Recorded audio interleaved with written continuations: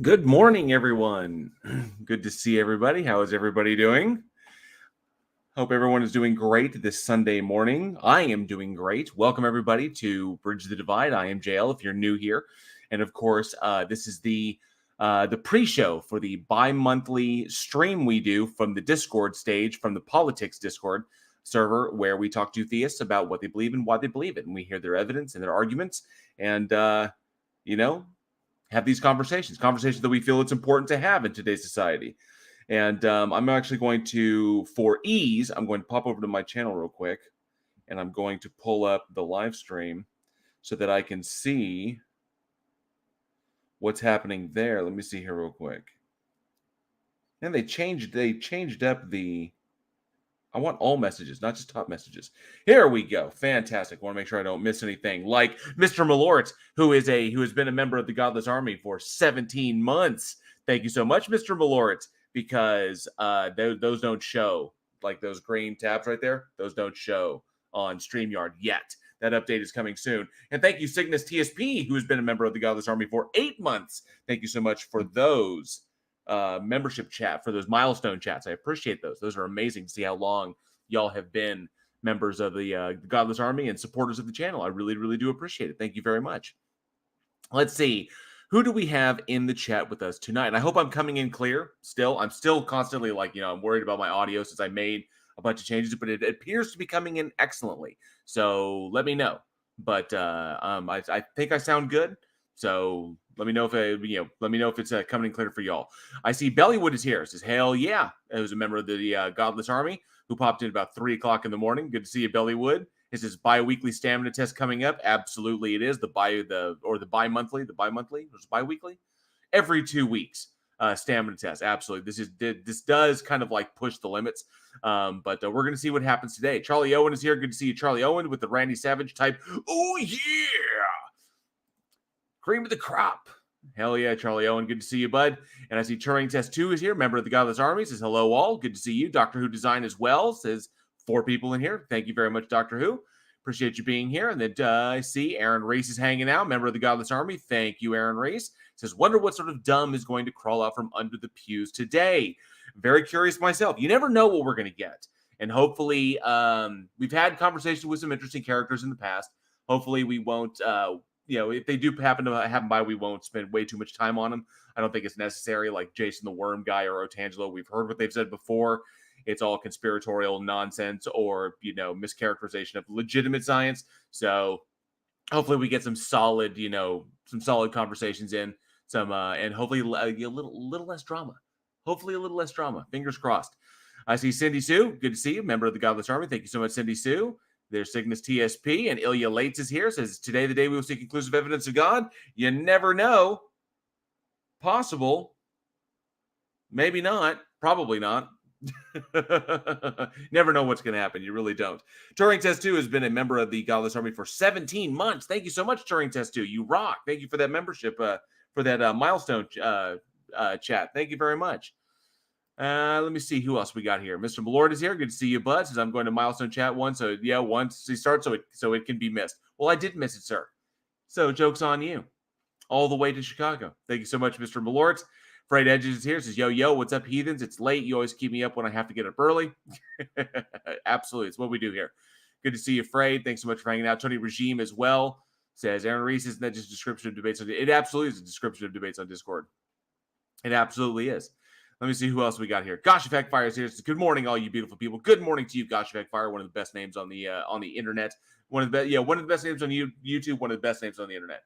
Good to see you, Gosh Effect Fire. Zero Stars here. Says, wow, is mom upside down? Not sure what that means, but good to see you, Zero Star. I think it's the first time I've seen you here, so thank you so much for hanging out. Appreciate you being here. And I see Sorsha Red Hair, member of the Godless Army, says, hello, everybody. Good to see you, Sorsha. Thanks so much for being here. Melina Hoffman as well says, good afternoon, folks, or good morning in the U.S. It is morning in the U.S. It is 9:38 on a Sunday morning. What the hell am I doing awake at this hour? Well, I'm awake so we can have these important conversations here on the Discord stage. As soon as it gets to, they're currently setting it up right now over in the Politics server. If you would like to join the Politics server, or maybe you have questions yourself, the link to that server is down in the description below. You can join in there, join the audience. once it goes live, and you can come into the stage. And if you put your hand up, we can try and get you up there so we can talk to you. So if you dig that, or if you have questions of your own or things that you want to present. Oi Boy is here. Says, found sounds fine on my end. Good to see you, Oi Boy. Thanks so much for being here. Exceptionally Average is here as well. Exceptionally average, but exceptional. I was going to say something. Exceptionally average, but exceptionally in my heart. Thank you so much, Exceptionally Average. Thanks so much for being here, bud. Turtle Moves is here. So good afternoon, heathens. Good to see you, Turtle Moves. Caliban as well. Says, hey, all. Good to see you, Caliban. And Edison Carter's here. Says, hey, all. Think a single piece of evidence will actually be presented for just more anecdotes. I'm anticipating a lot of anecdotes, Edison. A lot of anecdotes. Personal anecdotes. Because that's what it banks on. That's really what it banks on. Let me see. Caliban says he's been watching King Xerxes. Absolutely. King Xerxes is absolutely amazing. So he does fantastic work over on his channel. He's an excellent debater and pretty much one of the best biblical, authorities that I've come across. As far as referencing anything, drop chapter and verse, and he's pretty much got it context in hand, depending and on multiple versions. Not to mention he speaks the original languages, so he really knows what he's talking about in that respect. So when people are kind of like, well, you don't know because you don't know the original Greek. Koine, he knows it, so.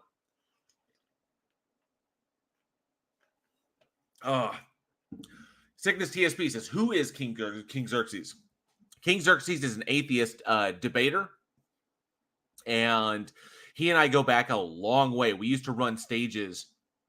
We used to run stages back when they did the Discord Discovery, like the stage Discovery, when there was a whole, they would broadcast stages to all of Discord before Discord made the bonehead move of shutting it down. And it used to be me, King Xerxes, Andricus, and Jack Burton, and we ran those stages like gangbusters. It got to the point where we would run a stage, and then Darth Dawkins would show up and try to start his own and fire up a room and try to draft off of our success, because we were pulling in 300, 400, sometimes 500 people in a stage, and they were really excellent. But unfortunately, Discord shut that down. Xerxes and I are currently trying to restart up something like that so we can actually get call-ins and get widespread recognition, so people can come in and know, or widespread awareness so people can come in and talk to us. But it's difficult to set up. The Discord stage literally accomplished all of that. It accomplished broadcasting. It accomplished everything we needed. But now, the ability to call in, the ability to stream. But I'm kind of kicking myself because I did not live stream those stages when I had the opportunity. But then again, it was early on in my YouTube kind of career, and I wasn't really super comfortable live streaming yet. So I was still kind of jumping on other people's channels. But now I am. So, and here I am comfortable with it, and now they don't do it anymore. One day, maybe one day they'll do it again. Let me see. Anton Extran is here, who says, shut up, Peter. Good to see you, Anton. That seems to be one of the themes of many of our stages. But thank you so much for being here, Anton. Lionheart is here. Good to see you. Lionheart says, LL Theist Helpline, when it's the atheist that thinks men can become real women. Hilarious. Oh, okay, so you're a troll. All right, so there's problems in what you're saying. So this is what I typically find in the trans, when people who are unfamiliar or ignorant of what being trans entails. Okay, individuals like that tend to make assumptions, because if you're a troll, you may just be a po. So I'm not going to assume that it's just this is the position you hold. You may just be trying to start shit. So the vast majority of the time, individuals who are ignorant or uninformed or willfully ignorant of the trans community and what the position or basically what being trans entails, make a lot of assumptions predicated upon an ignorant understanding or an ignorant or outdated understanding of what gender and biological sex is. No one who is trans claims to be changing their biological sex. That claim is never made. So no. So when you say real women, men can become real women, real is a very kind of vague term. If you're talking about a real woman, what constitutes a woman? Because a woman has ovaries, or a woman has large gametes, which is eggs, and a male has small gametes, which is sperm. Or are you talking about chromosomally, or are you talking about secondary sex characteristics? Are you talking about presentation? What are you talking about? So when you say real women, I'm assuming the ability to give birth to another human being. So, which means that they have like a uterus and they produce eggs, fallopian tubes, and the female reproductive system. So, if that's what your line of demarcation is, then you've got a problem when it comes to women who have had full hysterectomies and can no longer give birth and no longer produce eggs. And so the question then is, well, are they still women? Because now they have lost the single qualifier that you have created as your line of demarcation between what is a man and what is a woman. So it's really problematic. So when you say that I think a biological man can become a biological woman, the answer is no. And I've never heard a trans man or trans woman claim that they would. What they're doing is they're changing their gender identity to match what they feel. So they identify as a particular as male or female, and they are altering their gender identity to do that, to match that, so that the exterior matches the interior. And human beings do this all the time. Okay, my interior is like bad eyesight, so I wear glasses to externally, or I can have surgery to correct my vision and have 20/20 vision. I can have laser surgery. Does that mean that I am no longer a person with bad eyesight? No, I still had bad eyesight, but I surgically corrected it. So it's just changing the exterior to match what the individual feels. Like a person who has bad eyesight but doesn't like wearing glasses because doesn't like the look of glasses because they constantly drop and they're annoying, and doesn't want to wear contacts because their eyes are sensitive. So they get surgery to change their eyes. Okay? It's just like tattooing or branding or scarification or tribal or tribal marking or whatever you want to dictate. Changing the exterior to match what the individual feels inside, as per the individual's experience, is something that humans have done in time immemorial. Trans individuals have existed for forever. Ancient cultures had terms for trans individuals. Okay, so it's not something that goes away. And human beings can be born. Human beings are born trans. Human beings are born gay. Human beings are born lesbian. This is what we are. It's not a choice to be one of these things. This is who they are. And so they are altering the exterior to match the interior, their gender, because gender is a social construct. Biological sex is what you physically are. And they can change that. So there you go. There's my very, very rudimentary nutshell of it. Nutshell of it. Okay, so that's pretty much it. Now, so I see the line wants to keep going. So I hope I did that well. I hope I did respect any of the trans individuals that I have in the chat. I have a lot of trans people that listen to trans individuals that listen to this show. So I hope I represented your position correctly. If I did not, please correct me so I can do it better in the future. So, but I did it the best the way I think best. So, but I can always improve. So let me know. Let me see here. 60SP, good to see you. Oh, yeah. No, we have a new Mr. Twitch. You're damn right, Fred Edge. It's good to see you. And generally says gender transitioning violates no one else's rights, reduces suicide. No further argument is needed. Damn straight, Aaron Race. Excellent point. Bob Nodell's Gyroscope is here. Good to see you, bud. Says, hey. Thank you so much for being here, bud. Fred Edge says, I have absolutely no problem with the gay pride flag. It's the exact same color as my colorblind awareness ribbon. Orange. That's funny. Oh, that's good times. Let me see. Wonder if Jehovah giggled a bit when forming a vagina. That's hilarious. Skeptic Dag is here, member of the Godless Army. Good to see you, Skeptic. Says, Signacy, my wife told me she was dealing with fentanyl at her vet job, and I just thought how much I could use that right now. Oof. Lionheart says, let me help your atheist ilk, my friend. Real biological men cannot ever become real biological women. I already covered that. I covered that, Lionheart. Done deal. Like it says, and if the claim was never made, then why do they demand everyone lie about the emperor clothes and call him a... Oh, okay. So your issue is with pronouns. That's your problem. Okay, great. So your problem is with the social interaction, not with the individual being trans, not with the individual changing their exterior. You don't have a problem with the gender presentation or the biological sex, and that trans individuals do not claim to be changing themselves biologically. They claim to be that they are changing. They acknowledge they're changing their gender presentation. So your problem is the pronoun thing. So your problem is really just being cordial and respectful in a social interaction. That's all it is. Okay? So that's what your problem is. So that seems to be a personal thing that I think you need to work on, because it's not so much that you're ignorant of the situation, because I've educated you on this now. It is that you are a dick. Cool. Let me see. We'll make sure I know. So you admit pronouns are bullshit. He isn't really she, and pretend nor are people born gay. Kid, that's bullshit too. There is no gay gene. It comes from the environment. No, it doesn't. It does not. And yes, people are born that way. People are born gay, bisexual, lesbian, trans. They are born that way.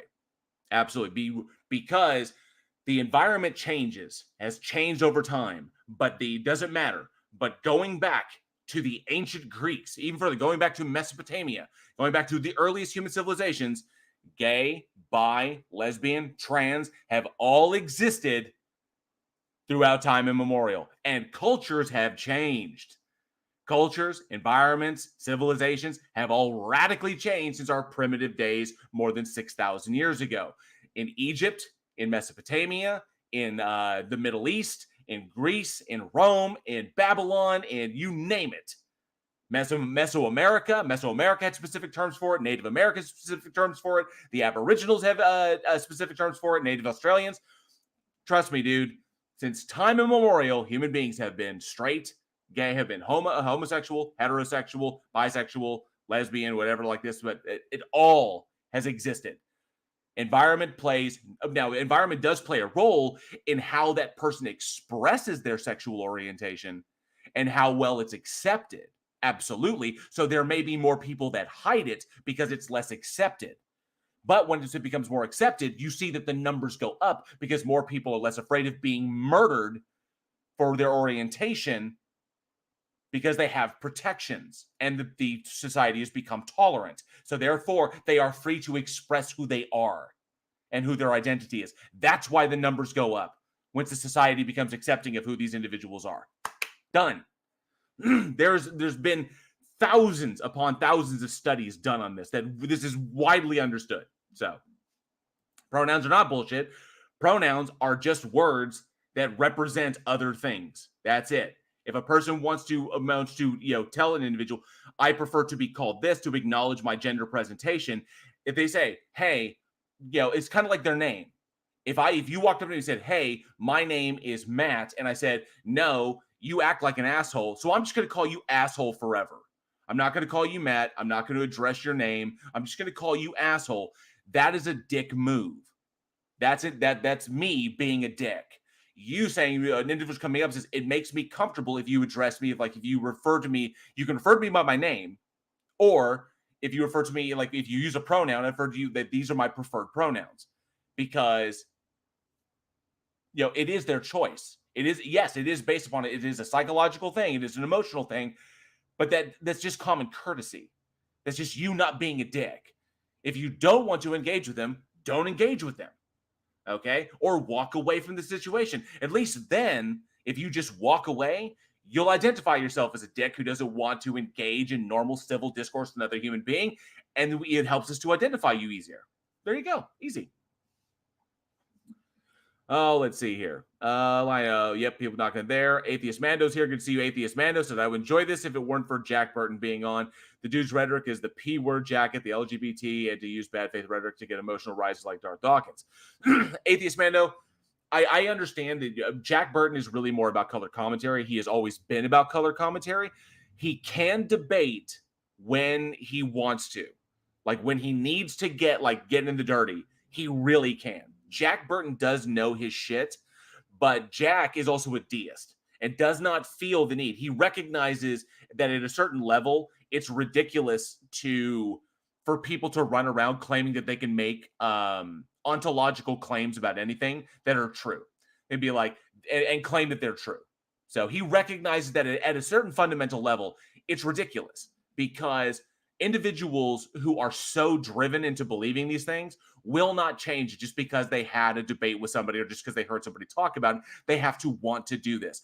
And Jack doesn't care if people change their minds or not. He understands what is real. He understands what is real for him. He acknowledges certain aspects of reality. And so he's content sitting back and just offering color commentary at times to kind of get a rise out of people. But I do know, and I have seen it firsthand, when Jack wants to bring the thunder, he can bring the thunder. Typically, it's when he gets pissed off. So, Lionheart says epigenetics. Not even remotely what I was addressing there. I was addressing social interactions, not being a dick, being acknowledging of other individuals' feelings, and the fact that trans people do not claim they're changing their biological sex. They're claiming their gender identity. That's it. It's very simple. It really is quite simple. There's a lot of things that go into it, but that's it pretty much nutshelled. Nobody can change their chromosomes. Okay? Nobody can change their DNA. Okay? But you can change your secondary sex characteristics so that you present as a different gender. That's it. Very simple. Trans people have an over 40% suicide rate. Okay, yes, suicide rates are high amongst trans people because of how trans people have been vilified. Acceptance of trans individuals, acknowledgement of transsexualism, acknowledgement of gender dysphoria and body dysmorphia. These are important things. When we acknowledge them and we treat them as they are, okay, and we acknowledge them and we accept them, then we see those suicide rates plummet. Okay? Plummet. Now, here's what's really interesting, Lionheart. What I find intriguing is that you're here on my channel and I'm not trans. I'm bi. Okay?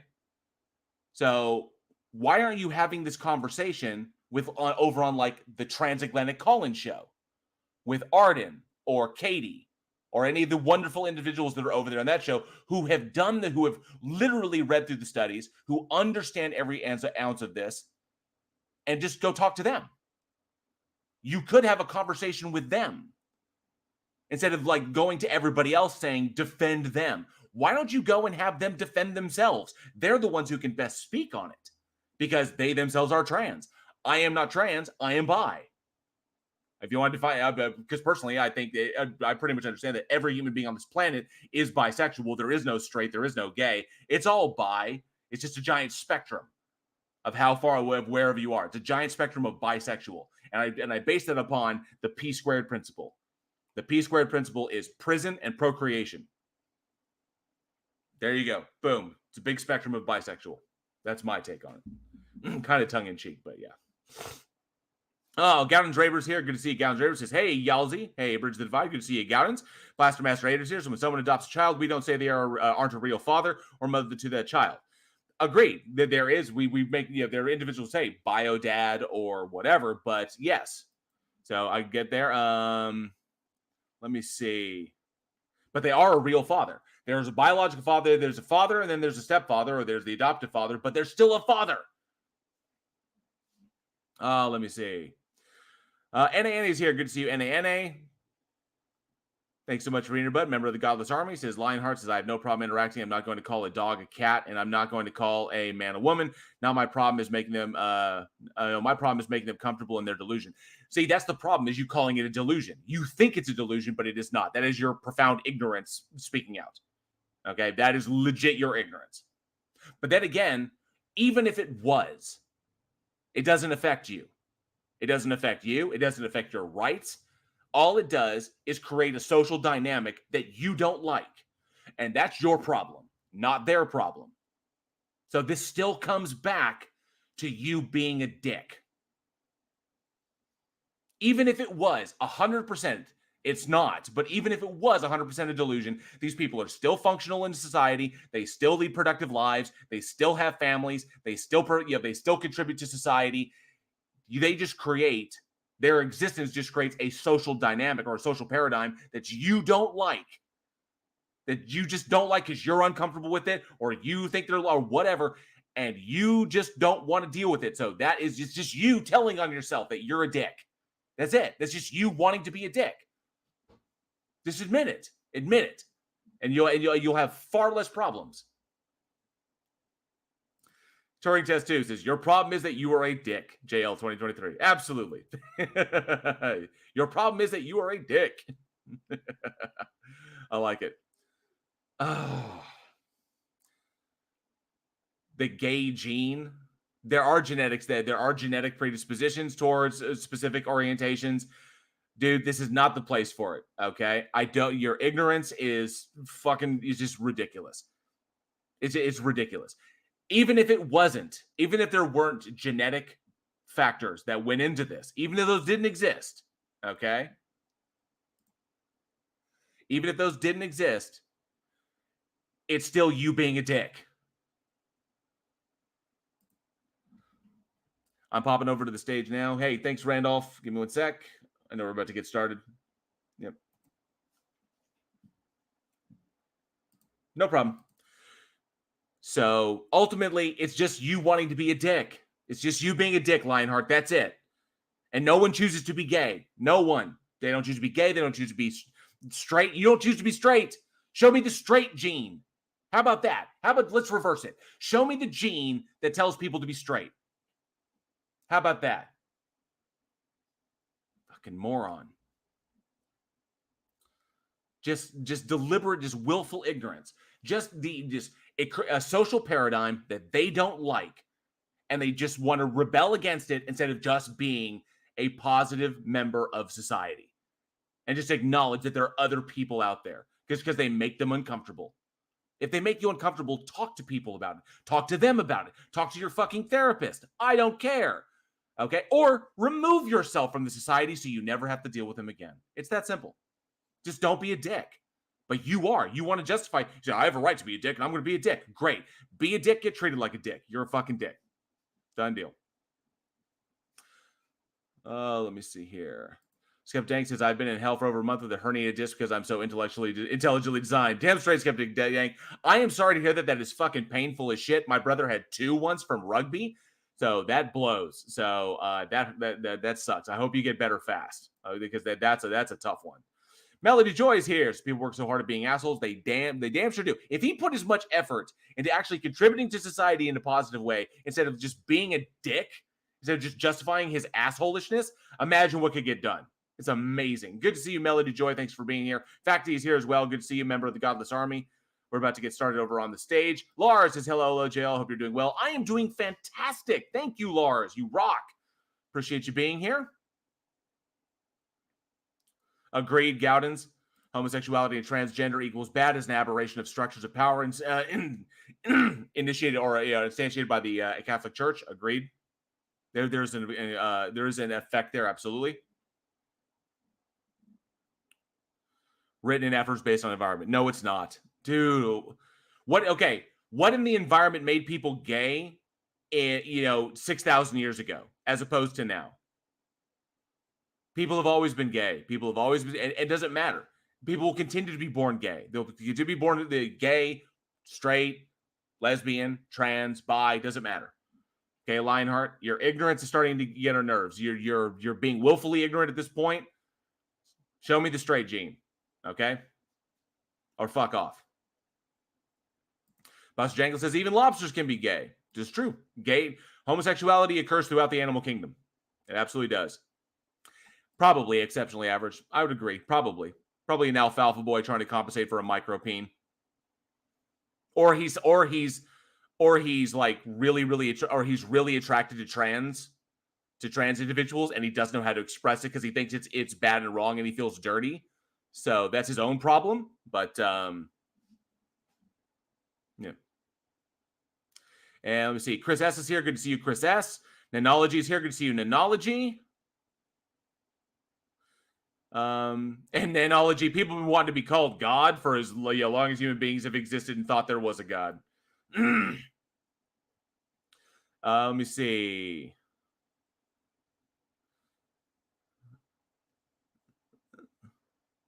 What's my local time? It is 10:03 a.m. Central Time, and it is clear and chilly outside.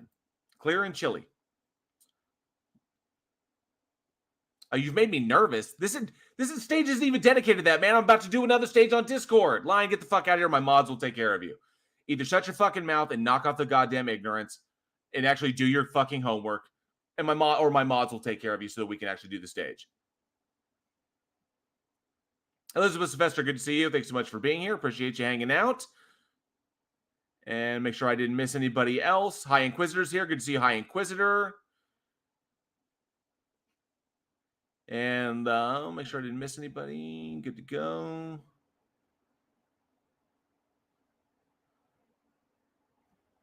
Oh, I think I got everybody. Boy. Super J live theme. Good to see you. Thanks so much for being here. Good morning. Sarcasm's here. Good to see you. Thanks so much for being here as well. And Mighty Possum is here, a member of the Godless Army. Thanks so much for hanging out, Mighty Possum. And I think I got... And Richard Taylor's here. Good to see you, Richard Taylor's his proud ally. Thanks so much, Richard Taylor, as a member of the Godless Army. Appreciate you hanging out. Yeah, he's just being a dick. So time his ass out. Mods, you take care of him. I trust y'all. Handle him. All right. I think we're getting ready to get started. Let me get this shared over.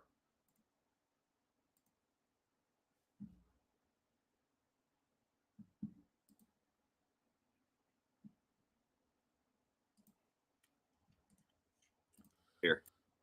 Daniel Bang, sorry, there have been some technical issues on Randolph's side. There were some other ones too, though, but we'll be starting momentarily. I'm going to go start. All right. Well, we're going to be kicking off the stage here shortly. Sounds like you got everything Randolph, working. T-Jump, Taco, man. Amy, and Give me a Xerxes moment. and X on. We need a couple of minutes. This is going to be interesting. Here. This is going to be good times. I'm going to start telling the people we're starting. Thank you again, Hippity. You rock, man. Hopefully you can hear me. Hey, Amy, Okay. are you there? Yes, I am. Hey, are you familiar with the dude? Comments on YouTube goes by Lionheart. Yes, slightly. They haven't been like a debate partner or a rival, but I think so. Okay, they're up in my live chat, attacking atheists for their acceptance of the trans community. Oh And my! he just it was spamming hardcore, and he just got timed out by my mods. So, because he's so aggressive, I didn't know if he ever like I told him, why is he here on my channel having a conversation with a bisexual dude about the trans position, or the trans community, when there are plenty of trans shows out there that you can go and talk to, like the Transatlantic Call-In Show and other shows like that. Why don't you go talk to individuals who are a part of it? They can inform you. Send them to Katie, Arden, or myself. I gladly talk with them. Right. I was like, there's so many better people to talk to about this than me. I just believe everybody's bi. It's a big spectrum of bisexual, Well, AL, I just want you to know that I have always found like 10 out of 10. I wish I could say 9 out of 10. I'm sure I will find 9 out of 10 eventually. But so far, 10 out of 10 people who have been like really vocally anti-LGBTQ, they are always in the closet. Well, they're either, I have 2 prongs, religious in the closet or both. Yeah, I can see that. I can see that. I would gotta wonder if there's like some serious studies that are being done on that. But there does seem to be a very odd correlation. Because I'll allow that their ancient text tells them to murder us, and so they really, really dislike us. But then the other prong tends to be like, oh my god, I suck the D, and then the parasites just made me love it. It's the brainworms again. It's those goddamn brainworms. Making brainworms. Okay, I'll just be right back in 1 minute, and then I'll be ready to get things started. Good to see you. Good to see you, Fenton Mully. Thanks so much for being here, and good to see you, Ravens and Eden. Good to see you. Thanks so much for being here. Appreciate you hanging out. It's been fun. I know they changed the TOS, but so far it hasn't affected me. Yeah, you don't have to worry about like semi-automatic ideas or large caliber beliefs or anything like that. And I find that YouTube actually likes when you're promoting information and not misinformation. Yes, very much so. Yeah, I saw a very interesting Royal Society talk on the subject of how the algorithm, there is no algorithm for truth. That was the topic. And they actually gave the example. They said the algorithm has the effect for good or for bad, where if you go in there with the search on vegetarianism, within 1 or 2 suggestions, you'll be watching a video about veganism. If you go in there for a search about Trump, within a few videos, you'll be watching a video about QAnon. And so the radicalization towards more extreme positions for good or bad has been a tendency that people have observed. Oh, absolutely. And yeah. It's like you might think, well, that's a good thing in the case of veganism if you happen to be in favor of it, or some other position that it might lead people to. but it's almost impossible to have such Aaron a reads this sucks to tendency hear, in man. a suggestion That blows. algorithm without it biasing towards just more extremism in general on all sides. Well, and that's the difference between the algorithm itself and the ads program, because the ads program is almost always done by hand, especially when. So the algorithm, it's like the first time through. If you curse So or talking about the something, algorithm, I was absolutely it'll come up on the terrified algorithm. that, but then you send in a request, that Matt Powell Hitler and video an was going to get actual totally person shut down. reviews it. Good to see you, Basic But with Trig. this, the who's, regular activating work algorithm, mode. I Thanks so mean, much, you Basic could go Trig. down a rabbit hole after rabbit hole after rabbit hole. I tell you Okay, what, so- I was terrified that the algorithm was going to shut down my Matt Powell Hitler video. I was freaking out. Sorry. It was like because it was so heavy. I'm very sorry to interrupt. We are going to get starting pretty soon here. Taco, I figured out what happened. And Discord went and reordered these things, these Discords, and the PNR still has a theist has something in there showing his theist helpline for some reason. Too much body oil and bronzer in the environment makes people gay. Anyway, no, it's that's the on the other chemicals they're computer, putting so in the bizarre. water. The gay chemicals. So I got it all sorted out, whatever's going on there. So I'm going to go ahead and start the show in just a moment here, and just get the stream started. Oh, and don't Hey, forget, does my everybody, mic sound any worse? Your mic the sounds Darth fine. Dawkins Squeak Just toy slightly is quiet. available. It's like 90% of the rest of us. DarthDawkins.com. The link is down in the description. That's Yes, unfortunate. you I too don't know can how to have fix an that. official Darth Well, it's Dawkins okay. We'll Squeak just toy for your dogs we to can play hear with. you. Dogs love it. It's loud and it's visible.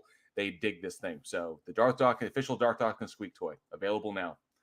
It's down there in the link is down there in the description. And of course, shipping Thank you, is free everybody, for tuning in to the Theist Helpline. Today Good to is see you, George February Zed. the 19th, Thanks so much for hanging out, bud. Member of the Godless 2023. Army. And your friendly and helpful hosts of the Theist Helpline are Amy Newman, who is known for her Sydney trademark Winston's slogan, here. Good to Sending see you, Love. Sydney. She's a professional comedian and skeptic who hosts debates, interviews, and conversations on her YouTube channel. And She any also super creates chats that happen to come educational and other through, important I content. will tag them. I will star them IX so that I is can a address Tom them after the Unboxes show when I can give subscriber them the and attention former that they atheist deserve. So if community any of happen to come Discord through, if admin you have who questions, enjoys long just pop walks them in through there and I evolutionary, will address them then. Thank you. biology-inspired computer science, archaeological, academic, biblical criticism, and so on. Oh Jack yeah, Burton Repo. is Definitely a self-described middle-aged, Aged quite bad. college-educated nobody who drives the Pork Chop Express truck in his spare time. Repo. I think none more He's a vocal than deist that than and is mostly Felicity non-committal Rose to herself. philosophical stances. Jefferson Spatchcock is an atheist inquisitor and intellectual who has particular expertise in thoroughly analyzing and reviewing debates, often from the comfort of his genuine lazy boy chair. J.L. Warren is an atheist activist, educator, and entertainer. He runs the Bridge the Divide YouTube channel, where he addresses irrational beliefs, the irrational behaviors that often follow, the societal divides they create, and how those divides can be bridged with education, rationality, and reason. J. Mike is one of the co-hosts of Yes, the Top Aaron Heathen Reese. Show. Give your King dog the Xerxes gift of chewing on is an Darth Dawkins atheist balls. activist and political commentator who has extensive The Darth knowledge Dawkins of the Holy official Bible Squeak and toy. Christianity Hey, Amy, and good the to see history you. surrounding it. I see you muted Peter there, and I see you Tucker there. is an atheist from the Netherlands who handles the production Here, see, of when you various squeak it, YouTube you can channels, actually including argue Arm like Darth Raws, Dawkins. and generously contributes his professional artistic it's piss skills yellow, for free to like his atheists piss all poor around arguments. the world. I'm Randolph Richardson. I'm very proud I'm of an this thing, atheist by the way, activist from as British you can Columbia, tell. Canada. Hey, And I Alien X advocate Gaming, for good to see you, equality bud. and Thanks for normalization coming here. of people who don't Appreciate you believe hanging in out, bud. deities, It's always good to which see you. entails advocating Long for time fair supporter of the justice, channel. freedom, So last and summer's here. critical Good to see you. thinking. So last summer. What did I just I'm walk also the into? founding But president yeah. of Canadian Atheists, a national organization Member of the that Godless Army. promotes Thank you so atheism and much. So last agnosticism summer. as culturally common so last aspects summer. of Canadian society. Taco, the visionary organizer of the Theist Helpline, is a #1 Discord debater who has Hey, never Rob lost Ebe a is here. Discord Good to see you, debate Rob in his Ebe. life. Tom Jump, also known as T Jump, is an atheist philosopher who hosts conversations with professors, philosophers, and other academics about topics ranging from biology and physics to religion and morality, and so on. Thank you, everybody, for tuning in. I do have something to present briefly, but I will just hand the floor over to anybody else who wanted to announce anything before we proceed with that, and then bring up people on the stage.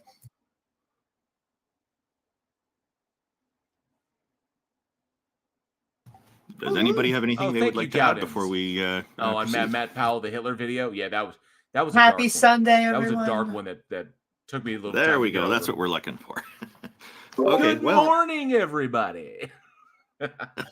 Yeah, sorry, we got started a little bit late. Turned out there was some issue with Discord on one of my computers that was misleading me. I apologize for that. So I was talking with some Christians just Fuck yeah, last week Fred. on Clubhouse, Fuck and I came up with a new idea. I think that one of the omnis is missing for the Charlie Christian Welch God. is here. None of the And Godless the Army. responses from most of them have been the only man on the pretty internet you good. never They're make a bet with interested Zia and Welchie. intrigued. Oh, geez, So into hizzy. I'm calling it like, you know, the deities, Christian deity has various omni characteristics. It means that they have complete, full coverage, absolutely everywhere of something. Like they have omnipresence, which means they are absolutely everywhere, or they'll have omnipotence, which means they are all powerful and can do anything. So omniscience comes up a lot, and so this is knowing everything. And I was pointing out that it seems to me that this deity doesn't seem to know how to apply, or doesn't seem to be able to apply that knowledge quite properly. So I'm thinking that there's an omni characteristic that's missing, and I'm calling it omni intellect. So for people who are trying to get an understanding of this, because it can be a little hard to follow. No idea, the metaphor I've come up with is that imagine there's this person who grew up in one of the world's largest libraries. And this person has a photographic memory. And throughout their lifetime, they've managed to look at every book in the library and memorize it with their photographic memory. Now, they're not omniscient, but they certainly have all that knowledge available to them whenever they want. The question is, what do you think he's doing while he's watching you poop? Memory. The problem with this character, this hypothetical character, is that they are what is it? The word I'm looking for. Amy is the rose amongst thorns. They're here. stupid. She absolutely is, and they're incapable of applying that knowledge properly. So they lack the intellect to apply the knowledge that they have. And when we look at the Christian God, we see that there was a point where God had to flood the entire world and start over, which sounds like perhaps the first time around God didn't apply the knowledge that he had, his omniscience, properly for this. So I'm introducing this idea that God may be omniscient. Why did he but test lacks faith? Because it wasn't a test. So and why would the thank you devil very even much. go for If a anybody debate had any thoughts on this, I'm certainly interested. If you want to shoot it down, go for it. So, or if you think something can be added to it to make it better, I welcome that as well. It's absolute silly as shit. I actually addressed that in the I agree. the God, especially the Bible, just seems to be an idiot. And kind of a dick, because, like, as someone in my live chat brought up, like, why would God need to do something like test Job's faith? You know, being omniscient, knowing that it would win. And why would the devil even take that bet knowing it was going to lose? Because it was the devil, and the devil knows God. So, like, these things just don't make sense. Just absolutely silly. Well, they kind of do if you view God as omni-rhetorical or omni-theological, which is say that almost everything God does seems to serve a theological rhetorical purpose rather than a literal purpose. Oh, yeah, omni-theology. Now, would that be serving all theologies or just the Christian one? And I'm sure that helped Job sleep at night when that was explained to him. Okay, with that, I think we'll start taking members from the audience. And what I suggest we do, because King Xerxes has limited time, I think he said he has to go in less than half an hour. Perhaps let him try to let him take some of our guests, give him a little more preference on it. That sound good to everybody? Sounds good. You heard it, Bible believers. Come on in. All right. So Daniel Bang wants to talk about God. That's an interesting. If God is omni-rhetorical, I'm sure that I will be back after like an hour. I'm sure that's that made Job feel really good. Oh, you were just a lesson for people in the future. We're just trying to be considerate. We're gonna kill your whole family, but it's all good. I need you to be a lesson, a cautionary tale. Yeah, what's up, guys? How you doing? Here we go, Daniel Bang. Doing all right, man. What do you have for us? I wanted to ask, first of all, what's this show about? Is like you trying to convince people of there is no God, or what is it? Well, we like to know what convinces you there is one. Why? Because it's important to know why people believe what they believe. Well, why? Because if people have bad reasons for believing things, then oftentimes they can be convinced of other stuff that's potentially harmful to themselves and others. Well, harmful is going to be according to who? According to the fact of the matter that it causes harm. Do you believe in a God, Daniel? Yeah, but I'd like to hear what's the definition of harm. Any act or behavior which is deleterious to human well-being, health, or happiness, or promotes unnecessary suffering. So you think that's bad? Well, that's how I would define the word bad. It's kind of tautological, sure. So humans should avoid things that are harmful. Yes, generally speaking.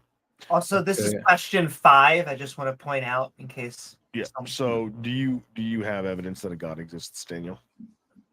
So you just made an ethical claim. What's your basis in to ethics in your worldview? Well, do you have evidence for a God, Daniel? Do you The have a reason evidence to for believe in a God is that without God you can't have any kind of coherent worldview. What do you mean by that? That's why I'm examining your worldview right now to show that it's incoherent. Okay, and why can't you have a coherent worldview? What is the logical contradiction in a worldview which does not contain a God? The logical contradiction is that you make ethical claims, but at the same time deny ethical claims. That's the logical contradiction. I don't deny ethical claims. I would be a moral relativist, so I would believe that the morality of a particular issue is going to be predicated on an individual's preferences or goals. Why a person ought do a thing is going to correspond with whatever circumstances they desire. Always, to actualize. Robbie. So Yeah, what's just your because the thing is basis subjective of- doesn't of mean it doesn't ethics? exist. The things that I value. Okay, so humans should follow your values. A human ought do that which corresponds to the desired circumstances they wish to actualize. And I ought do what corresponds to the desired circumstances I wish to actualize. Okay, and how do you get an ought from an is? You don't. That's why I'm deriving my oughts from other oughts, which are wants, things that I prefer to be the case. Typically, a lot of it is Okay, grounded in the just species. because- Daniel, typically a lot of it is grounded in the species' desire to survive. Being social animals and being we want to live as opposed to die because we experience things when we experience things when we're alive, pleasure and all the such, and when we die, it's the cessation of that experience. So if we want to survive, then yes, we ought to do these things. It is still a want. We want to survive. We want to have a stable society where we're comfortable and we can enjoy ourselves and enjoy our lives. But these are subjectively determined by the individuals, by the groups, by the societies, the nations, the world in and of itself. These are subjectively determined. But I'd like you to go back to what Xerxes said. Is what is the logical contradiction that is entailed by a not God worldview? Well, Xerxes just contradicted himself. I'm gonna explain how. He just said that he doesn't get an ought from an is, and then he precisely described getting an ought from an is. When he said that No. because he has a certain preference, therefore he ought to follow the preference. Yeah, I want something to be the case, therefore I ought adhere to that desire. Exactly. Yeah, Skeptic. that's If an you ought that's want another A, ought. then you ought B. No, my want is an ought. I'm preferring something other than what is the case. You wanting something is a case. It's something happening, right? It's an is. Daniel, okay, so if you want to play that game, even if God existed, it just would be is the case that God exists and has certain moral prescriptions. Why ought we do what God tells us to do? Because God, we don't just get an ought from an is, we get the ought directly. Hey, Ron I- Berkeley, I you from coming on this is- army? Good to see you, bud. God says do X. Why ought we do X? No, we know ought I see to do Blue things is a new member of just the Godless because Army. God Thanks so says much them. for, It's because by our nature, Thanks so who much we for joining are, the the Godless image Army, of bud. God, Enjoy the emojis we and the directly channel have the badge. ought, so we don't need to derive it from somewhere. That's the difference. We have a basis. Daniel, that makes no sense whatsoever. Let's take a specific example. Okay, Well, the that's your sixth opinion. commandment You are is correct, thou Javier. shalt not kill. Okay, But there's a big asterisk next to that one. So why ought human beings not kill? Because it's contradictory to their nature. Well, no, it's obviously not, because people kill all the time. Yes, that's because of the fall. It's not how their nature was initially. You don't know that. Yes, I do. No, Daniel, But how do that you- presumes no, that presumes the existence. You're presupposing all of that. You're Exactly. but Exactly, but I no, think but so. but because you're presupposing it, you can't say that that's a thing that occurred. There's you satisfactorily. You can't do that. Well, if you're gonna critique my worldview, you have to assume my worldview. That's a lie. Daniel, you and I have had this What? conversation before. You And need to have you're an not- internal I can You're do not an internal particularly critique well without equipped for assuming it. that yours So, is true. let's try this again. God tells us don't do X. Why ought we listen to what God tells us to do? because we have a certain telos, so a certain purpose for which we were A created. purpose. Okay. So the Also purpose of begging a the question. mousetrap is to trap mice. If I don't have any mice in my house, would it be wrong for me to use a mousetrap as a doorstop? Well, in your worldview, the mousetrap doesn't have a purpose. It's simply a material thing. What? What? What No. can- It No, doesn't that's stop trying to shift. Okay. I'm asking you direct questions. I want direct answers. All right. The reason why mousetraps were invented by people is to trap mice. That is the purpose for which they were designed, but it is not necessarily the purpose that I must use them for. I could equally derive value out of a mousetrap by using it as a doorstop, so long as it serves the function efficiently. It's true. Okay, so what's your point? Is it wrong for me to use a mousetrap as a doorstop? Ought I use the mousetrap for trapping mice as opposed to using it as a doorstop? Another question on this. Another way you can take this is: if I God don't commanded care, you to you can do whatever you murder want your to do. mother or your Oh, father or your really? sibling, Okay, so would you do it? perhaps it's the case that what I ought do with the particular thing is dependent upon what my goals are best served by. So if I don't need to trap mice, but I need I missed that to, game for whatever phrase. reason, I stop missed a door mousetrap. from closing, the Loved that game mousetrap as a is kid. better served as a doorstop than it is as a mousetrap, despite what it was originally intended for. So God creates us to do X. I don't want to do X, so why ought I do X? Because by definition, God is the good, and if you're moving against God, you're moving That towards just evil. means nothing. Yeah, that just doesn't mean anything. Well, Okay, Daniel, hold on. Daniel, I think Hold on. That's how hold on, evil is hold on. defined in my worldview.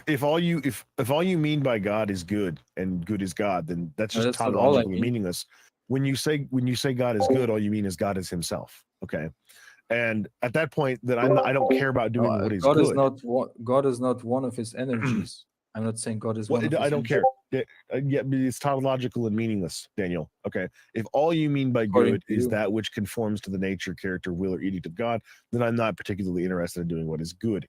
I'll pick some other arbitrary string of consonants and vowels to describe what I'm talking about.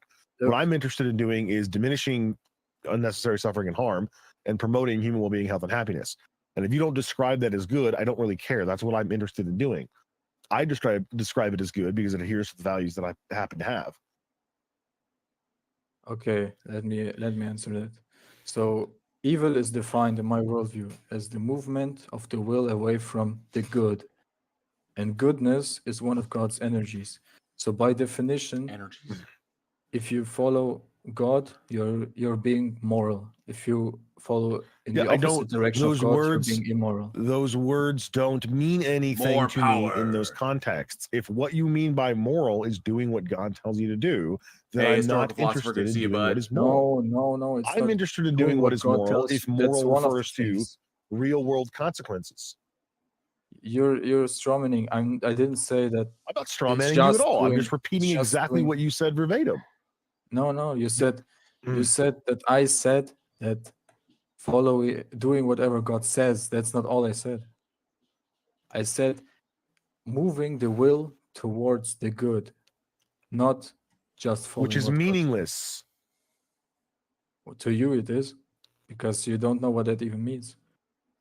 You just told me what it meant in your worldview, and that's completely non-functional in mine. There's no applicability of that. That's the meaning word definition good. of evil and I don't- good. What's your Nobody definition? you don't even use the words good and evil for that outside of the context of this discussion. Yes, I do. Okay. Is it wrong to kill children for making fun of baldness? Would you consider that immoral? Can you make a specific example? I just did. Killing children for making fun of baldness. Is that morally wrong? Who did it? Does it matter? Does the morality of killing people for making fun of baldness depend on who specifically did it? In this context, I Yes. said children. So are you Alien arguing that X. according to your Dependent on worldview, Hey, it's moral Feckenel, to good to kill see some you. children for making fun of baldness, but not other children for making fun of baldness? And you're the No, one it that says I depends have an on who did incoherent it. worldview? Look, How about this? God- How about this, Daniel? God can If take God, life Daniel, whenever he how about wants. this? If God commanded you to sacrifice your child, like your son or your daughter, commanded you directly, just like that. They haven't done anything. They're still a child, but you need to sacrifice. Commanded you to sacrifice it. Would you do that? Would that an act you would enact? Even though they haven't done anything, they're still a child. That's impossible in my worldview, so I'm not. Why? convinced. No, but technically it's not, because he did it for Abraham and Isaac in your worldview. So it is a thing that can occur. Yes, but that was in a different time. Now we have the There's also Japheth's daughter. Wait a minute. Daniel, are you saying that your God's perfect, flawless morality changes depending on the culture or era? No. Well, You just so then did. why would it matter what time it is? No, it's God's Daniel, commandments. are you familiar with the Euthyphro dilemma? God's morality doesn't change, but His commandments are gonna depend on who he gives them to and what time it is. That would be Okay. changing, wouldn't it? No, because He simply Okay, so Daniel, like I said, I don't think you're particularly well He equipped doesn't for this change His conversation. morality. I want you to answer the following question, all right, and don't deflect. Are things morally good because God does them, Hey, Daryl, or does God command us to do things, or does He do them because they are morally good? False dialectic. Okay, what's the third option? Things are good because they move. Because if they are a movement of the will towards God. Okay, and does anything happen which isn't according to the will of God? Yes. Like what? Like you blaspheming Him. Well, I'm a little confused now, because if you believe in an omnipotent creator of the universe who actualized all the circumstances and conditions of our reality with meticulous purpose and design, one would think that that would follow everything which happens is according to the will of God, as He foresaw all causal events as a product of Hey, His see the initial future. choice Good to to see create you. the universe. So are you arguing that God wills things to happen that He doesn't will to happen? Because that would be a patent logical contradiction. No, we believe we have free will. To what extent, though? I mean, you can't choose to jump up in the air and fly like Superman. You can't choose to control things with your mind. You can't choose to run faster than the speed of sound. You can choose, but you constrained and fail to limited. Hey, actualize. Microraptor. Good to see you. Well, no, that's meaningless. Having the capacity to choose something you can't even actualize is not. You can't choose to do that. So the What point time of the did you have matter to is go? that the around 10:45, so about 15 minutes from now. So if God actualizes some state of affairs, it would follow that He willed for that to be the case. You know, because God doesn't do what God doesn't want to do. God does as He pleases. So He actualized for this to be the state of affairs that we occupy. Execute God morality. If you're gonna do an Blue internal screen. critique, you have to. God doesn't assume will. that we have God free doesn't will. do what He pleases. I don't understand the question. God. Does God do things He doesn't want to do? It doesn't make sense. Does God have free will? Of course, yes. Okay, so does God do things? Does He actualize things in reality that He does not desire to be the case? No.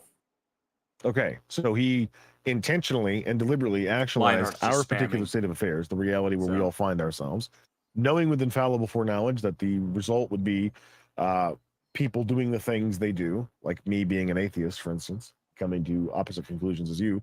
So either you are going to agree that God willed for this to be the case, in which case He would desire this outcome, Or he did not will for this to be the case, and something happened against God's omnipotent will, which makes no sense.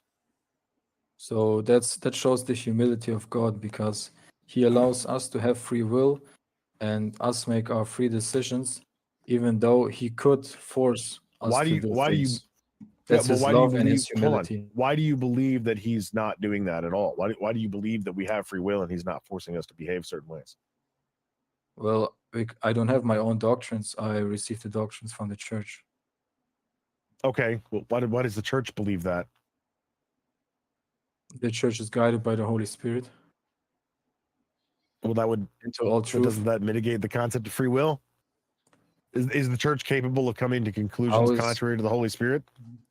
You want to work on No, your the church grammar is there, see guiding the the future? church. The Holy Spirit is guiding the church into all truth. Okay, so is the church capable of coming to a false assumption then? The church is not capable of coming into a false assumption, no. So then the church does not have free will. The people that church make is up the church don't infallible. have free will. No, they have free will. They just choose to always follow the Holy Spirit. That's the choice to always follow the good. No. Them choosing to always follow the Holy Spirit would not mitigate them from having the capacity to come to wrong conclusions. The only way they could not come to a wrong conclusion. Well, now he's is that they swinging have into the no problem of free will in the hermeneutics matter. because which church is the They one that got it cannot come correct? to false conclusions because they will always choose to follow the Holy Spirit. There is no contradiction there. Yeah, that's not having free will. If a person always having chooses free to will. do something, that's not even a choice in that matter. It's just following programming. So so first and foremost, your conception of what free will entails is just completely ass backwards. Okay, so if you have So two there's options, no you substance to this choose- whatsoever. Okay, So let me ask Daniel, you this. Daniel, I'm an no, atheist, Daniel, see You the have two future. options, choose I'm a the Gnostic good or atheist. The choose Christian the God evil. is not a thing that can You exist. always choose the good. those words mean nothing. Those words mean choice. nothing in your worldview. Those words mean nothing. You don't know my worldview. You've explained it multiple times. And I have demonstrated to you that the meaning of the word good in your worldview is tautological and devoid of reference. Yeah. It just means that God is himself, right? It's not informative. So if God happened to, I don't know, slaughter a bunch of babies, think that I'm would just gonna- be good by definition.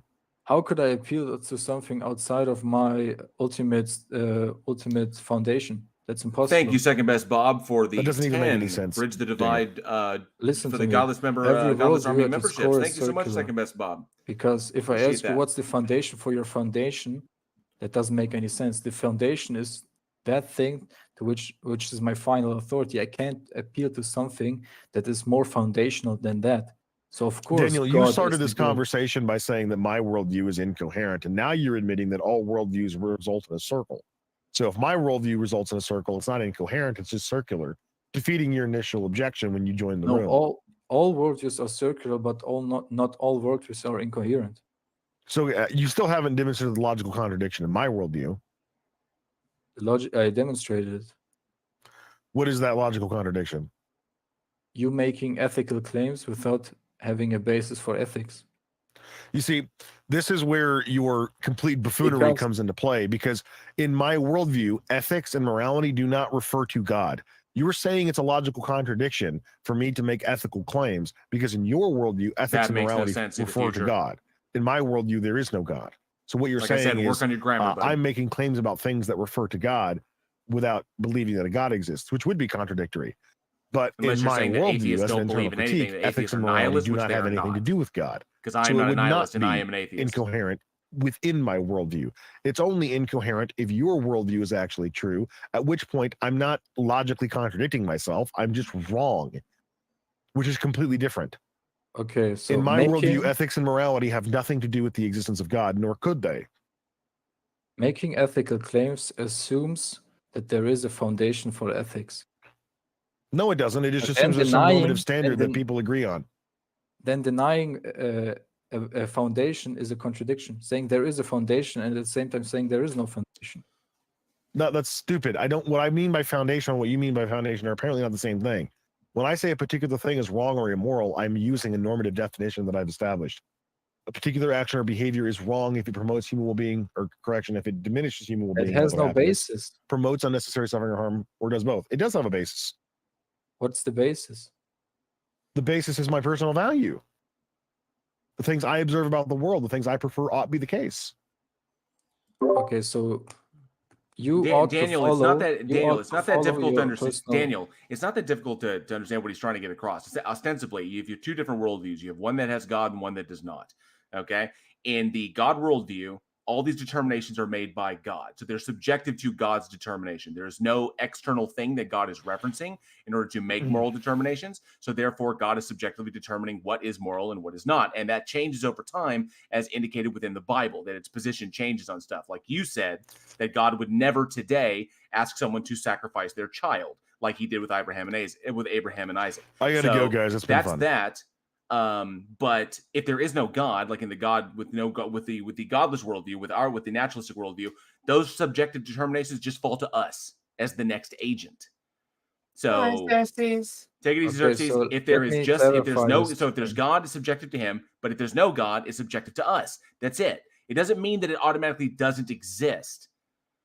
Okay, it just means Okay. that the foundation is what we determine. That's all. Okay, let me quickly destroy this objection about God changing his mind or whatever. So You've already let's conceded say- to that. No, I didn't. Well, okay. Let's When I say- asked you, Daniel, if You don't let if me God speak. commanded you to sacrifice your child, would you do it?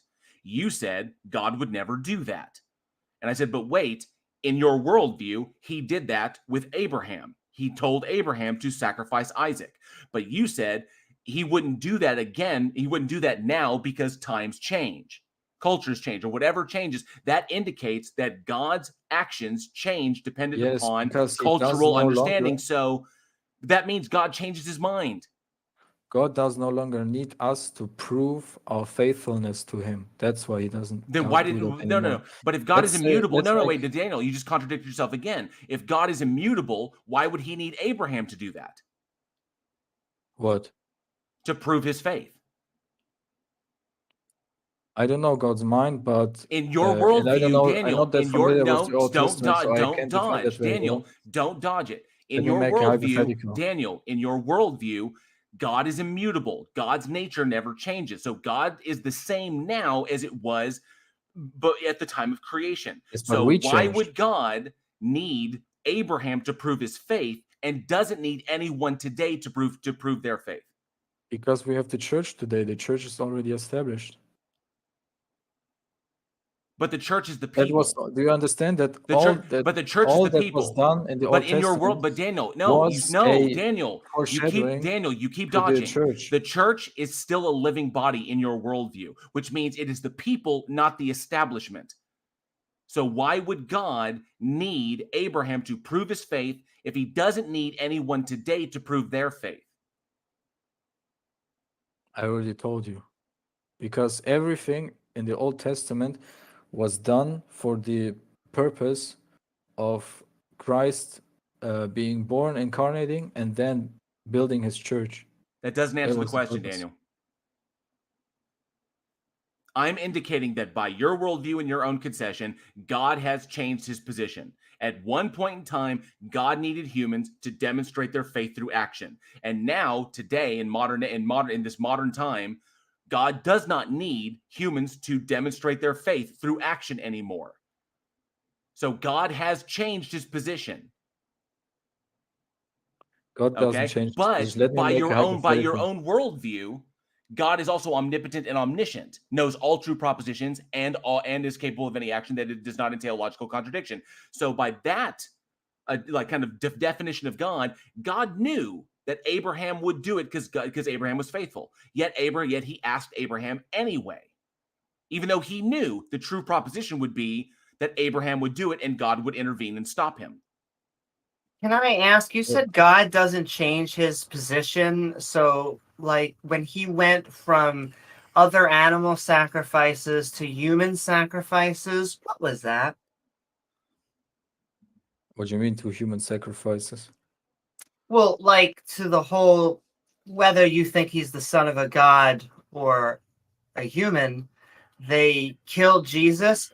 And for some reason, Christians act like a ritual human sacrifice, like killing Jesus is supposed to mean something. And Yeah, so, that's not me. I'm Eastern Orthodox. I don't believe in penal substitution. You Well, don't believe in. that explains a bunch, being Eastern Orthodox. But irregardless, you've run into you've consistently contradicted yourself about, and not to mention as an Maybe- individual, not to mention, Daniel, as a member in my live chat, somebody in my live chat just pointed out, you keep making declarations about God's mind regarding certain things, and then when we press you on them, you say you basically concede that you don't know God's mind. And So I can only say what the church is teaching. okay, but I then don't why know would a you whole believe lot the about them. church? Well, because I presuppose it. And therein lies the problem It's there. it's within my worldview that the church is infallible. But I that's not the, it's not the presuppose thing that you can Orthodox demonstrate. It's Christian not a worldview. thing that you can demonstrate or secure sufficiently. it's Well, that's the also transcendental argument. I can demonstrate it. it's also the mentality of cults. And so my question would be, how do you differentiate the group that you are in from a cult? And I'm still kind of curious. I still would like an answer to the question. If God commanded you, like going back to old school times, if God commanded you to sacrifice your child, would you do it?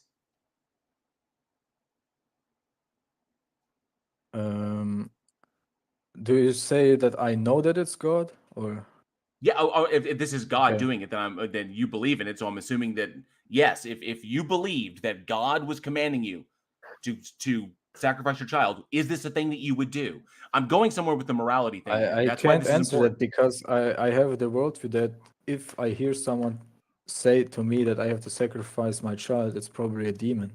I can't answer that question. How would you be able to make the determination? Well, if it's against what the church teaches and what the theology is of the Bible, then it's probably from a demon. Okay, but God can determine whatever it wants whenever it wants. So God could make that separate from any church. God could simply say, Daniel, I need you to do this. You have faith that that I exist. You believe. You are a devout believer. I need you to do this.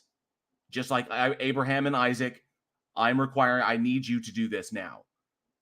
The question is, would you, if you believed it was God speaking to you, would you do it? I don't know what I would do in this situation because I have the knowledge now that I would know that God would stop me before I do it, and I would know that it was serving a specific purpose, and I can't answer that hypothetical. Can we go back to the original claim? Your claim was that any non-God worldview is incoherent. No, I think your worldview is incoherent, and I think my worldview isn't incoherent. So why do you think a non-God worldview is incoherent?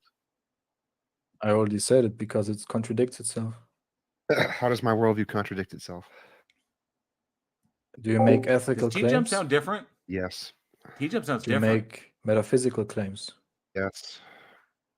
Do you make epistemological Does he have a claims? cold? Yes.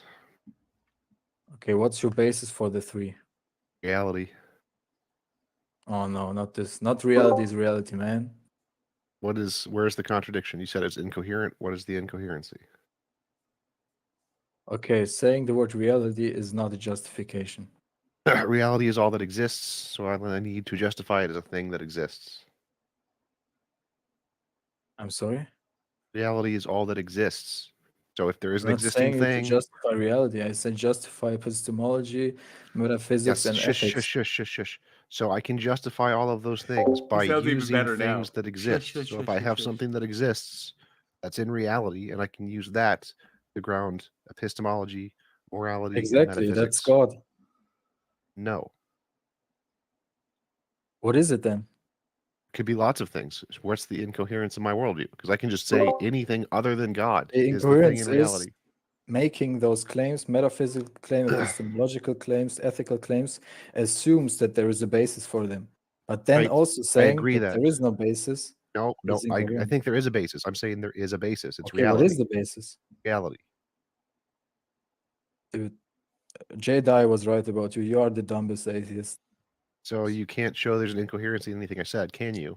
You just swing an You- insult when you you can't said answer it? reality. You said reality is the basis for the three Yes. most important correct. categories in philosophy. Yes, that's correct. That's a basis. Okay. It has a ground. Okay. They're justified. What's the incoherence? No, What you believe in an exactly invisible sky immorality? daddy that's 3 in 1 and talking donkeys and talking snakes. Your worldview is incoherent.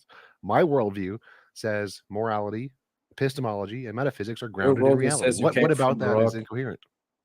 Your worldview says you came from a rock, but Yes, let's we get are back to carbon the life forms. justification. Wow. Just to point out, Let's we get back are. to justification. So Daniel's What are been, in so, carbon? Wait. So your worldview also So says we Daniel's been came from a listening to rock. I Kent don't know what the Hovind. point is there. No, we came from the dust. And Oh my God. Oh, Thank you. well, there Thank you go. Thank you, Ix. I Meaningful was. distinction. Thank you, Ix. Yeah, but the thing that you don't see the difference there is really disappointing. Dust is made of small rocks. I don't get it. And Yeah, we but are carbon-based there was- life forms. Do you see the difference between the I two? am curious. But I we am were curious. created Like by the Daniel Holy Bang, Daniel Trinity, Bang, that's the difference. Daniel Bang. You understand that like dust is predominantly silicate, but we are not silicate organisms. I don't give a fuck. Well, Yeah, that doesn't shows, really but matter. There you okay. go. There you go. Dude, But can I go back why to an are you earlier applying point? this weird, strange science arguments to Genesis? I don't give a I 'Cause it just would- want to give a go shit. back Because it to an refutes your worldview. I agree. God is And fuck. but God is can- omnipotent. Okay. Can I just ask, you said that Jesus in Eastern Orthodoxy was not a sacrifice. That goes against mainstream Eastern Orthodoxy, or maybe you can explain that view? Damn Well, straight, Jesus Bob was, Nodell's. in a sense, a sacrifice, but we don't believe that he took our punishment for us on the cross. Okay, but do you believe in the Old Testament that God took a lot of animal sacrifices? Yes. So he changed his position. He spent most of like the entire Old Testament liking animal sacrifices. We say other animals because we evolved. No, And no. then in the New Testament, he's like, hey, I kind of need an upgrade. And they killed a first century rabbi. I would probably No, say he probably those is a younger things are creationist. fulfilled in Christ. Yeah, but isn't that a change? Okay, like, do you see the No, difference not there? necessarily. Sure, we Like, can. you can Sure, you can we have, might change the one way sec, we one worship sec. God. It doesn't change God. So Daniel's correct here that God can have a nature that has a preordained system of events that are different events, even if his nature doesn't change. So that isn't necessarily a change. But that would mean that his nature was that he liked animal sacrifices, and then that it changed into that he liked now he needed a human Dude, why are sacrifice. you talking about the nature? I don't believe we can have any knowledge about God's nature. You just So, presuppose so it. that's so again, We that's have not the a essence change. energies distinction in Orthodoxy. You can have like, I don't think the quantum field changed, but the quantum field made it such that gravity changed over time. It was repulsive and then not repulsive. So there's no difference. There's no problem with having a fundamental nature that can cause subsequent changes in the universe without the nature itself changing. That's not really a good argument. But you're Hisham, saying can you you're explain? also you are saying that it is a change, which would mean I'm fine with saying that God made a change as long as he says that. No. Again, Can so you the please God explain can how change, cannot reality change. is a justification? How the word reality is a justification for Ron epistemology, Merkley. The ethics, boulder. and metaphysics? The boulder is It's conflicted an about object, so it's a fighting a little particular girl. thing which grounds those things. For you Okay, Avatar donut. fans out there. Donut is Yes. justification. How is that any different? I'm sorry, I'm done with them insulting you guys. We'll move on to the next one. Yeah, You know they that's- pretty much lost when they've lost when the Well, that insults was come out. he had a good question there at the end. Like, how does reality ground things? It grounds things in the exact same way God does. If there is something that is the fundamental essence of everything that exists, it is the grounds of everything. And so, reality grounds epistemology, morality, and ontology in the same way God would, just without the sky daddy stuff. See the future. Dispensationalism is just another kind of that is a good question. a very I agree with recent Taco removing this guy. development He in trying called to people stupid a number of explain times. various If things people are about gonna the Bible, how to converse with interpret us, the Bible. There is no and justification then for it. call us It's names one of like many. stupid. That's why it's not everybody is probably not going to dispensational. last very long, and you'll find this probably in just about every kind of show that'll invite you up on the stage. Actually, I was very lenient. He did that like 4 times there. But Oh yeah, they got to earn those banishments. That's right. let's go ahead and pull up. So I sent kind of the order, but it's kind of hard to keep track because people change a little bit. But China Defender, and then we'll get Bread and Circus, and then Mr. Straight, and then there's a few more in line that we'll get lined up as well. But China Defender, what's going on? Also, I wanted to just say I'm against the anti-insulting because insulting is great for views, so I'm pro-insulting. By the way, But TJ, are you sick or are you sitting up in your chair today? Very sick. Okay. Aw, Well, your I voice hope- your voice sounds great, T-Jump. And thanks for joining us, even though you're sick. and I hope you Thank feel you. better.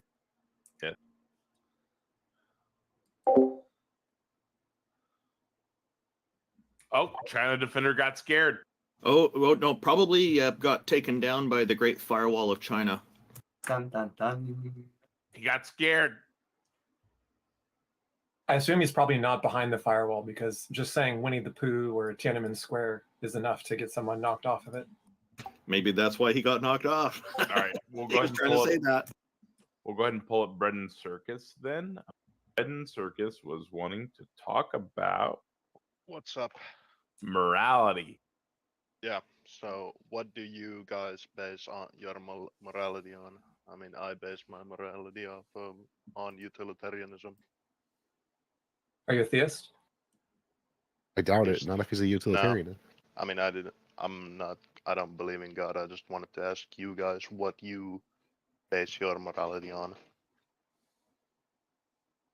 I'm a moral realist. I think that morality is a law of physics that we haven't discovered yet. Moral relativist. What is moral relativism?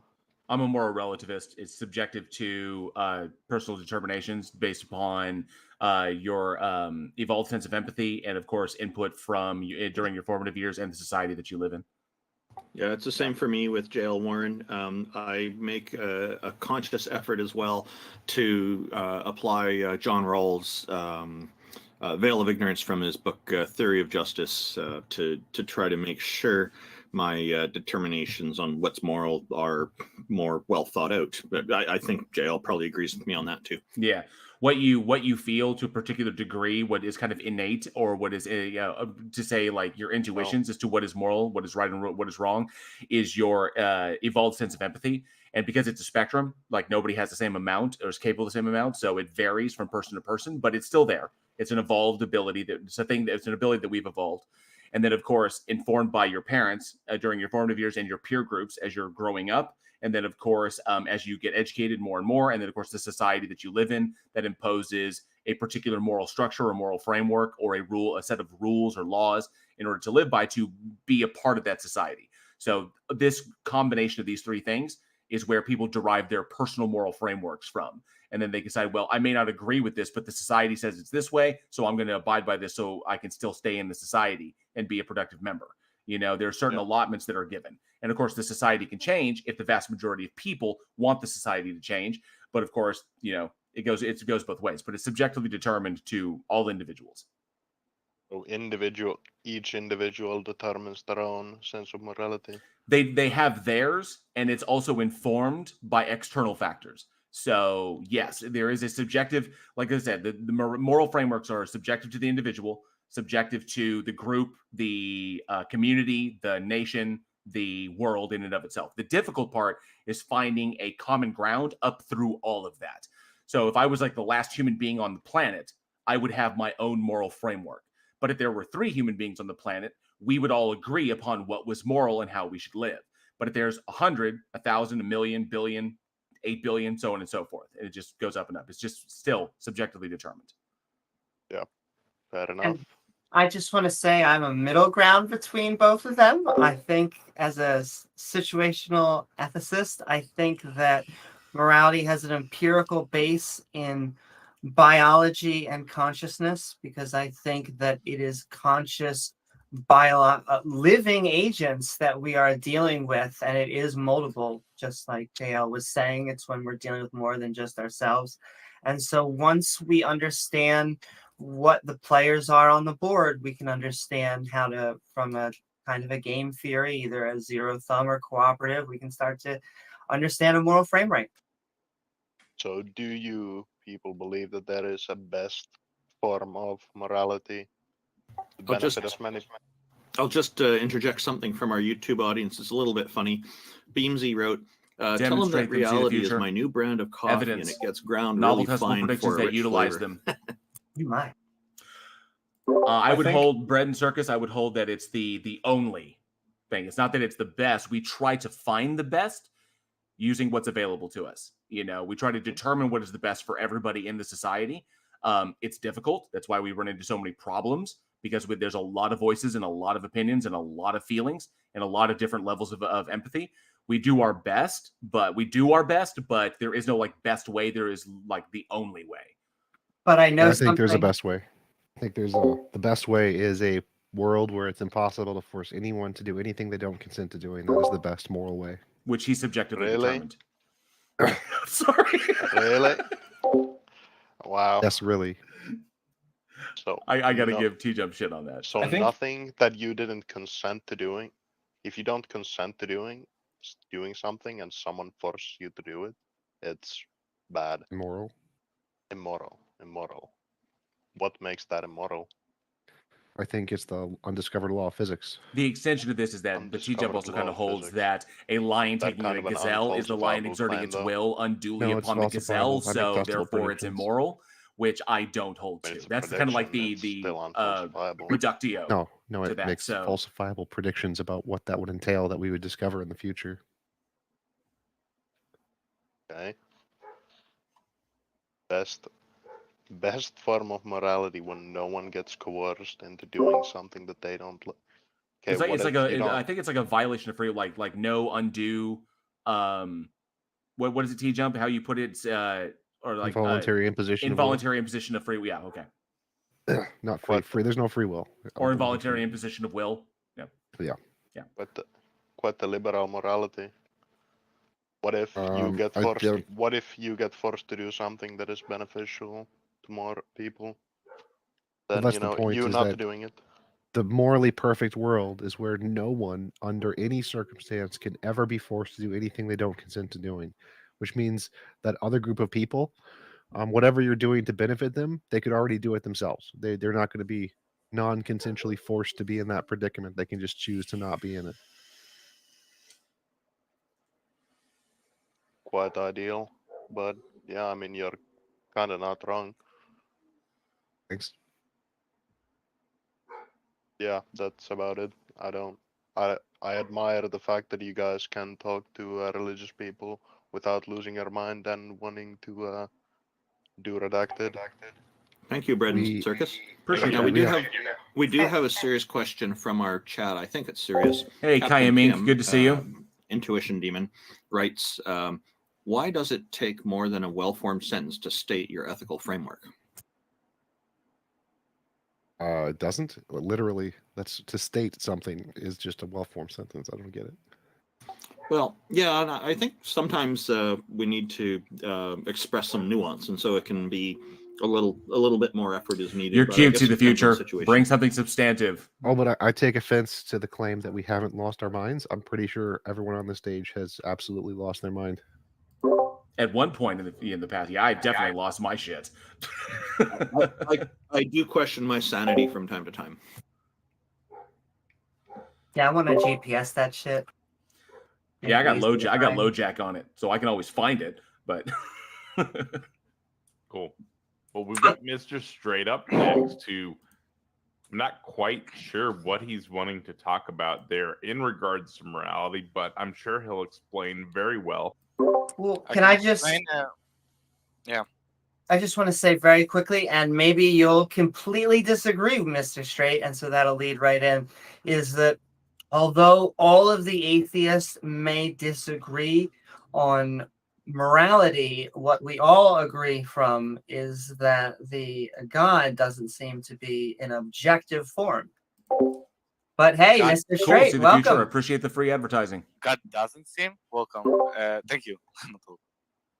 God, but what did you say? You said that God doesn't Yes, seem to be. because it would be a mind, and so it necessarily, even when they try to, they're like ultimate. It's the ultimate burger, the ultimate mind, but it would necessarily be a subjective mind. Welcome, Mr. Straight. What have you got for us Oh. today? I can try to prove God the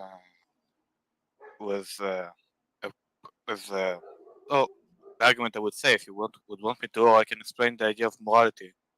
Well, Which well, one Mr. was Straight, the do you have evidence or do you have argumentation for your God? Argumentation. I don't have a picture of him. If this is what you want, But you don't have evidence for it. I have evidence, an argument for him. an argument to make. What's the I argument? don't have a picture. Sure. What's the argument? The argument that I would make is that the reason why we know that God exists is because we have to know it through him showing him to us, and this we know through, let's call it some sort of revelation. The idea that if let's say I would look at Christianity, it's a personal revelation, right? I look at Islam, it's a T-jump. If I look at Islam, it's also personal revelation, but in the Old Testament, the revelation isn't personal; it's to the entire nation. Yeah, but I Which can cannot easily, explain but I can all. easily refute it because I don't know that God exists. But they know, right? If there is an entire nation who No, but you claims said no you God, said that people know that God exists. Like we have to know that God exists, and I don't know that God exists. So did I say we have to know that God exists? No, we don't have to know that God exists. For us to know that God exists, He needs to reveal Himself. That's what I said. okay. So is your argument that God revealed himself to a nation, therefore God To exists? an entire nation, therefore it cannot be explained for placebo, at the very least. Do you have any other way to explain it? Knowledge is a justified true belief. And so for it to be knowledge, you have to have a sufficient justification. Having visions is not a justification because most of I'm them not are talking wrong. about vision. See the future. Let's The say Bhagavad Mount Gita Revelation is is a even vision. older than the Revelation is a Bible vision. No, I'm not- by I- centuries, and it's actually again, makes better for predictions example, let's say about Mount the Sinai, world and the you got the universe than the story of Mount Bible ever Sinai, did. So that it by is- that logic, okay, I that's should not go with the revelation, Bhagavad right? Gita. That's a not vision. God speaking. But I don't That's- care. so- So if that anyone happened in sees, reality. if anyone has any interaction where they think they saw God and it isn't objectively verifiable, it's a vision. But it's not somebody, it's a nation. This is I Anybody, agree with I don't your care. point. I don't Hey, care. Mystique. No, Any no, number no, of no. you. This is any number of people, Any number of people. but you cannot say that they hallucinated the same stuff, right? Yes, I can. 600,000 people. Okay, Yes, I how can you can. say such a thing? Because it happens all the time. Santi Sai Baba had 15,000 people at his miracle ceremony, and they all saw him perform miracles. Hundreds of thousands of people have seen UFOs. They've seen Hindu miracles. They've seen ghosts. You're This is a talking common. about- Wait, shush, shush, shush, shush. This is a common psychological problem with humans that they have, where they invent things all the time. It's called communal reinforcement. People see dead loved ones together in the same hallucination called bereavement delusion. It is the same thing all over the world. We know this is a fact of the human mind. It is a delusion. In fact, it's going on right now in Virginia, I think, in Asbury. What? I didn't hear. In about Asbury this. right now, there's a revival going on. That's like going on like it's eighth day, and it's just a giant mass of people that are doing a big revival. And people are saying like when you go in there, like the feeling of God is palpable. Well, yeah, when you get a when you get a massive group of individuals all behaving in a particular fashion, all believing in a particular thing, all doing the exact same thing, that's when people say, well, I didn't feel it when I was driving up the road, but as soon as I walked into the university where it's taking place, or it's in Kentucky, my bad, sorry. Thank you, Caliban. It's in Kentucky, Asbury, Kentucky. So people are saying if you walk into the auditorium where they're doing it, then you can feel it. It's like, well, yeah, you're feeling all the people around you. So Okay, it's not that God is it's there; clear. it's that you have a mass group of individuals that are pushed towards a particular belief. So I completely agree with you guys, but the problem on why I think it's not a linear, it's not proportional to each other. Those two examples, and what teacher said is, well, first of all, when they're feeling this, what they're feeling is correct. Right? That they are feeling something. The question is what they're feeling, right? And you and me, we both say it would be a solution or anything else that might. We would both agree that it wouldn't be God, right? yeah, it's The problem would be it's a that well understood when you take- psychological phenomena. Yes. yeah. The problem would be just in this case, right? I would assume that in where does it happen? When you say it happened, Nigeria, Ghana? I forgot. Whatever We'll it see happens, the future. something What happens. does the L in my name stand for? I How would about assume that it's what does not the JL something in my that really name stand happens for? like See the that, right? future. There isn't Ask your God. anything that they can What does the show. JL through in their my action, name right? stand They don't for? have anything left. Today we do have something You got left 15 seconds. for what happened though. For what happened in Mount Sinai, right? So we have a You would problem. need to which is examine you're- what's left.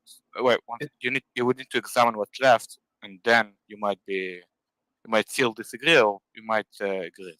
Depends. So we have a problem, right? So you're claiming Yeah, that sorry. because a bunch No of answer. people believed it, that's evidence. That was plenty of time for you to ask they God for him couldn't to have give you the answer. hallucinated it or something like that, right? No, that's not what I'm saying. I'm saying that for Thank what you, they're saying, Microraptor. there's nothing that comes. Like there's What no. is the thing that we have left? You said we have something we have He's left. talking What about is the the Ten thing? Commandments, I think. No, the Ten Commandments are not. Bible? Is it the mountain itself? The entire tradition of Israel and Israel itself. Okay, but Okay, but I we would, have I would, traditions. We have The traditions people of as all those well. other religions. All those other religions also have The traditions people from as their well. beliefs. The people as well. As I So, said. They Mr. also Straight, have people. the question I Israel have for you tradition. is to clarify Yeah. your claim. And what I'm not clear on is when you just say these people exist, right? So lots of people who have religious, stories exist. What is it that is special that you're pointing to? I thought you were talking about miracles and some physical evidence that the miracles occurred, or something like that. But then you disagree. Yes, with that. Javier. So what is it that I you're am claiming Jennifer about Lopez. the specialness of the significance of the people of Israel with respect to I proving am God? from the block. So, as I will try to explain it more clear this time, that in every single case, in every other case, it's either a personal Yes, see the revelation future. that you can You actually said that check, God reveals things or to you. it's So a I'm national asking you, revelation that you cannot check. what does the doesn't have JL in any my name fruits stand for? coming out of it.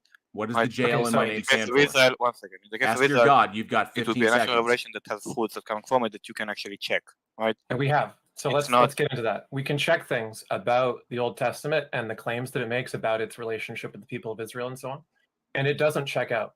So the vast majority of the significant claims the Old Testament makes Time's that are up. foundational to the Jewish faith are ahistoric. They don't just lack evidence.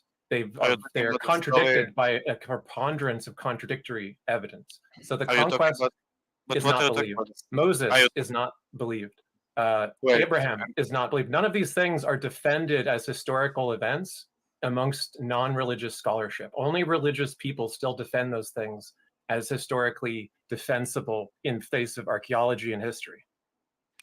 Nine. What are you talking about? The story of Genesis or the miracles of Moses? What are you specifically talking about? Literally, almost every story is No, false. that's So but there's if we nothing want that to I can start with package one, you're saying. we want to start with one. Okay? Turtle So moves. the Alien X. conquest and the Exodus that precedes it, right? So this story, Oh, thank you, Tina. unfortunately, yeah, sure to hit that runs like afoul button. of an exhaustive survey of the entirety of Judea that was like literally square meter by square meter. They looked for every single hex on that grid, and they excavated every single place that had the slightest Jehovah sign light. of any archaeological That's funny. promise. And Well- what they found is they found hundreds and hundreds of settlements, which were allowed them to estimate pretty closely the populations over long periods of time, and they don't match any of the proposed Exodus dates. In fact, they do the opposite. The population goes down when the Exodus says they should have gone up. Mr. Then- Oh, But the only thing that I'll continue. I don't Let me know. just finish. Let me just finish. Okay, we Yeah, could go on. literally go through them one by one by one. The stories of the Old Testament are historical fiction. They mention some real places and people. Like Josiah was probably a real king. David was probably a real king. But they weren't king of very much, because what we find where they were supposed to be king of is like a fortress and a small village, not a big unified kingdom like they describe. Okay, if And- you're specifically Well, talking about Mr. David, Straight, we have and one- I'll let you answer, because that really is what my question is. So if we take the Old Testament, what do you think is true? I would answer his question and then your question. So, 9. If you're talking about I heard you I like that one. mention David, Jar Jar Links. Ishmael, and not Ishmael, Shmuel, and all of those. We have archaeological evidence for the kingdom of David. No, she screams for the J-Lo, temple, right? J-Lo. I just said we Huge did, yeah. ones. Yeah.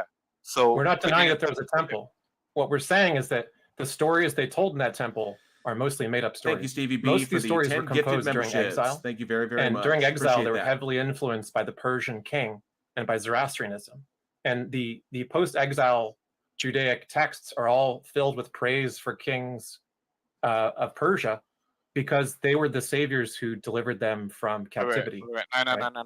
You need to separate. You need to separate from random See, Jewish now you're texts, just going which there is a crazy. lot, See the future. right? The Jewish people knew how to It's write just conspiratorial time nonsense. for a huge margin of the history of the history. Well, I think almost all of the history of the Jews knew how to write.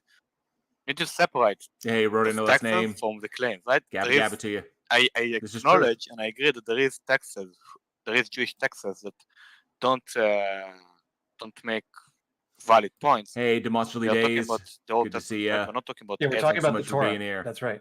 The So Torah, yeah. yeah, so the point is nice the Torah guitar. was How David codified. Your PFP. the Torah. Yeah, so the Torah was codified largely by Ezra under the influence of him being an employee of Right. the Persian king, right? Nine, So- Ezra isn't in the Ooh, Torah. Richard Taylor, justified Ezra arguing. I is- like that. Ezra is Nevi'im. It's in the Tanakh, not in the Torah.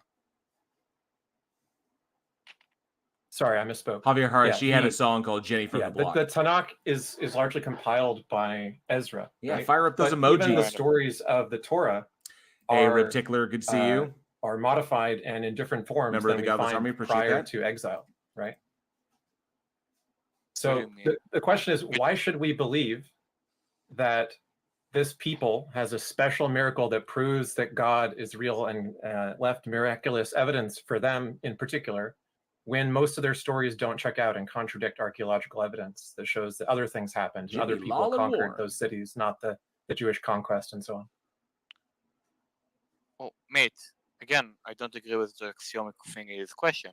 Which archaeological evidence do you have that completely disprove the claims of the Torah? I gave an The only example. one- There's an exhaustive survey of Judea that shows that the population of Judea was an unarmed, mountainous, goat herding pastoral group that didn't have the resources or evidence of Hey, any war with Megan, good to anybody. see you. And all they did was Morning, have morning. a fluctuating population that rose and fell with the rainfall and so on. And they didn't go and conquer. They didn't come Good from point, outside historical. in large numbers at any one single point. They Are you gradually talking about the migrated in and second out. temple? You're talking about the second temple Akhenaten. period. You know, understand the claims of them taking land is in the first temple period, right? I think that's I'm talking about Kid's- the first temple period and before that. So we have a survey of the population of Judea, and it doesn't agree with the story of the Exodus, and it doesn't agree with the story of the conquest. I think you're not seeing the See, logic. the fun thing the is, problem see the here is future. you're talking about Neither first one of them temple, exist. right? Time.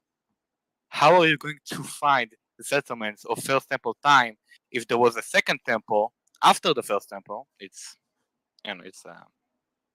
in order, the names, the first and second. When you would look archaeologically, you will find the second temple. You wouldn't find the first temple. The only thing We're that not you would just talking find about in the the first temple. temple are records. No, but you're I'm talking confused about because the I'm not period. making. I'm talking about the period. I'm talking about the I'm kingdom not- at the time of the second temple. I'm not talking Look, about what you're just talking the about, you're temple. talking Closed about Tony them regime. taking- It's juggalo I know that you're lover. not talking about. When I'm I'm saying talking first about the temple, people of I know. Judea. Wait, nine. When somebody is saying first temple, it doesn't literally talk about the first temple. It talks about the period, the time of the first temple, and then the time Yeah. of the second temple. Yeah. So when I'm saying first temple, I'm talking about this time, right? In the time of the first temple, you wouldn't be able to find archaeological proofs of the time of the first temple because there was a second temple after it. You wouldn't be able to differentiate between them, right? So the only thing that you have is the second temple archaeological proofs, and we do have Hey, Joshua Lee, good to see you, archaeological bud. proofs for the exile, right? We have archaeological. No, we don't. What's the archaeological proof for the exile? Thank Show you, me. Megan. We Appreciate it. found the Jewish books in Babylon. It's behaving itself this In morning. Babylon, we found the Jewish books. That's proof, right? I think it was pagan. Yeah, it was pagan. How is that Kara's proof? 2030. I actually Well, addressed You that in a disagree recent with like video. literally all Babylonia- the scholarship. It's very true. The logistics would be No, almost not because to mention Babylon what we know didn't, about the Dead Sea or what we know about because the the Red pagan Sea. Babylonian It's given it's a citizen rift wouldn't valley, write about, so it would be extraordinarily uh, difficult. wouldn't write Especially about 2 million Jewish people tradition with or the Jewish supplies God in a or anything caravan. like Yeah. this, right?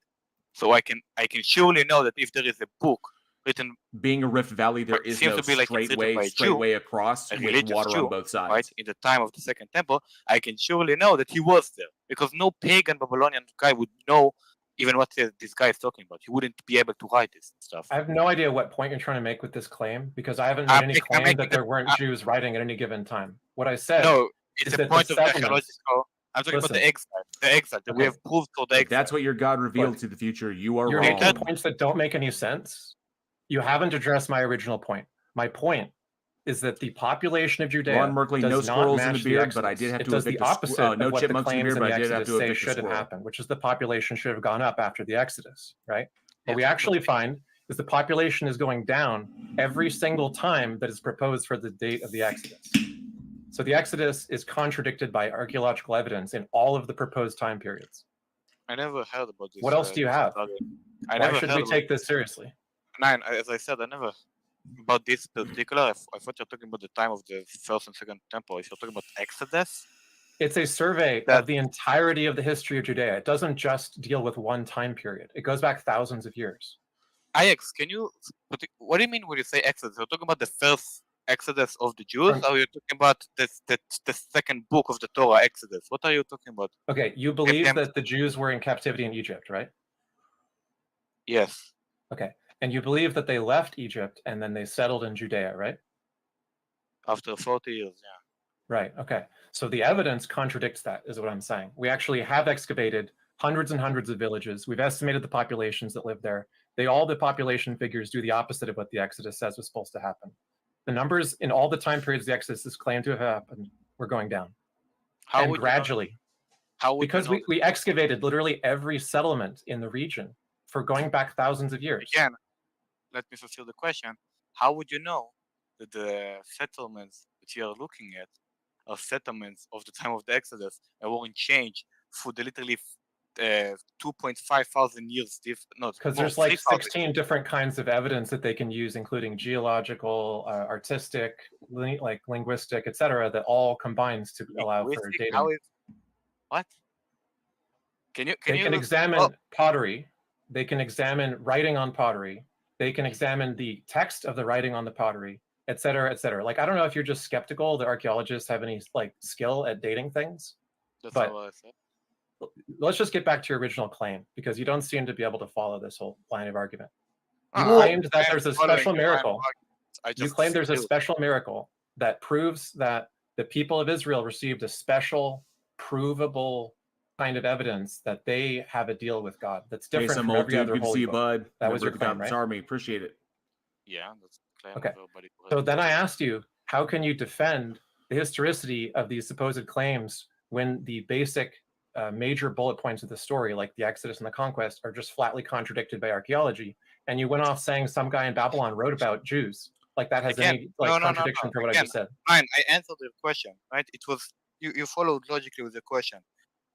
Logic doesn't come short most of the times. So what is wrong in your outcome? What is wrong with your logic is the axiomatic thing in your logic. The axiomatic thing in your logic is no archaeological founded villages in Exodus that dropped and fall in population. You wouldn't be even. How would you be able? Let's say I would go 5,000 years in something that happened 3,000 years ago. Would go to settlements in there. How would I be able to differentiate between settlements who 3,000 years, 2,000 years? And the Jews didn't really left Israel until something like 800 years ago. So there's a whole bunch of different methods. Again, there's a whole bunch of different methods. Just being skeptical about the methods archaeologists use is not a defense. But can I just go back even to archaeological themselves? Even archaeological themselves wouldn't say that it is accurate science. Math and physics are accurate science. Archaeologically is a guess, right? Okay. It's a guess with the evidence that you have. If you want to just might be very good, but still it's a guess. No, you don't understand. If you want to just assert freely without any evidence that the archaeologists have their chronology wrong, you can do so. But I would encourage you to look into it. Do you have some books to read on the subject? This is just your lack of understanding of archaeology in itself. It's the same field of science that we utilize for virtually every ancient culture on the planet, not just in the Middle East, but everywhere there has ever been culture. It's how we've discovered the remains of ancient cultures, how we've been able to date them. And when we talk about dating, yes, there is math and there is physics, and there are a number of laws that go into understanding these things. For example, things like the law of superposition, or there's so much that goes into it, but you just not understanding archaeology is not a defense. Ix has a very, very important point. He's pointing out one very simple thing. Your book makes one particular claim. The evidence indicates something entirely. At some points, just straight up contradicts it. Okay, and just says, no, that is absolutely not, refutes it, says, no, that's not what happened. So your book makes one claim, the evidence says something completely different. You just claiming I don't understand the science, so therefore it's invalid. No, that doesn't work. So the question then is, Why does yeah, the well, come on, that's a Mr. straw man, Straight, you know. Mr. Straight, why You're does putting the words in my evidence, mouth. Mr. Straight, why does the evidence say something different from what your claim entails? Again, I didn't see his evidence. He didn't send anything, right? So I have nothing to punch. I'm punching the air. I'm trying to use basic logic to understand how is it even possible, right? Well- How is it even possible that 3,000 years ago that you would be able to difference between something that happened a settlement 3,000 years ago, 2,000 years ago, 2,500 years ago? Yes. That's what I'm. Wait, Jill, one second. Yeah, One Mr. second. Straight, Mr. Straight, Wait. Ix explain Oh that. my There God. are a number How of, is it? Mr. Straight, Ix explain that. There are a number of fields that go into this. Archaeology, anthropology, geology is just 3 of them. Okay? There are artistic methods, and when there are artistic methods. One of them, yeah, just one of them, just to clarify, is the dating of hearths. So every one of these settlements has fireplaces. Those fireplaces and the materials in them have iron-bearing sediments, which were superheated. And what happens is that allows archaeomagnetic dating. So it's a form of dating which is fairly accurate and is present in every single one of these settlements consistently. Oh, this one I heard about using the magnetic fields. Archaeomagnetic dating is just one of them, right? But there's also stratospheric dating. Like I said, there's textual dating, linguistic evidence, artistic evidence, etc., by the types of pottery and stuff that they have. So there's lots of ways that they look. They look, where is it in the settlement of the rocks? What kind of stuff do they have? What is written on it? What does it say, etc. Okay, now I have something to actually punch. So, and when they used the method that you explained, they went to the settlement, the house, they analyzed, and they found it. How much? What year did they found? What was the conclusion that the study came up with? Agreed, Tony Regime. So they excavated every square meter that had any findings of promise in all of Judea. They found a huge number of settlements. They looked at all those settlements and dated all their hearths to estimate which settlements existed during which time periods. They were then able to produce a graph of which population figures occurred at which eras. And it's the opposite of what the Night, Exodus Daryl. Have a says good one, should have bud. happened. Thanks for coming in. They went to all of Judea. Yeah.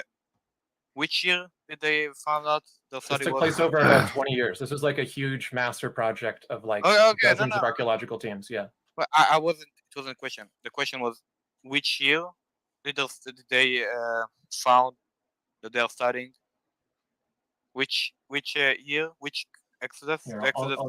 I'll see if I can get the graph. Yeah, and I'll have it. send it to me. Then I will maybe next. So time can we get a connection to, like, so we know the archaeological evidence of the Bible is false, but so what? Let's say it was true. How is that evidence of anything? Because there's archaeological evidence for each religion that doesn't prove the religion is true. Why is this relevant? Like, the science doesn't use revelation as evidence because it doesn't work. We know it fails. So why are you counting this revelation as special when science I won't mean, use science, revelation? Science does use revelation. Science uses the revelation of the idea. Let's say, for example, that a human is made in the image of God, so therefore he can use his. Science Wait, doesn't use revelation. one second. Yeah, let me explain. It uses the idea that, let's say, a human is made in the image of God, so therefore human intuition, right, and the axiomic of math can accurately predict and explain our physical reality, right? I have never once that's used I have never once utilized a methodology that had man was made in the image of God as a part of it. Well, every time you apply math when you're studying physics, you're using it. No, I'm not. No, I'm not. Because no, Mr. Straight, I'm not. Because I don't presuppose that God exists to justify any evidence that I see or the interpretation of evidence or any novel testable prediction that I work with. I didn't say that you're a rational agent. You can make two different claims that go against each other. I'm not trying to refute this. What I'm saying is that we do use some basics. We do use some basic understanding of, let's say, the human realm, which we are not able to prove, right? And those things we can call it as revelation, right? All of the axiomic of math. All of the no, those are not revelation. No one calls those revelation. Nobody in math calls those revelation. What is revelation? What is revelation? None of that. None of the math. No, stuff. what is no? Again, generally speaking, revelation would be like a God talking to you or revealing something. Hence, revelation. Again, that's not answering. So, generally speaking, or is it what revelation is?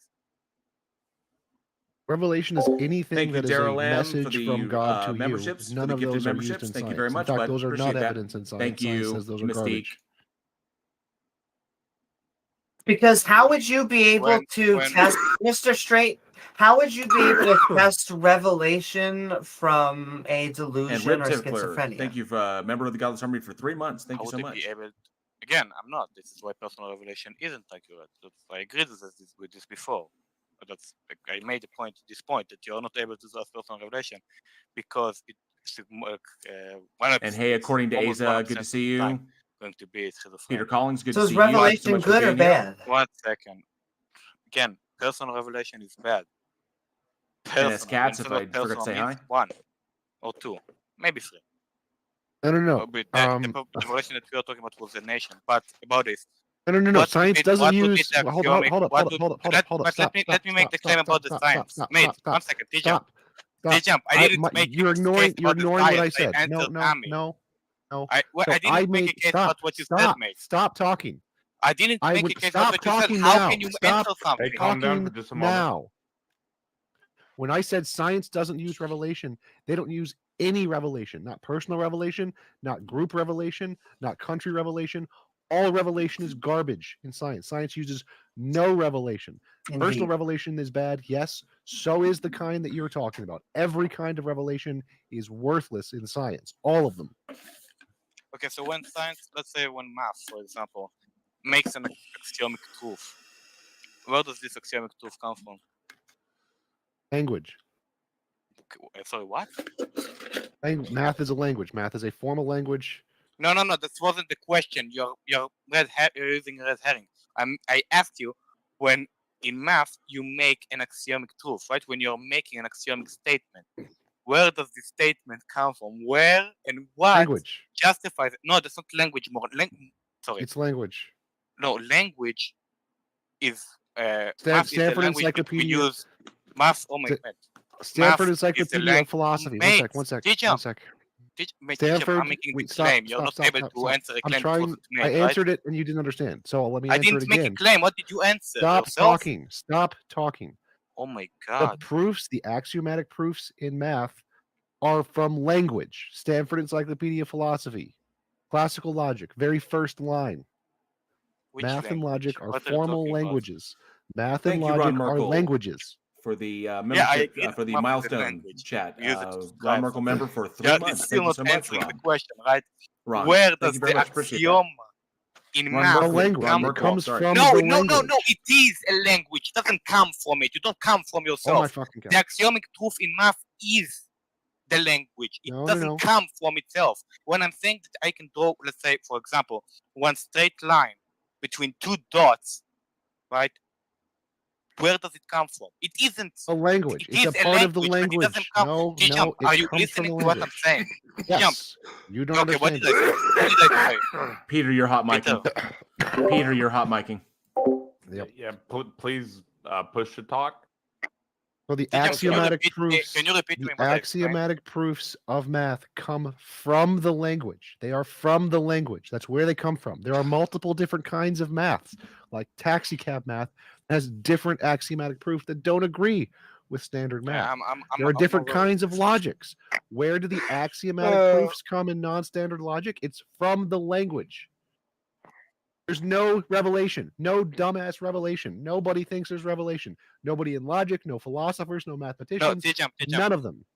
T-Jump, you're not answering the question. You're using a red herring. You're going You around literally my answered it question. like 6 times. You're literally going around. No, I answered you about. I asked you about axioma. You didn't mention the word Yes. axioma once. So The how did you answer my axioms question? come from the language. No. You know what logical not logical reasoning. Sorry, circular reasoning is. Yes, I am very familiar So with you are using circular circular reasoning. reasoning, mate. The axiomic cannot come from the language because they are the language, right? This is Oh my circular God. reasoning. You're saying So they are the language. You are the So dumb. mate. T-Jump. When I'm saying The rules of the language Appreciate that, T-Jump, John. are can you what repeat? Thank you very determine much. the axioms. So the axioms come from the language. This is a Okay, fact. where This is does not the rule- circular reasoning. Where does the rules of the language His come knee from? We're pressure's talking about going the rules up. of the We language. We're not made talking them about the up. language itself. We We made make them them up. up. Yes, we make them up. How did we make them up? Same way we made up non-standard logics. We make them up. It's a No, language. no, that's Like not we make up answering. words. That's not answering. That's not answering. I It's asked you, literally how did we answering. make them up? T-Jump. Listen, if you're not capable or knowledgeable about math, it's okay. I wouldn't push you further.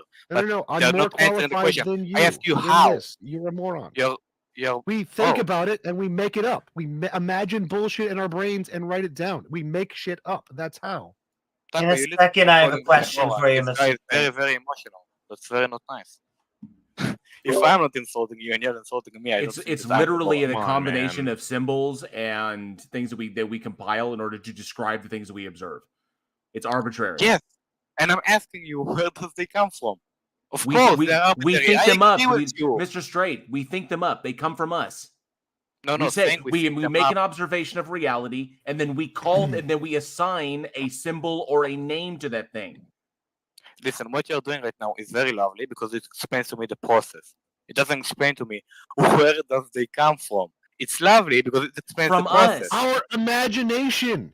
In our From your imagination. imagination. So how is Yes. your imagination Make it able to up. describe? How is your imagination able to describe reality? Just like it does with words. When I say the sky is blue, that's my imagination using words to describe reality. 1, 2, and 3 are words to describe reality, just like the color blue or up or down. We make shit up with our imagination and use words to describe it. I agree with what T-Jump is saying, but I really want to know, Mr. Straight, what is this bombshell revelation that you had for God? Bombshell for revelation again. The Torah. I said multiple times. You read the book, right? You Yeah, I what did. the I was revelation sent to of the Hebrew Torah. school for many years. Why That's should we good. believe the Torah? So many man. I have the question of T-Jump, the question of GGL, and the question of Ami. I'm not able to answer 3 questions. Choose one of them. I'll answer it. Well, I really think it goes back to the crux. I mean, it goes back to what we were saying at the beginning, and I'll take it back to Revelation. When we know factually that Adam and Eve didn't exist, Moses and the talking snakes as well, Noah and the Tower of Babel, all of these stories don't exist. And like what Ix was saying a while ago was that the only things that we actually archaeologically can prove about the Ooh, wow. Torah and Bunch the of people on Tanka stage. are all mundane, like extremely boring. I don't know if you. Ami, why? the first thing that comes to me after this is doubt that you actually read the Torah. You would read the Torah. Yes. Right? You would Olive, read the story. One second. It was I didn't forced. interrupt when you spoke. Come on. I'm I'm looking for the same treatment. Please just explain. So when you read the story of Adam and Eve, right? The first thing that it says is that it is in heaven. Now, you're saying there is no proof for heaven that we can find on. Yeah, that's correct. Does it disprove the Torah? No, it's a very, very foolish claim to make that because we don't have, I don't know, because we didn't see heaven, it's a proof of the Torah. Again, the story of Adam and Eve is a metaphor. It's in heaven. Understand where heaven is?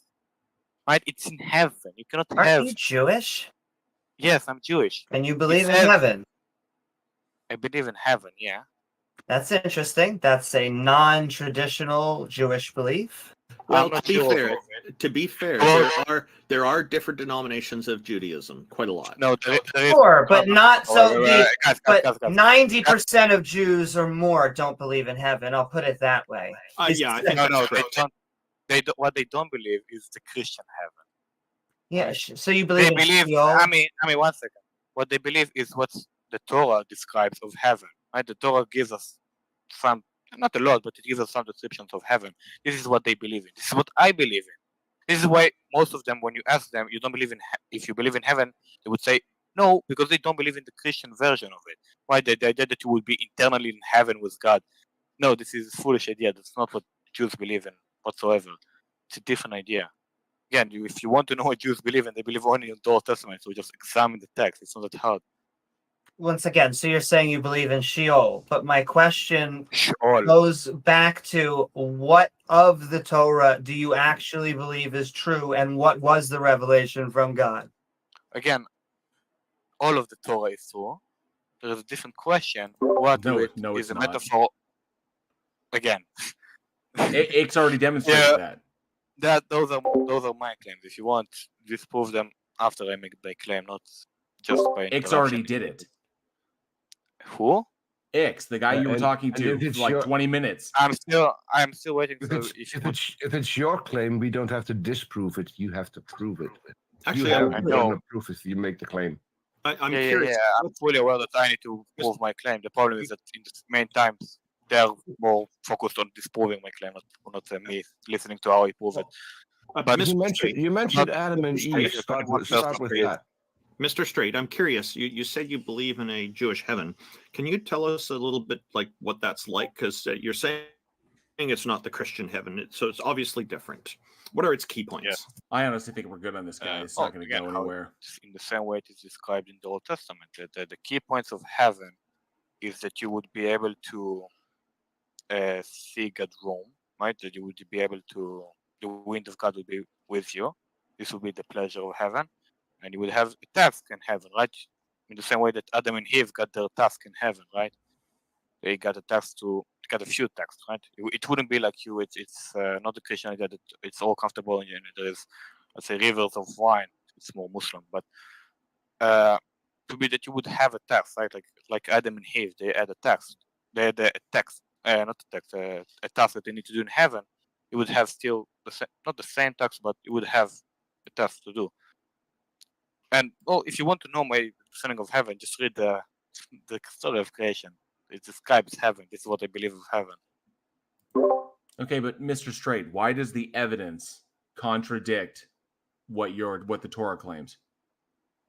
Well, again, that's a question with an axiomatic thing in it that I disagree. I don't think that the evidence go against the Torah. But it does. The evidence directly contradicts it. Like, for example, crossing the Red Sea. Just that event, the crossing of the Red Sea, 2 million people crossing the Red Sea in the fashion that is indicated in the Bible is not a possible thing because the Red Sea, hang on a second, Mr. Straight, because the Red Sea is a rift valley. Okay. It was formed out of a rift valley. At its deepest point, it's over 10,000 feet. Its average depth is 1,600 feet. Now imagine 2 million people trying to cross a split area where it drops down to those levels. At that time in Egypt, 2 million people with animals, with camels and supplies. The logistics of such a travel, the logistics of such a thing would be astronomical, especially for that time. Okay, given that they were being pursued by the Egyptians, supposedly by the claim. Not to mention, there's no mention in all of Egyptian history of the loss of their army or the majority of their heads of state going out to pursue them. Like none of this is recorded in Egyptian history. Okay, so the evidence itself contradicts what the book says. How do you reconcile that? Okay, so the first point about so before it, where did you get 2 million from? 2 million isn't the number, it's 600,000. There is different ideas of the number, but 600,000 is the agreed amount. So the 600,000 is the men. If you're familiar with the text, it says 600,000 men and their families. So the 600,000 men is not the total number, right? It's just the total number of men. And there's also average family size gets you to 2 million. There's also a question from our YouTube chat on this from Beamsy. And why are there no remains of the army equipment found there? I wasn't able to answer GL question before I answer more questions. 1 second. Sorry, Okay, you so interrupted. Sorry, Mr. Straight, you interrupted me. I want to make sure the question got through, and then you can answer whichever one you want. Beamsy was asking, and why are there no remains of the army equipment found there? Yeah. I would answer this question, but can just yeah, go ahead. Something that I would like to don't ask more questions when there is questions are not answered, because then it just makes chaos. You know what the shotgun logical fallacy is? It's a tactic of shotgun. That's unfair. And okay, go ahead with your answer. Okay, so now I would answer. Why does the evidence contradict the book? GL, I would answer now. Okay. So first of all, the claim about the miracle not being possible or having instrumental effects, it's hard for me to answer this question in I would say logically. That's you understand what the miracle is. You're saying a miracle is a miracle, therefore a miracle isn't possible. That's not really a statement that I can go against, right? You're telling me that a miracle is impossible. Yeah, Well, I'm it fully depends aware upon how of you what. define One it. second. No, Yeah, it depends upon how you define a miracle. well, there's no value in my answer if I'm getting cut in the middle. No, I'm just saying, no, that's what you're saying is dependent upon how you yourself define what a miracle is. Sorry. Good luck finding a miracle that is very possible in the Old Testament. Now, please let me answer. Now, let me fully answer all of your questions that you made, and I would like to not be not cut in the middle. So that's the first thing. Second thing about the Egyptians, right? Mm-hmm. The Egyptians were mostly extremely, let's say, they really like the Egyptians. It seems to be obvious. And all of the kingdoms, not only the Egyptians, right? They mostly didn't keep documents of their losses or lied about their losses. That is incorrect. That's very correct. No, that is incorrect. The field of Egyptology completely refutes that. The Egyptians were one of the best record keepers in the ancient world. That's why we know so much about them. I didn't disagree about this one. What I disagree is what they record. No, right? because there are noted losses. There are noted losses and wins when the Egyptians gained more territory and lost to neighboring groups or neighboring kingdoms. Okay, because it wasn't just the Jews. Okay, you're talking about the geopolitics of the time. The Egyptians engaged with numerous other civilizations that were out there, numerous other groups that were not Egyptians. There were trade routes. There was diplomatic agreements between various groups. So no, the Egyptians were intense record keepers when it came to what they do, because their civilization was so big, they had to track everything. When you're trying to feed that many people and you're living in an agrarian society in the desert, you have to account for every bit, not to mention the government itself, but also the moves of its people. The Egyptians were incredible record keepers. That's why we know so much about it. So the field of Egyptology literally refutes that. Okay.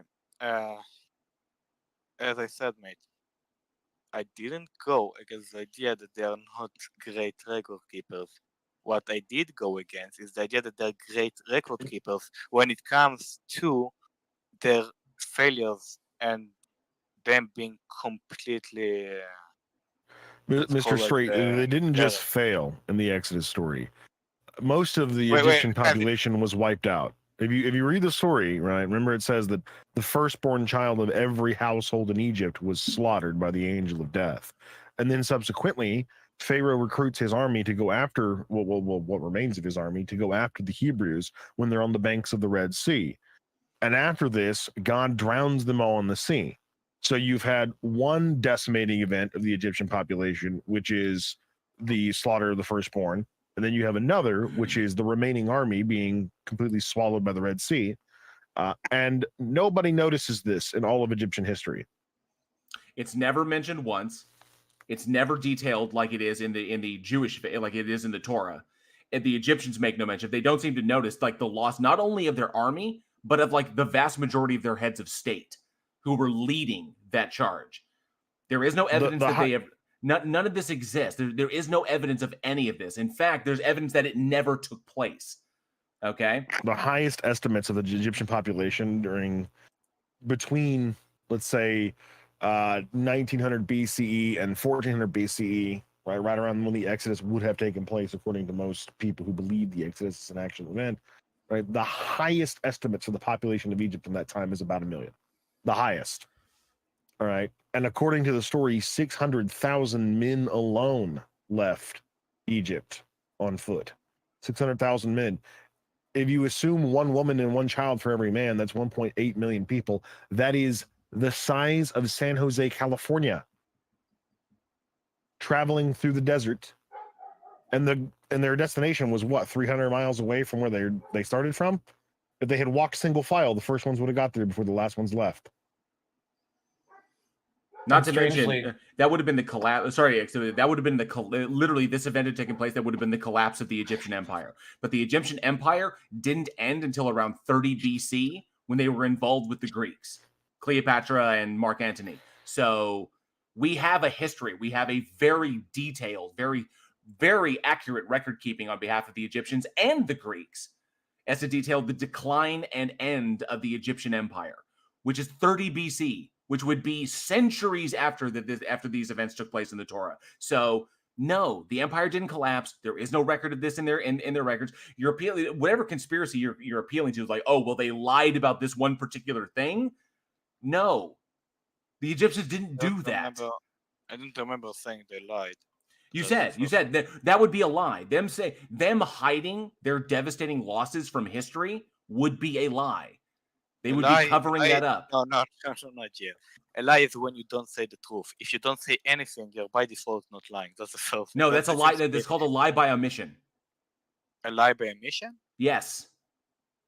Never heard about this. A lie by omission. If you know the truth and you do not speak, okay, you have omitted the truth. Therefore, you are lying by omission. If that is a cover-up, that is deception. If the Egyptians kept records of every single loss that they ever endured throughout their empire's history, but they failed to include this one particular one, that makes no sense. That just strains credulity. An example would be if you know that an entire pack of people are about to, stab someone, and someone says, "Hey, is there a whole bunch of people there?" And you go, "I don't know." Well, technically you do know, and so you have lied. You have lied by omission. And there is a question from I Am Not a Furry in the Discord chat, wondering if we can ask, do you think the world is 5,783 years old, or if the world was created in 7 days? Which one of the questions do you want me to answer? Oh, he's asking two conditions. One is that the world is 5,783 years old, and if the world was created in 7 days. There are so many questions made. Which one do you want me to answer? Okay, he's wondering about the age of the world and how long it took to create it. Age one first. Okay, so I would just answer the question of Discord. No, I don't believe that the world is 6,000. You can't handle the truth. I would send the Talmud says in the Masechet, I think, Sota, it says that the world exists for 900 million years. History, like the history, human history. And let me finish. If you're saying how is it comparable with Genesis, I would all want to open. You can open it. Human history is 900 million years. I'm sorry to interrupt, but the audience needs clarification on something you said there. Did you say human history 9 million? Wait. Say how long was human history? 9. Something. It doesn't specify if it is which level of humanity, but to my memory, 900 million. 900 million years. So you believe human history went 900 million years? I don't remember. It's human history of the history of the world, but 1 second I will find it. Okay, and the other part of the question is if the Earth was made in 7 days. I have a few things to explain before this. Okay, so if somebody asks himself how is it compatible with Genesis, he would like to open Genesis 4:3. So human history goes back to the Proterozoic. Then it continues to describe the Proterozoic. So the story of Genesis describes the end days. Doesn't describe the full history. I googled what it says. It's talking about the history of the world, not the history of humanity. I made a mistake. The history of the world is 900 million years. Okay, so the history of the world. So you're saying that the planet itself, 900 million years old. The planet. When you say the world, I'm assuming you're talking about Earth, right? Yeah.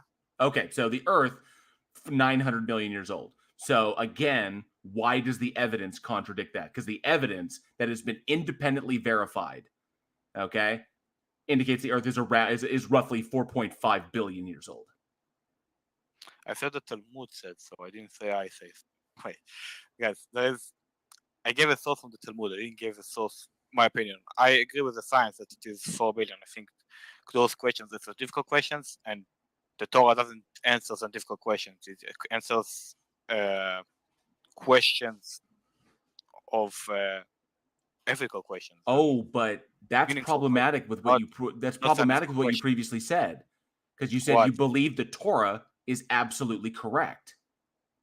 Yeah, it's absolutely correct in the questions that it answers. It's not absolutely correct by misunderstanding of the questions. That's not. But If I'm answering to you, let's say if I'm answering to you a question in this time, and then somebody applies my answer on a different time when it's not valid, then it doesn't mean that I was incorrect. It just means that you took my question, you took my answer and you corrupted it. No. The Torah makes assertions about reality. Those assertions, it asserts things about reality. The age of the earth, the age of humanity, how human beings came about. It makes assertions about reality. Those assertions are demonstrably incorrect. I don't think you actually read the Torah if you make this assumption. Where does it say the world is 6,000 years? Again, as I literally just No, you said the earth is 900 million years old. I said according to the Talmud, not to the Torah. The Talmud was written by humans, not by God. So And it is now- so there are certain points where it's incorrect.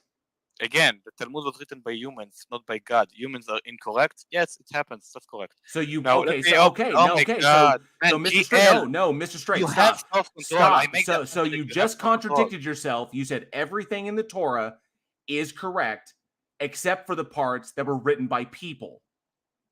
No, the Talmud isn't a part of the Torah, mate.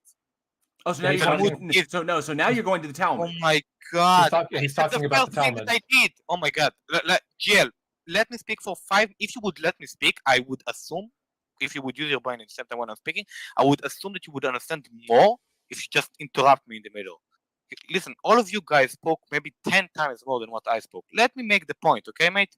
So now, if you look at what the Torah says, right? As I've pointed out, Genesis 4, verse 3, it says in the end days. What the Torah explains to you is what happened in the end days.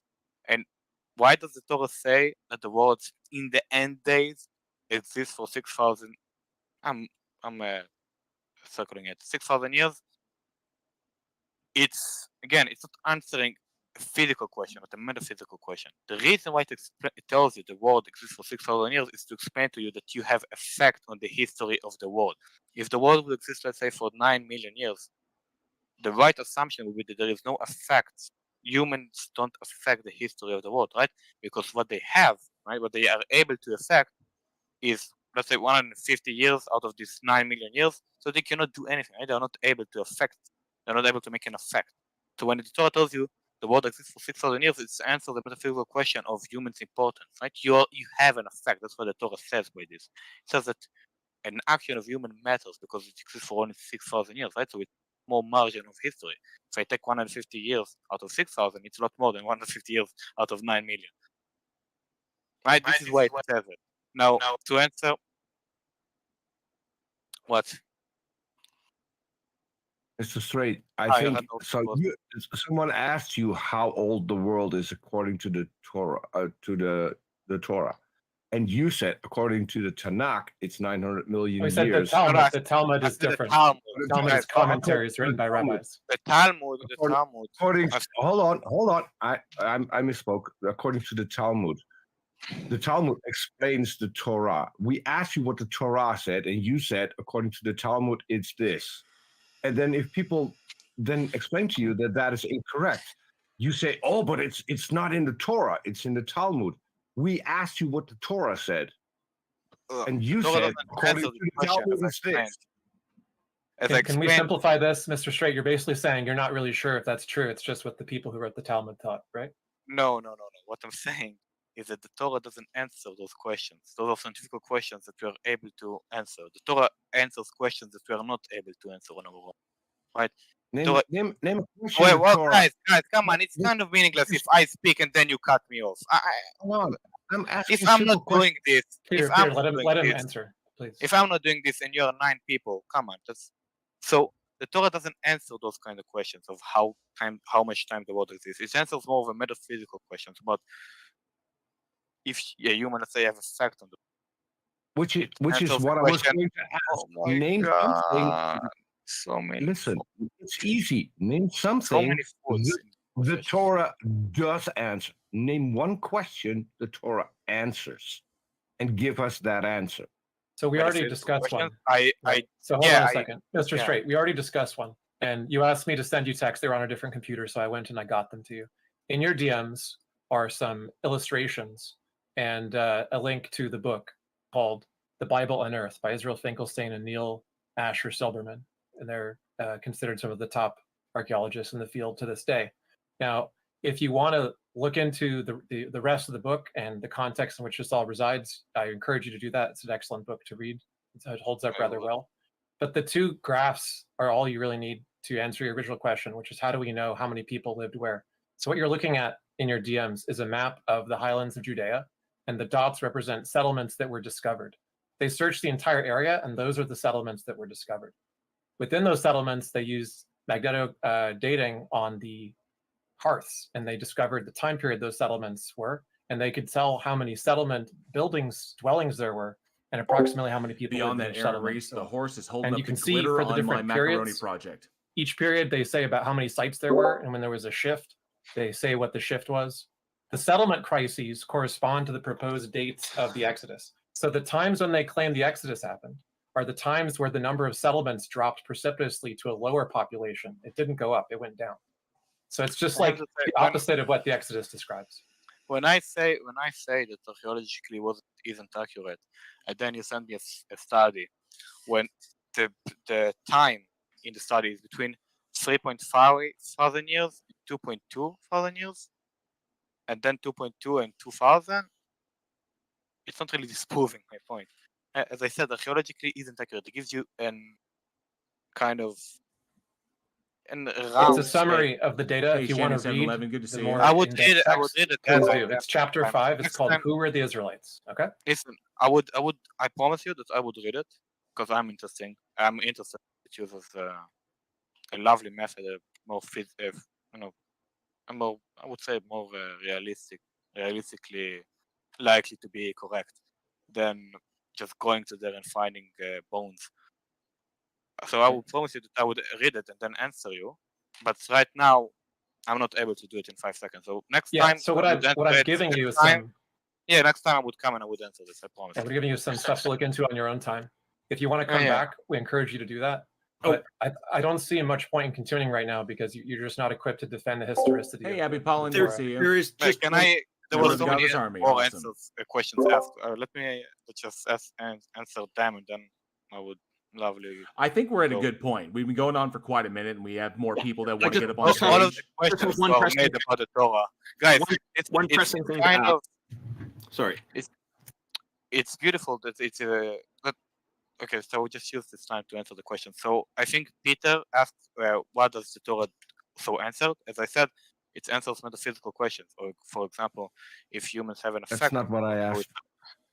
What? That's So not what I then asked. what did you ask? I said, name one question the Torah definitely answered. If Then humans give us have an that effect answer. on And the then world. give us that answer. Don't If humans be have an this effect on the vague. world. Again, You it's not you vague. didn't want me to Huh? overtalk you. Why are you overtalking me? Because you're 9 against 1. That's Go ahead. no. I was you wanted to hear what I asked, right? Yeah. And I was still you said talking. exactly what I thought that you said. So it seems to be Well, rather, Name the amazing. question. Name the question you think is answered by the Torah, and give us the answer so we can check whether or not it's correct. I gave one example. If humans Okay. have an effect on the world, then the answer is yes.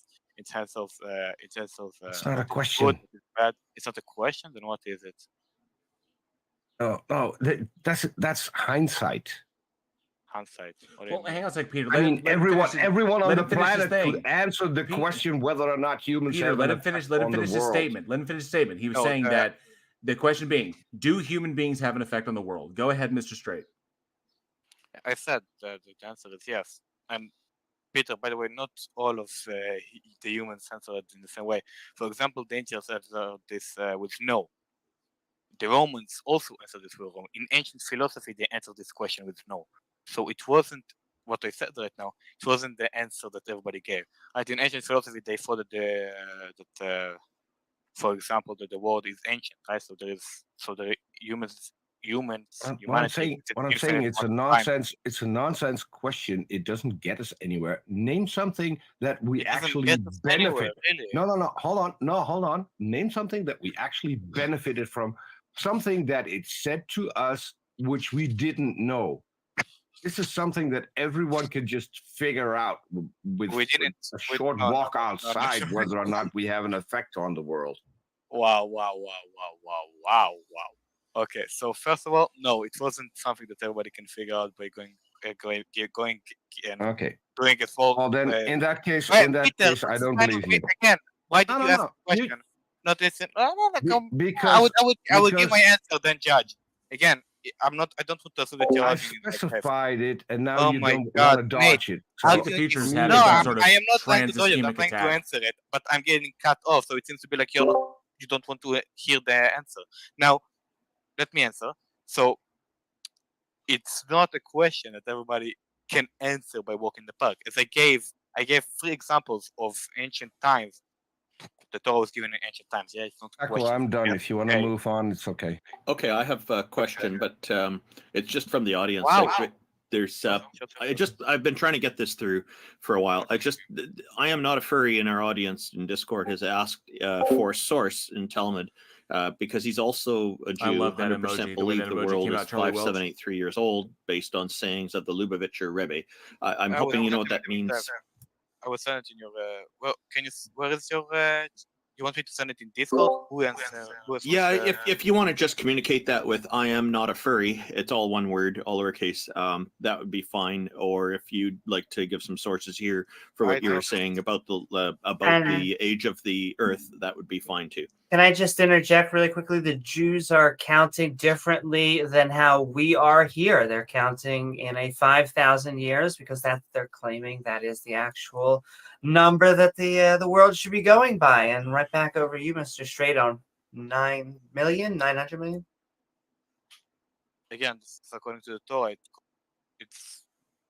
It's a different. Well. Listen, as I explained, the Torah doesn't answer the scientific questions. It answers metaphysical questions, right? I made this very clear. I made this statement a lot of times. It's not a scientific book. It's a metaphysical book, right? The Torah wouldn't answer. It's a book that was made by God. God wouldn't answer questions that we are not able to answer. He answered questions that we are not able to answer, or that we are not able to prove, right? Yeah, but it also makes assertions about reality that are wrong. It's not that it's asking questions. Not that it's answering questions.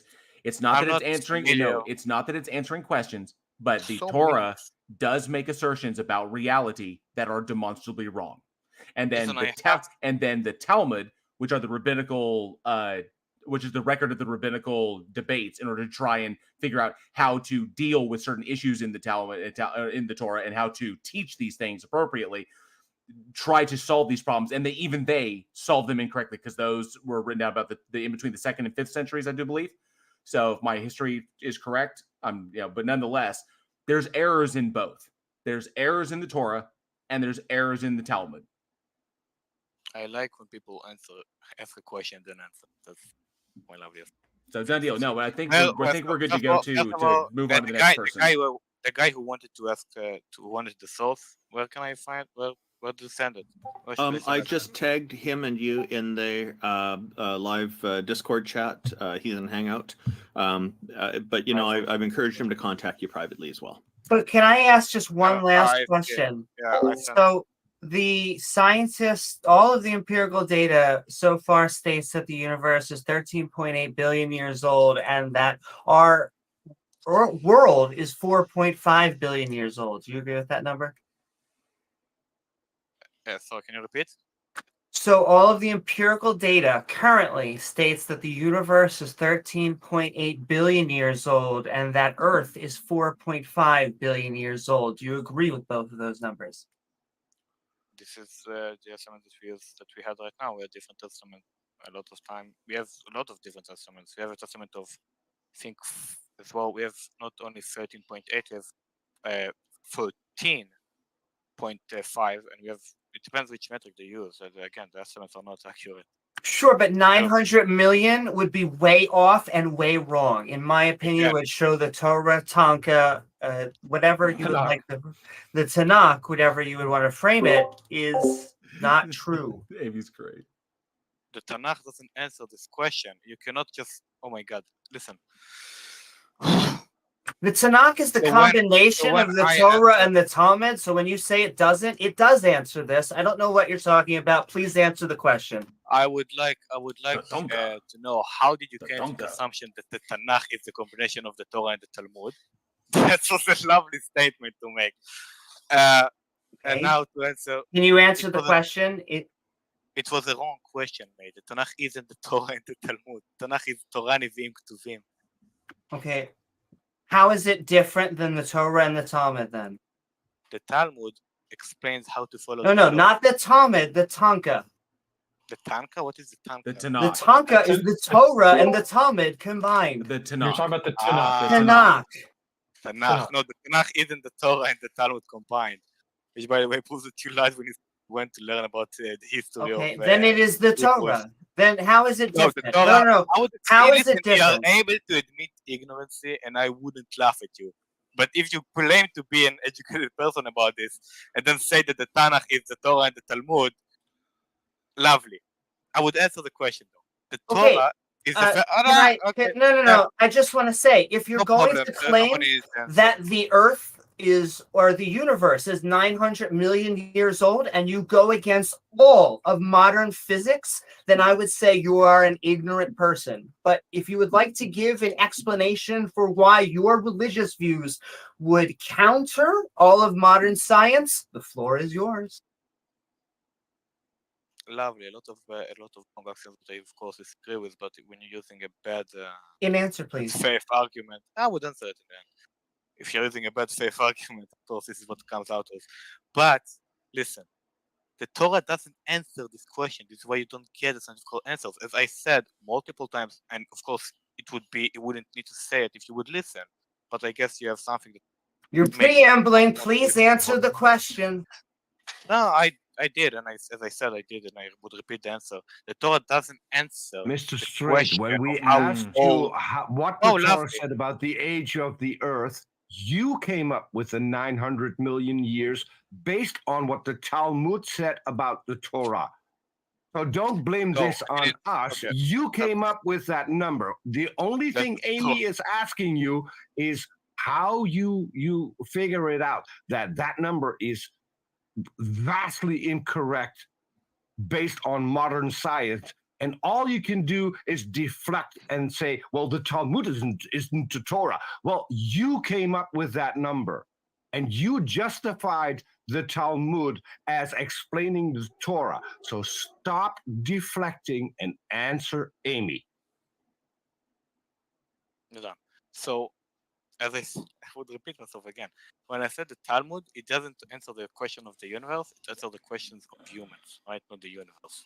We're So- done. so- He's a liar. The Talmud no, is just the a bunch Talmud- of rabbis arguing. That's not what I'm asking. I'm asking why you think the Old Testament, the Torah, declares or has evidence that would override all of the current empirical scientists. I'm not interested in the Talmud. That is the Hadith to the Jews. I'm interested in the Torah, the Old Testament. When I am answering, the first 5 words doesn't reflect this next 15 words that I'm about to say. Please, and I'm going to say this with a little bit of bad faith in my heart. Shut the fuck up when I'm answering. It seems to be Okay, obvious. if you don't No, have let an me answer, answer. then you shut Oh the my fuck God. up. Okay, come Okay. on. Preambling. Okay, we're just gonna move on. No more arguing. Come on, we're just gonna move on. Thank you for coming up, Mr. Straight. Amy, Calm down. Amy, I am not used to hearing you swear. Wow. Sorry. Amy got Oh, it's salty. okay. If I remember correctly, the Damn. Tanakh is the combination of the Torah, the Nevi'im, and the Ketuvim, right? Yeah, the name Tanakh is just an abbreviation for those 3 first letters, right? T, N, and K. Tanakh. The Okay, Torah and gotcha. Nevi'im and Ketuvim are the 3 parts. And then the It's Torah is good. included in the Tanakh, but the Talmud is just a bunch of rabbis arguing about the Talmud is Talmud. separate. Yeah. Yeah, Yeah. totally separate. I was really disappointed to hear in that the- King Julian was a theist. In the Discord chat, I am not a furry is noting in response to Jack Burton that Talmud is Hey, the oral Colossia, Torah. good to see you. Yes, in fact, I will clarify it was made from the first Hebrew letter for each of the Mosaic texts, 3 traditional divisions: Torah, instruction of law; Nephin, prophets; and Ketuvim, the writings, and then the Talmud would be separate. It would come after with the rabbis arguing. However, what I really wanted to know Talmud. was very specifically why he thinks that the age of the earth, why he thinks the universe is 900 million years old. He's Exactly. claiming it. To He be is fair- saying this is what the text says. I want to know why. To be fair, I didn't actually hear him take any position. All I heard him say was he No. claims that it doesn't say, and that there's just an opinion of the Talmud, but he didn't defend any No, position that I heard. The question was, what does the Torah say about it? And then he came up with a number. He based the number on what the Talmud says about the Torah. But So, he according to clarified. So I him- think, acco- hey guys, According to him, because the question was, what does the Torah say about the age of the earth? And he came up with that number. And But then this is he just- spent the entire time defending that number didn't come from the Torah. If it didn't, then why did he come up with the number and justified it because that was what the Talmud said about the Torah? Peter, I'm just It's- saying, to be that fair, is- that's dishonest. no, I didn't hear him being dishonest. I think people just kind of seized on what he said and took it to be more than all he was trying to say. He was just saying I asked, that he. I like, clarified that to him, and he doubled down on it. I To didn't me, really that's hear you guys. dishonesty. Like if someone doesn't like all I heard him say was he said that the Torah doesn't really specify, and then he No, gave comes the Peter. Talmud number, and he said that's just like the history of human civilization according to Peter. the Talmud. And I know it's based off of like genealogical Which is estimation. also wrong. What? Sure, but the point is he wasn't really defending it, and he wasn't like giving Well, an I argument for it. asked But you him- guys kept asking him I to do asked him so, and he didn't want to. Hey, let's move on. I asked him twice specifically. No, and no he worries. kept- he no kept worries. We can talk about deflecting. it later, Peter. Oh, Yeah, it's just Yeah. I think it's best to argue against the positions people are willing to argue for and defend, not the ones that they're trying Well- to say they don't defend. He was claiming that the text says it. If he wasn't saying that he wasn't saying, but he was claiming over and over the text says it, then I don't know why. I mean, who cares what the text says? That's great. What do you Yeah. think? I mean, predominantly, He gave it- he kept trying to defend with, it's like we're saying that it's making these statements, these assertions about reality, and so the text says this, but the evidence says this, and he kept trying to come back. And he's trying to deflect by saying, well, the text doesn't answer that question. It's like, no, there's no question being asked. It's literally stating that this is what reality is. It's making assertions about reality. That's it. And I then that's I where he was specifically getting hemmed asked up. him to All right, give let's us not talk about a people when they're question not and an here answer anymore. that This it is did Yeah, give. let's move plenty. Let's go ahead and move on to Hooba Booba guy. He wanted to talk about determinism. Yay! Fun topic. Oh, now see Before the I future is start my into question, numerology. Here's some constructive criticism. The moderation isn't very good. I don't know why you guys cannot keep to one topic and why you interrupt each other with other topics. Like, you asked this guy the same question 3 times, and then some other moron in this group was like, "Oh, wait a second, what about this?" You Kuba, confuse this if guy. you're not going to stop insulting Okay, people or getting so- meta, then you're not going to be talking to Okay. us. We Dude, can, so we can go here's to the the deal, next. We can Hooba- go to the Hooba- next one. Hang on. Hooba Booba guy, what is your question, or how are you going to convince us? Go ahead with your argument, please. He has to be unmuted somehow. So you can answer Randolph Richardson's question right now. Go. What is your opinion on determinism? Do you guys believe in free will? Before as a start. Okay. I lean heavily toward free will being a real thing. And one of the things I use to support this is that we can't rule out a possible free will particle. I think it's According to it's- neurologists, it's- we don't have free will, so I'm with that. I think if That's you what read I was Daniel listening at. Dennett's, I think if you read Daniel Dennett's, like the kind of free will worth wanting, he clarifies that what we mean by free will has 2 different senses. One of which is probably incoherent, which is like the freedom to do otherwise, irrespective of causality, and the other is attribution of someone's deliberative choice, whether they made the choice or it was coerced by an outside party. That's the kind that we actually talk about when we talk about it in court. And the kind that we are generally concerned with is, did I originate this idea or did somebody else originate the idea? So you could be a compatibilist in Dennett's terms if you just care about that kind of attribution, and you just don't have to take a position on determinism one way or the other. Because furthermore, if it's the case that determinism doesn't hold, that doesn't mean that you have free will necessarily. It could just be that you are randomly determined to do things rather than predictably determined to do things. It doesn't guarantee you any free will just to say determinism doesn't hold true.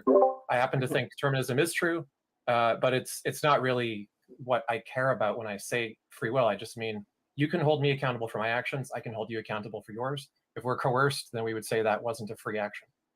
Yeah, and I think determinism versus random is a false dichotomy. I agree with Daniel Dennett that when people are going around telling the general public that they don't have free will, that is unethical, because what happens is people can be, and he gave a great thought experiment for this at one point, where people will end up doing things thinking it's not their choice. It's already chosen for them, and it kind of absolves them of responsibility somehow. It wasn't a thought experiment. It was actually experimentally found and reproduced weekly by other people. That, yeah, slightly more people cheated on a test after being told determinism meant that there was no free will. Oh yeah. I'm not talking about that. I'm talking about an actual thought experiment he put forward where somebody was getting some operation done on their brain, and then the doctors afterwards explained to this patient that they put a microchip in his brain, so they're controlling all his actions. And I don't think that was actually an experiment that actually happened. No, I don't think that was an experiment that actually happened. The one I described. Really quickly. So we are talking about. Yeah, I'm sorry. Go ahead. In the instance where, like, more people cheated on a test after being told determinism was true, right? Choices aren't made in a vacuum. So them cheating on the test, if you're working from the presumption this was a double-blind experiment, well then, yeah, they cheated on the test because they were told that their actions aren't their own fault, but that in turn was an influence on their actions, which caused them to behave differently. So actions it's a priming effect. Yeah, choices are not made in a vacuum. Everybody makes choices in direct reflection of their level of information, their understanding of their environment, their past experiences, and their natural proclivities. Most people don't choose whatever innate desires they have. Like, I don't choose to prefer vanilla ice cream over chocolate ice cream. I just do. So given the choice between the two, conversely, with, vanilla ice cream. Conversely, more people will cheat another person if a briefcase is in the room than flowers because of the priming effect, right? So there's all sorts of things that influence us in a way that we don't believe is the case, but that do subtly influence our likelihood of taking actions. And similarly, if I had the choice between the Grinch who stole Christmas and a seasick crocodile, I would choose the seasick crocodile. Yeah. Go ahead. I like to go with Hitchens. I like to go with Hitchens. I have free will because I have no choice. Okay. From what I read about him, from what you guys have so far said, it's about the effects that believing or not believing in free will has. But Daniel Dennett himself, you guys know that he believes it's an illusion, right? Yeah. So he's holding a position which is sometimes called semi-compatibilism. So in this particular, which is basically saying that I hold that it is an illusion. I'm somewhere in the middle. An important one. There's evidence for determinism, evidence for free will, but it really doesn't matter because we perceive that we have free will, and we can't Forgive my Rick and Morty paraphrasing. Isn't that just that we don't? determinism with extra So steps? it doesn't really matter. So I kind of agree he's with just Ix on basically this one. saying, look, I'll be right back. I gotta let my dog. Free will is confused because what we actually care about isn't what we're talking about when we say that we do or don't have free will.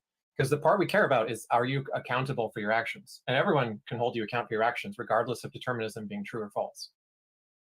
So this free will particle that Mr. Richardson here mentioned, can you tell me more about that? I can't rule it out because I don't know anything about it, other than like I'm looking at it. Faith. No. Well, no, it's completely conjectural, not a faith claim. That's right. I'm suggesting that this is something that would need to be ruled out, this idea, if we are to say absolutely that there is no free will. That's all. I'm not saying it's an actual thing. But the idea with the free will particle would be that it would not be random, and it would not be deterministic, and it would provide, I guess, call it the magic for us to freely decide, contrary to what all the deterministic factors in the universe would be. And this is not to take down determinism at all. I think determinism makes a lot of sense. I'm not convinced that determinism is the full picture. And in this particle that you're talking about. In fact, there are Dude, 6 of them. The whole These are free the will fundamental particle particles was of just the completely universe. conjectural. Don't take it serious, man. Okay, Just- fine. just if you're look at gonna that. if you're talking about like whether or not superdeterminism holds true, or whether quantum fluctuations are completely random, that is an open question in physics, right? There's different interpretations of quantum mechanics. The problem is So far that- as we have looked into it, quantum fluctuations seem to be completely random, and they do not attribute anything for an argument for free will, because it's Well, randomness. Seemingly so- random, Right. seemingly random to us. If you're gonna posit an omniscient being, there is Can I no ask a randomness And because it's any. important to point out that we're talking stochastic here when we're saying random. Can I want to ask a Yeah, question. randomness is not When free you're will, though. asking about determinism, are you asking about physicalism kinds related to the mind, or are you asking about determinism in physics related to quantum mechanics and non-determinism? In broader physics, I would say, not in the fundamental part, because as already mentioned, when we go near the quantum level, it makes no sense at that point because we don't know. But I would like to say that Oh, that's funny, Tony. That's good. Actually, I hoped at least one of you would be a free will advocate, Ah, because Clive Wells. then I Good to would see you, man. argue that person. But yeah, Thank you for I the lost a energy. few brain cells from the previous guy because blah blah blah. Yeah, well, hopefully you can freely recover them. I lean heavily toward free will, but again, I can't prove it. Free It could from go what? either way. Free from what though? Pretty much, it's like we perceive that we do, even though there's evidence to the contrary. But Yeah, I it believe really it's doesn't. an illusion. Ultimately, it really doesn't. It really doesn't matter, because it's not like we could change it from what it is. That we could get more information that could provide more insight into making a determination as to which one might be true. But we do perceive that we have free will to a degree. So there's evidence both sides. Pretty much we can sit in the middle. But All right, thanks. I'm finished with the convo. Cool. We And are wrapped it you up. familiar with Bell's theorem? Yes. So yeah, I happen to just be researching this recently. So like in terms of physicists and how they fall on interpretations of quantum mechanics and whether randomness is the case, there is still the possibility that Bell's theorem could be answered by a hidden variables theory that is super deterministic. So it would just turn out to be the case that there actually is a determinism. We don't have access to it, but our decisions to measure things are just influenced by it. So they're just part of it. It's How does this relate to Bell's theorem, though? okay. So Bell's basically saying that there is statistical independence, right? The Bell's So theorem he's- is a mathematical theorem. You know that, right? Yeah. It And states the- basically that any two physical systems that interact with each other can become entangled. Right. But there's a loophole in Bell's theorem which postulates that systems could be measured in a way which See the would be future. based I on only hidden see variables rather 32 than actual videos. randomness. So the decision to measure a given thing is just I only part see of 32 Hidden videos, variables so I are don't the know what Einstein's 3,000 past videos you're interpretation talking of about. how entanglement happens, but that has not been proven either. And Yeah, we have it's so all far, And one of them was on decades, Jenna we Ortega. haven't even found any clue, any indication that hidden variables are a thing. Yeah, but it's all undetermined. We don't know. You think what That's why happened? I just don't You think think what free will happened in depends Ohio on was a determinism chemical one way weapon or the other, attack? even if I lean That's towards cute. determinism. I agree with that. If it's undetermined. Oh, okay, you're fine. anti-Team Do you Young as believe well. in God? Okay, so you're a conspiracy theorist I too. have to, yes. Why is that? It was determined. I knew that was coming. That's a I good knew that answer. was coming. He But needs a free will. but You, my friend, need a free will particle. Yeah. That was a fun answer.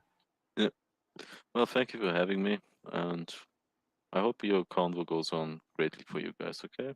Thanks, Uba. Thanks, See ya. Uba. Thanks for raising such an interesting topic. You're welcome.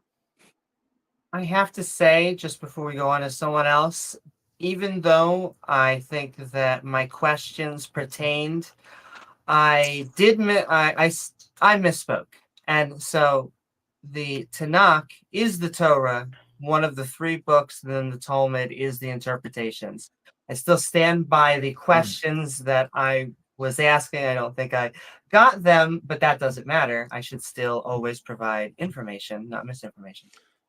Oh yeah, your questions were solid. He just wanted to drown you in minutia. Indeed. You know what's funny, guys? Welcome back. In the chat right now, we have a Catholic young Earth creationist and a Protestant flat earther fighting over the infallible Word of God. Only on Discord. Yeah, we love our audiences here. We're gonna set up an arena, throw him some oil, and just let him wrestle it out. Fight, fight, fight, fight, fight, fight, fight. Hello, Not P. How are you? Thank you for joining us. We've accepted your proposition of joining us. Oh. He's been in queue so long, it broke.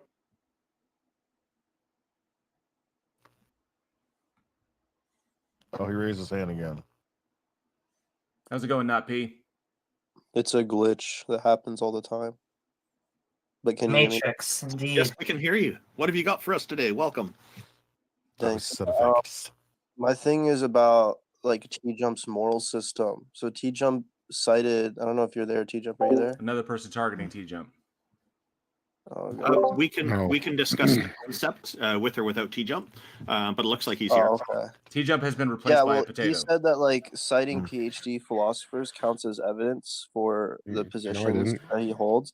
And Alex Malpass is a moral realist, and moral realism is a position that T-Jump holds. So if Alex Malpass, who's a PhD, also happens to be a moral realist, and he creates an entire section as to why your view isn't even moral realism, because you don't have any normativity in your system, do you think that criticism is evidence against your moral theory?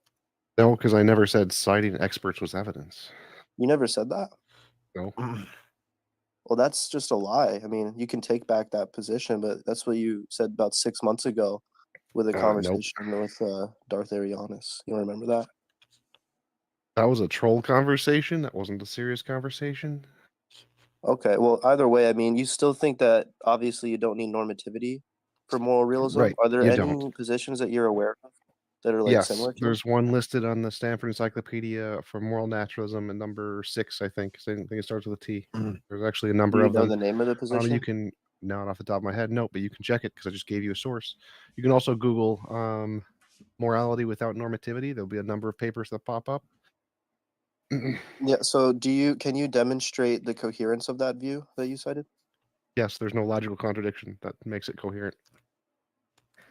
So you're not giving an account of like it's truth apt. The view could be truth apt, but it still could be logically false. So what is your account of incoherence? What do you think incoherence is? That it doesn't make any logical sense, contains a contradiction, is not able to be understood. Well, but what if it violates a predicate of what it means to be normative? There is no such thing. That's your presupposition. So if you presuppose some definition, if you presuppose a particular definition, you shush, or we're going to mute you. So if you presuppose a particular definition, and I think that definition is wrong, it doesn't violate anything until you can actually prove that that definition corresponds to reality, which you can't. No, that's not what's happening. So look, you're saying that moral facts aren't normative, but it's built into the concept of a moral fact. If you knew anything about it's built into your concept, kiddo. No, shush. Shush. If you knew anything about conceptual analysis, kiddo, you're done. Kiddo, you're done. Kiddo, you're done. So you have an idea. You think your definition is right. You're wrong. You're a dumbass. And that's it. It's that simple. You presupposing that your definition must necessarily be true because it's how you like to define it is wrong. It's a really simple concept to understand. If you don't understand that, that just means you're not qualified to do basic philosophy. Gotta love these guys that specifically come out here just to like target T-Jump. You got a lot of people with a grudge against you, bud. Yep, that's a good thing. Free advertising, especially when they're this easy to own. We've got Billy up next. For those of you who know him, I don't know if that's just his What's his Did clubhouse Kantbot name? already get kicked off? What's up, Hello, Lols? Lols. Hello, Lols. ZZZ. How are you? Can you hear me? Yep. Yes, sir. What do you got for us today? Lols. Yeah, I just wanted to ask what all of your opinions on the is-ought gap are. Sorry, you broke up a little bit. Could you repeat the last words? Yeah, I wanted to ask what your view on the is-ought gap is. The is-ought gap. Yeah, the moral Yeah. proposition that you can't derive an ought from an is. Yeah, that's correct. Yeah. Yeah, so I adhere to Kant's hypothetical imperative. I believe that oughts are derived from other oughts, and those oughts would be desires or preferences that we have for certain circumstances, and we behave so as to actualize those circumstances, even if it's subconscious. Right. So Like oughts are built everybody in into- every given instance is behaving in such a way as to actualize some prioritized preference they have. Like even people who don't have like empathy or a sense of morality will behave in their own self-interest. So for instance, if you're like a psychopath and you don't think it's wrong morally to murder a person, well, if you don't want to go to prison, you ought not murder. So you would adhere to that self-interest. But for other people, those of us who prefer a happy, healthy, cooperative, flourishing society, if you desire a happy, healthy, cooperative, flourishing society, you ought not murder, right? Ought in this context only refers to actions or behaviors which are most conducive to your preferred outcome. But again, this is deriving an ought from an ought. You can't derive an ought from an is. You could say it is the case that, California law prohibits texting while driving, but that cannot tell you why you ought not text and drive. If you don't want to get into a car accident, you ought not text and drive. Sure. So, you're saying that oughtness is sort of built into.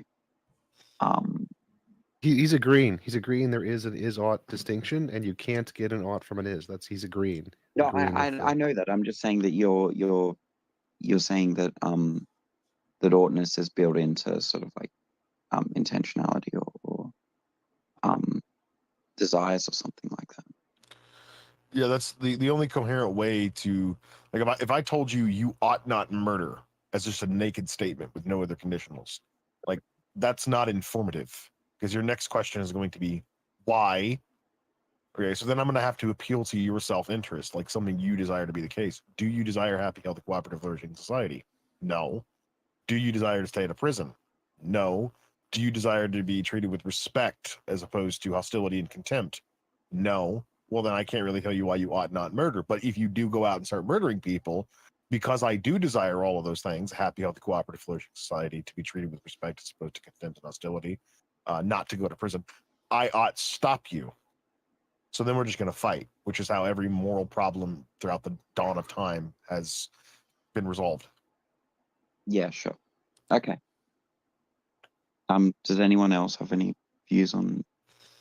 I mean, I pretty much agree with what he said. I think that when you get down to it, I don't think any meta-ethical position is wholly satisfactory, and the way we actually operate is sort of like meta-ethical pluralism, right? We use all sorts of different perspectives, and the thing we care about that arrives at what we generally think is the goodest answer possible at any given time, the good, is more like a deliberative process, like how we construct a court to be adversarial, to arrive at the truth through a conflict of ideas. And what people say when they say my moral system is, founded upon God, or founded upon this, founded upon the perfect form of utilitarianism, or any perfect meta-ethical claim, is almost always just like a very narrow, particular one-sided version of morality that might work in their head for certain toy problems that they think it's ideal for. But what actually happens is like science. It's a messy process of error elimination and argument and comparing different points of view. And I would just refer to that as like pluralism.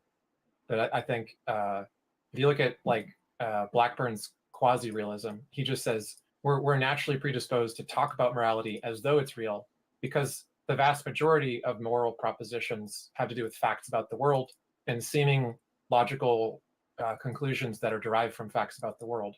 And it's just which facts we agree upon and our methods of drawing conclusions from those that differ slightly enough that we can't agree on any one meta-ethical approach.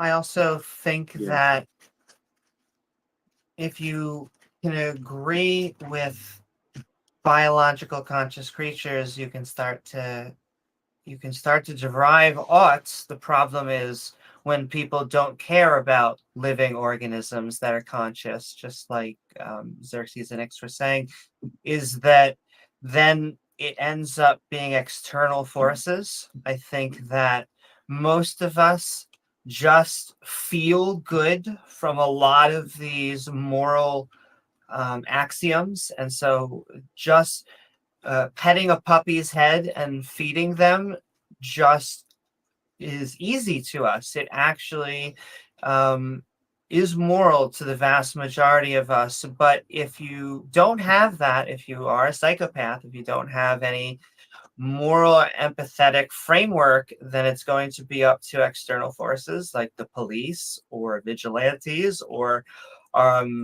any sort of force that would actually counter them to have us to have a functional society. Yeah, I mean, I'm a moral subjectivist, so I think that the idea of like some mind-independent oughts is very, if not incoherent, very strange. So I deny that there are objective morals, like objective oughts. That seems weird As to far me. as I've ever been as far as I have ever experienced in conversations about morality, nobody has ever provided to me, at least, a definition of ought, which would even be coherent if it were mind independent. Well, yeah, I mean, I take oughts to be, I take good to be a semantic primitive and ought to also be a semantic primitive. So I don't think that they're going to be able to provide some sort of like further definition. Like, I don't think you can provide a definition of time, for instance. Or maybe cause is some people take cause to be a semantic primitive, but other people deny that. I'm a moral realist who thinks that oughts are not coherent also. It seems like that's just like a different Objective concept oughts in are mind. coherent. I mean, that's just like a different concept in mind entirely. I mean, you can say Well, no. Morality is a phenomenon, and whatever explains that phenomenon is morality. The fact that you particularly What's choose the one phenomenon? interpretation, moral intuitions, the things that we use moral language to refer to. And intuition is some sort of like feeling. Yes. So morality is. No. That is the sensation. Doesn't Well, I'm tell us what asking what morality is. morality is. Right. I'm So asking. we have an intuition, and we call that moral, but that may or may not It's your empathy be he's an talking expression about. of morality. So it could be. Right, I'm asking you what morality is to you. I think it's undiscovered law of physics. And what is the law of physics? It's like gravity. It's just a law of physics. He holds that it's he holds that it's possibly an undiscovered law of physics is what it is. It's like, whereas I hold to it is that like a moral relativist, I hold to it that it's a combination of your empathy, which is a spectrum, obviously, but your evolved sense of empathy, which is where you get your intuitions from, your moral intuitions, your empathy, the influence of your parents and your peer groups in your formative years, and the society that you live in. These aren't mutually exclusive. So when we say that a thing is a law of reality, all we mean by that is that this is the way reality presently behaves, and there's no apparent reason for it not to behave that way. Like, we've never observed reality not behaving this way. So when we say that morality is like a law of nature, all we're saying is that the desires for certain outcomes or behaviors that cognitive beings possess is apparently somehow in tune with just the nature of the way the world works. So one would say like conscious sentient beings that are biological are going to have similar desires for conditions to grow and prosper, because the prime directive of all biological organisms is to survive and to reproduce and to prosper. No, I deny that there's some sort of like prime directive. I mean, like, people axiomatically, yes, and they remove people themselves from decide the to kill decision-making themselves all the process. time, right? Yes, yes, they do, and they remove themselves from the decision-making process. Because when it comes to like the function of a civilization or a society, like only the people who stick around are going to have any kind of influential decision-making power on the way that that society is formed. Societies begin No, that's not at true. the moment when people agree on how to treat each other. That is the initiation of society, a social contract. How are we going to treat each other? What is conducive to working together? A group of individuals in a particular population that do not agree to work together never build a society in the first place. So society is the result of some underlying social contract. And that is what we would consider the law of nature. That unless these organisms come together to... Yeah, unless the law of nature would be, unless organisms agree to treat each other in a way that is conducive to prosperity, society never begins in the first place. So here we are, all living all postmodern and ironic in a society, right? Looking from the top down, as opposed from the bottom up. So we all agree on how we're going to treat each other, and that builds society. I'd be more specific. So I think it's I might agree that that. Okay, so one thing I disagree is that like somebody who sort of like decides to commit suicide removes themselves from like impacting the society. I mean, I can imagine a world in which someone deciding to commit suicide actually impacts the society more than if they didn't. That's not what I'm saying, Lols. I'm saying that a person who commits suicide is not present to make decisions about how we are supposed to be treating each other, right? Well, People who kill themselves often right? do so They don't make because... any decisions if they're dead. Yeah, that's the point. That's just trivially true. No one's going to disagree with that. So as an axiom, biological organisms are generally programmed to prefer life over death. This is like the first step I don't think they're in programmed evolution. to do anything. It's just a natural consequence of the way organisms evolved, right? The organisms who evolved to have a preference for life over death survived a little bit better than the ones who didn't have that preference. Okay. And that was the characteristic that was passed down throughout the animal kingdom. Yeah, I mean, I think that generally organisms have some sort of like, or at least some level of intelligent organisms have pleasure senses and. Well, it's what we call biological imperatives. We have biological imperatives. No. Yes. I don't know what that's why we call them biological. That's why we call them biological. It's a part of biology. It's literally the imperative of organisms. Wait, organisms biology doesn't take you towards. No. It's just that this is what we call biological imperatives. To survive, maybe to you're breed, using something... survive, to breed, to eat, to sleep, to drink water. These are all biological imperatives. You're talking about. Okay, maybe we're just talking past each other because I take imperative to be what's normative, right? So are you taking that to be normative or not? As just like a state of being a human being or a state of being an organism, a living organism? No, I'm asking when you say the term biological imperative. I wouldn't say it's an odd, no. Okay, I'd say us having it's not like saying like I'm equating like biological imperatives are something that's built into us, very similar, no different than like we have 2 arms and 2 legs. Like we have a brain, we have 1 heart, we have 2 lungs, we have 2 kidneys, so on and so forth. We have empathy, which we evolved over time. Empathy is one of the things that was greatest in our survival as a species.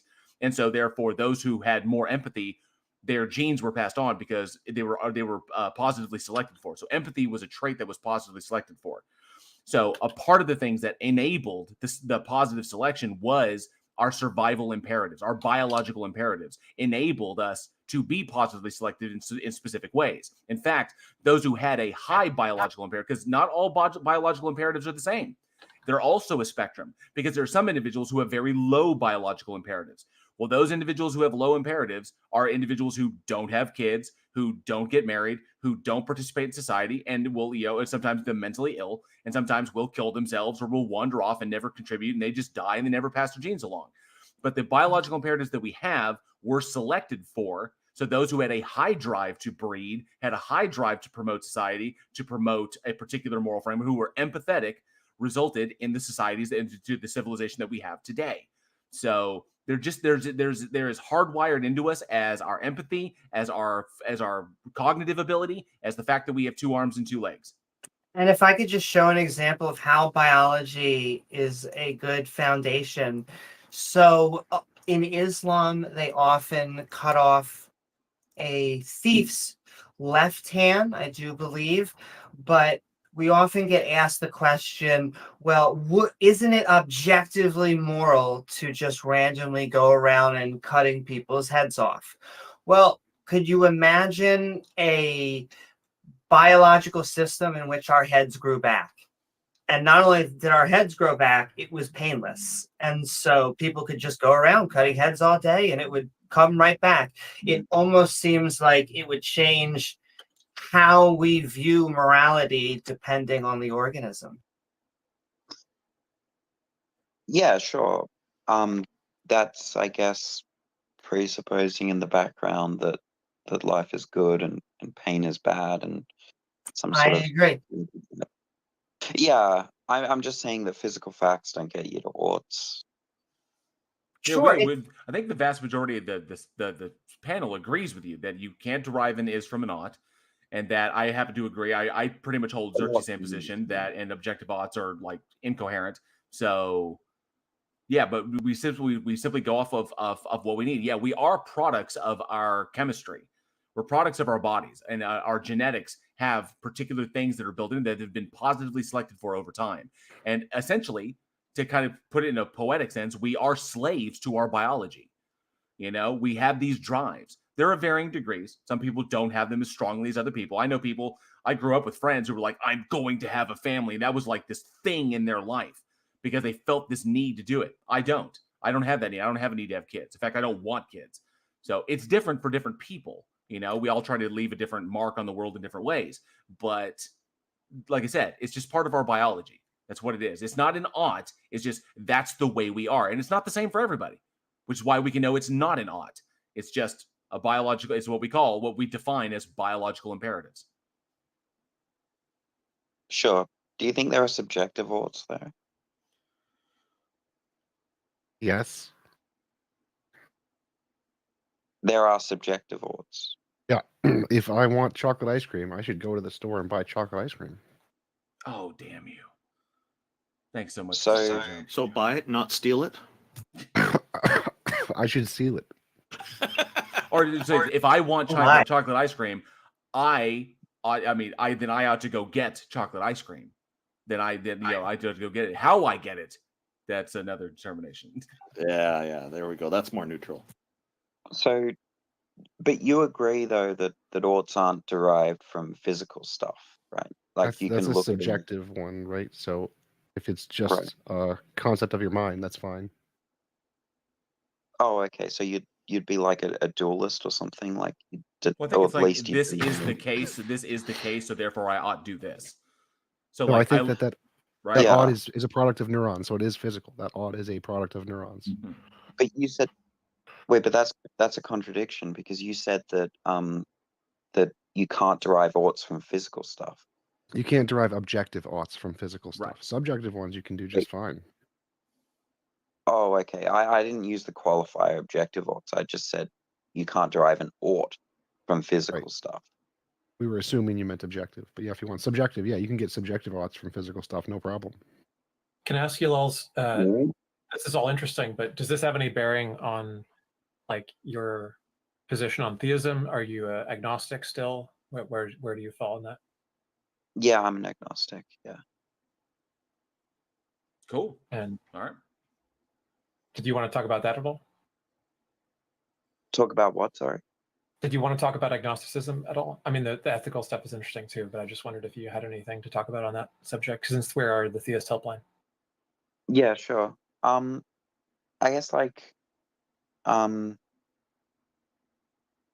of you are like atheists. So I guess like, is there like some sort of like argument for atheism? I'm an agnostic atheism. I'm agnostic because I don't know whether deities exist.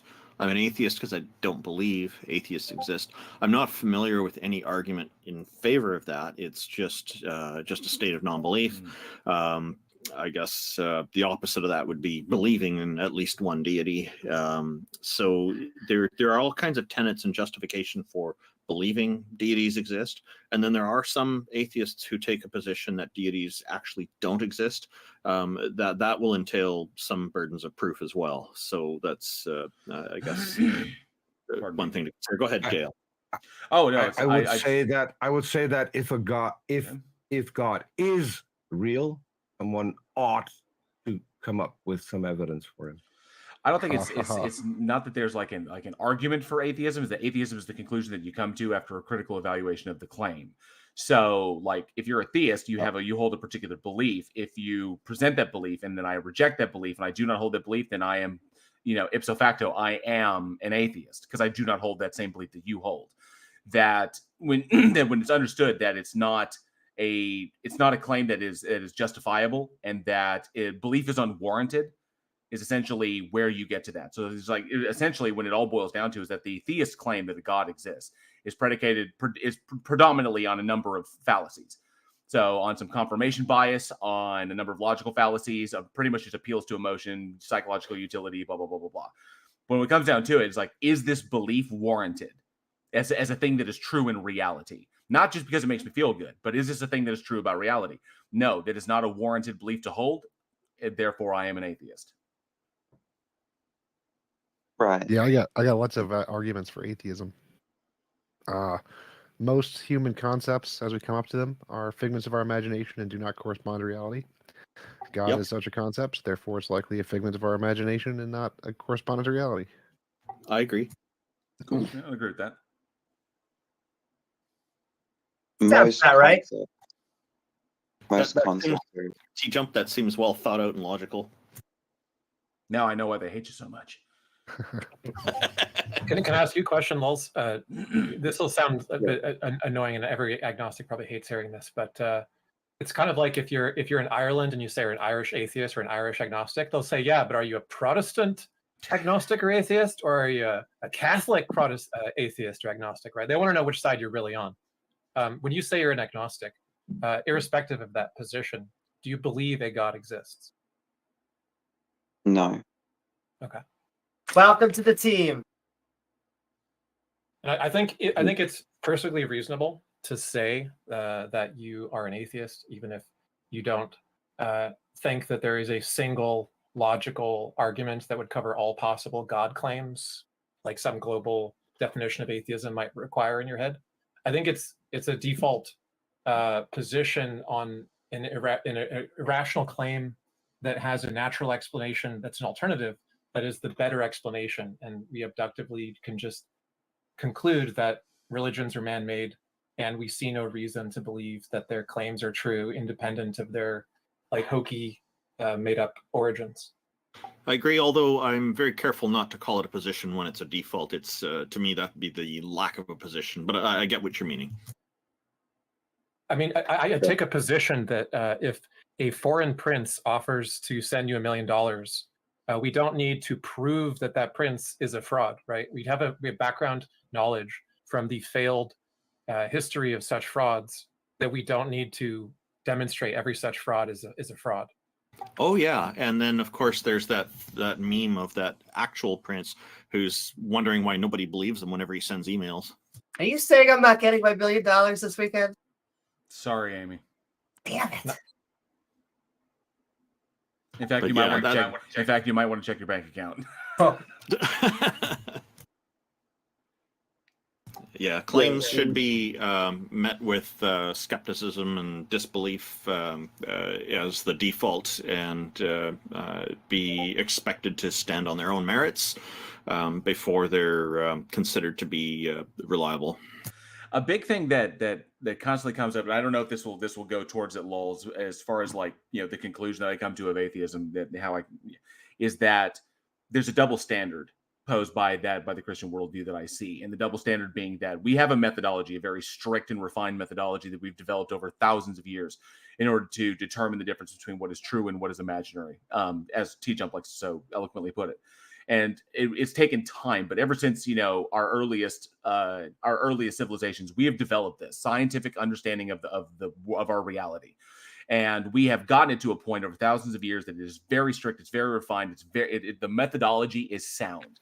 So when it comes to it, when we look at the claim of the Bible, predominantly the very first and foremost claim that God exists, and just there's a lot of things that come from that, like angels exist, demons exist, so on and so forth. But if you look at the whole God exists thing, that methodology works. The methodology we use works for virtually every truth claim in reality. Planets, star, cosmology, physics, geology, any field of science, it all boils down to that. That methodology works. It provides novel testable predictions that have frighteningly accurate results and allows us to understand reality to an extremely accurate degree and make predictions about that reality. But this methodology works for everything except this one claim that God exists. That right there, that problem would be something that an omniscient entity would recognize as a giant hurdle. Okay, which leads to, so why is it this way? So I ask Christians, why is it this way? And the typical response is because it requires faith. Given the inherent problems in faith, the omniscient entity would recognize, it would know that from the jump. Before it even created everything, it would know, you know what? Faith as a requirement is going to be a real problem. Okay, when it comes to deriving a legitimately critically honest assessment. Okay, to forego the rigorous methodology we've developed that tells us the truth about reality and has enabled us to survive, the past 250,000 years. Okay, but ignore all of that and eschew all of that advancement, all that understanding, and predicate this one solely on your feelings. That is deeply problematic. And it runs counter that an omniscient entity would recognize this. It would also recognize that just revealing itself to everybody absolutely and implicitly would not entail that we would instantly all become, Christians or followers. It would mean that we can't be atheists anymore, but it doesn't necessarily entail that we would follow this thing because we would still have more questions, when it comes down to it. So there are things that are entailed there that are deeply problematic that it all comes down to take it on faith. It's like, no, because I can't determine if I'm wrong or not. And I'm not going to fall into a sinkhole just because you tell me the faith that there's no sinkhole there. Neil deGrasse Tyson made a fantastic speech from the last episode of the first season of the new Cosmos series. And there's these 5 rules for science he talks about. And they are to question authority, question yourself, test ideas, follow the evidence wherever it leads, and remember, most importantly, that you could be wrong. Yeah. I was going to leave, but I do have to respond to JL. So yeah, there's a few things that I think I disagree with. So if you're talking about sort of like methodology, I take you're talking about like scientific methodology of testing, making novel predictions and things like that. Yeah, the process by which we determine the truth of a thing. The evidence that we have, obviously the process, but the evidence we have, and then we use that evidence to make predictions. Those predictions come true, therefore the evidence is validated, and so on and so forth. Then we build upon that and extrapolate that to other fields so that we create this preponderance of evidence. Correct. Sure, but there are things that methodology can't prove, and I don't think it's just some God claim. It can't prove that consciousness exists. It can't prove that. It can't get you to any normative claims or moral claims. It can't get you to. But it doesn't claim that it does. What it does is explains phenomena. Okay, so it says that this thing that we observe, we make an observation that human beings are capable of of what we arbitrarily call moral action. Well, why are human beings capable? So we look for the mechanistic explanation as to why we're capable of these things. And then we understand the mechanistic explanation, which is it's a combination of our empathy, our naturally evolved empathy, the external influence of our parents and our peer groups and our education, and of course society. There we have that's it. That's all we need. We know why the phenomena occurs. But the point is that, and this is why I'm very anti-new atheist. The point is that when sort of things like guys like Krauss and Dawkins and Hitchens and guys like that, they sort of like they ask for evidence, but a lot of the arguments for God are not empirical arguments. They're a Right. So priori no, you're right. arguments. You're right on that. So if I'm saying that, if you say that this thing exists, and I say, please give evidence that supports this existence, or so, the methodology by which you determined it. But if it's unable to, no. But if you come back with no, the claim cannot be tested like that. That's why I said the theistic claims boil down to faith. That's why I put that caveat in there. It doesn't follow, though. It doesn't follow What do you mean that it doesn't just follow? because well, I'm saying that you could have a priori arguments that are very reasonable to believe that are not like faith-based. And the a priori arguments are predicated on what? But of course, I would argue that ultimately science is built upon assumptions as well. Right? At its earliest, I will agree. At its earliest stages, yes, but now, no. We're far beyond that. Yes, we had to assume things about when in science in its earliest stages did have to assume things about reality. It absolutely did because we didn't know anything. Things about reality now, right? It has to assume that the future is going to be like no, it doesn't. Because a thing is true because it is true now, not because it might be true in the future.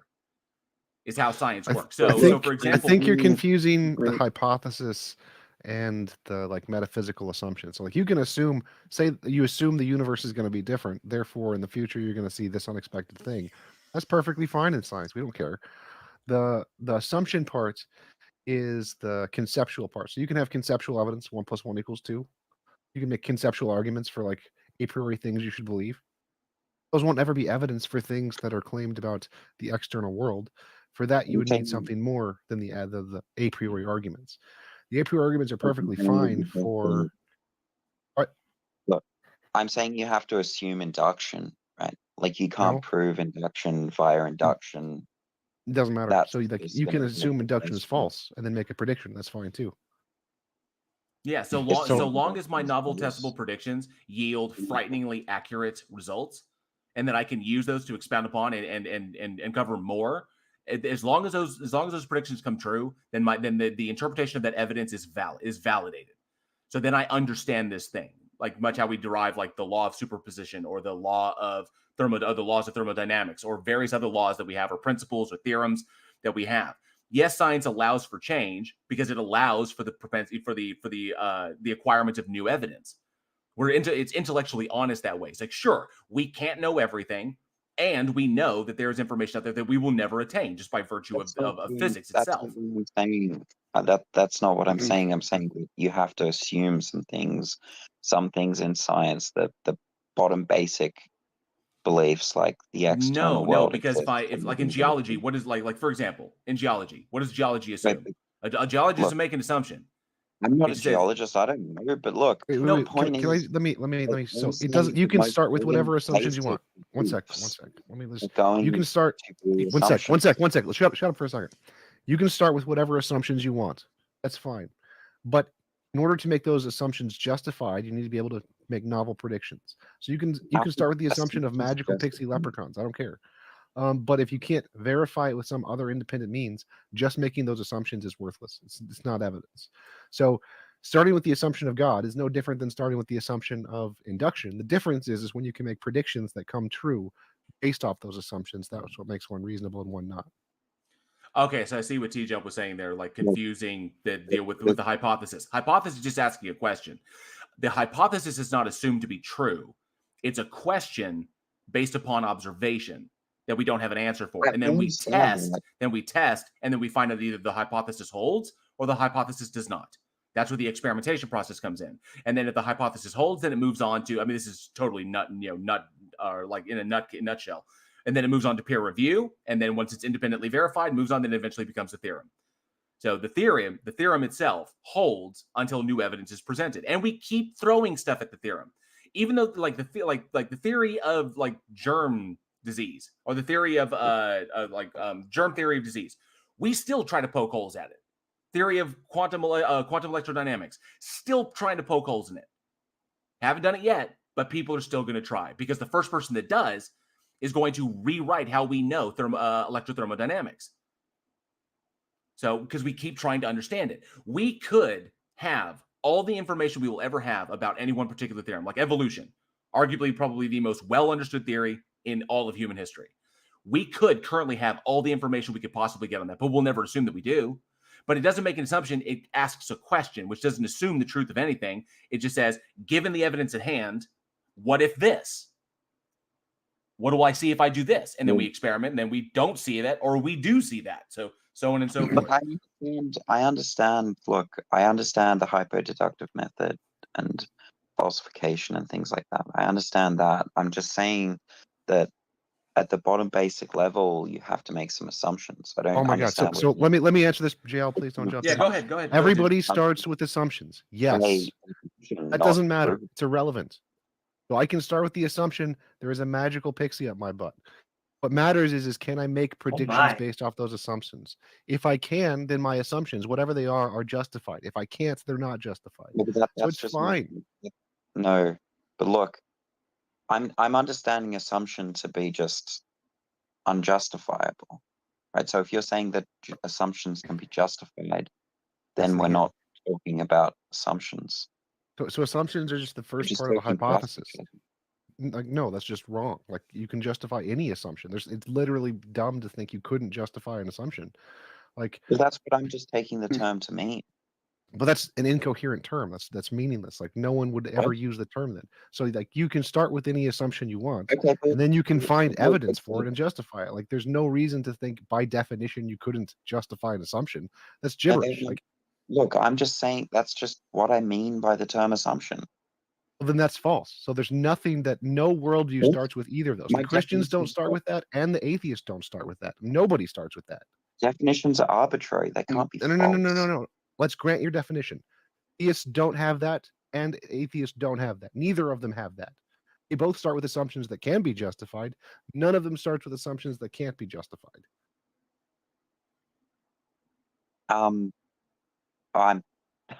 I deny that. I'm very skeptical that there's some sort of like. Now, are you talking about like radical skepticism? Are you talking about like radical skepticism? Like, I assume that I exist and that I have experiences? Are you talking? Are you going to like fundamental, like baseline assumptions? Huh? Not necessarily going that far. I'm just skeptical that there's going to be like some proof that induction works or something like that. Again, so I tried to explain that earlier. If I assume induction works and I make a prediction and that prediction is true, comes correct, that is a justification to believe induction. Is it proof? No, you don't need proof. Induction. Every hypothesis, you assume the hypothesis first and then make a prediction. If it's right, the hypothesis is justified. Yeah, but predictions coming true is assuming induction. No. You can assume induction is false and still make predictions. Okay, but I can assume that the universe will not always be uniform and it will change. That gravity will be repulsive at the end of the universe and get it right. Look, I'm saying when you say that, well, if induction holds, we will expect to see this, then we see this. That's just assuming induction. Every hypothesis, you start with the assumption your hypothesis is correct. Every one of them. That's fine. That's not a problem. I can start with the assumption induction is wrong and make a prediction. And if I get it right, that is evidence to justify my assumption. So any assumption you can start with, anything, square circles, I don't care. If you can make predictions that you get right based off of that assumption, the assumption is justified. Including God, sky daddies, magical pixie leprechauns, doesn't make a difference. You can start with any assumption. In science, every hypothesis you start with to make predictions, you assume your hypothesis is correct and then infer the consequences of what you're going to see. This is not a problem. It's totally fine to assume your hypothesis is correct and make predictions. It's not circular. No. Wait, you think you have a non-circular justification for induction? No, that's not what I said. What I said was it doesn't make a difference if you start with your assumptions and expect them to be true and make predictions. That's fine. That's logically consistent. It's not a problem. It doesn't mean they can't be justified. There's not an inference there. Just because you start with them and you assume that they're true does not mean they can't be justified. That's the claim you're making, and it's just false. On your understanding of assumptions, then sure. On But sciences and theists, I'm on just everybody who isn't asking you. I'm just asking you the question, like, do you think you have a non-circular justification for induction? Sure, I can make a prediction. If induction is correct, I will do something and I will see this result. And if induction is not correct, I will not see this result. I do see the result. That's justification for induction. Okay, I've never heard that before, but that's interesting, I suppose. And now you know. And knowing is half the battle. Okay. Well, I guess I'll move down, but I wanted to ask you, T-Jump, I'm busy with my masters at the moment, but do you still go on modern day debate? Yes. Oh, okay. Well, I was interested in, like, I have some views about your moral theory, and I was wondering if you wanted to later on in the year, because I can't do it anytime soon, go on modern day debate if you're interested. I have my own channel. I don't run modern day debate. Sure, but if I were to talk to James and Hey, can you just give him T-Jump? I'm sure he'll get back to you. Yeah, if you could talk, James can set it up if he's interested. Okay. But you'd be okay with that? Maybe, I don't know. Okay. Well, thanks for having me. I'll peace out. Cheers for Take it easy. Yeah. Cheers to you. Thank you for joining us. T-Jump, you got the cough and everything, just like Walter White. All right. So the next everyone good? Anybody want to say anything? I just wanted to say, just to close on that subject, like I don't know exactly why he brought up the whole induction thing, as though that's like a defeater for, or like an equalizer between science and religion, that they're both equally like speciously based on assumptions or something. But the problem of induction was taken seriously in the philosophy of science by people like Popper, and the whole reason for the abolition of You're positivism goddamn right. and the idea of verificationism, and the switch to something like falsification, critical rationalism, which then led into like the Feuerbachian like paradigm model that we sort of have now.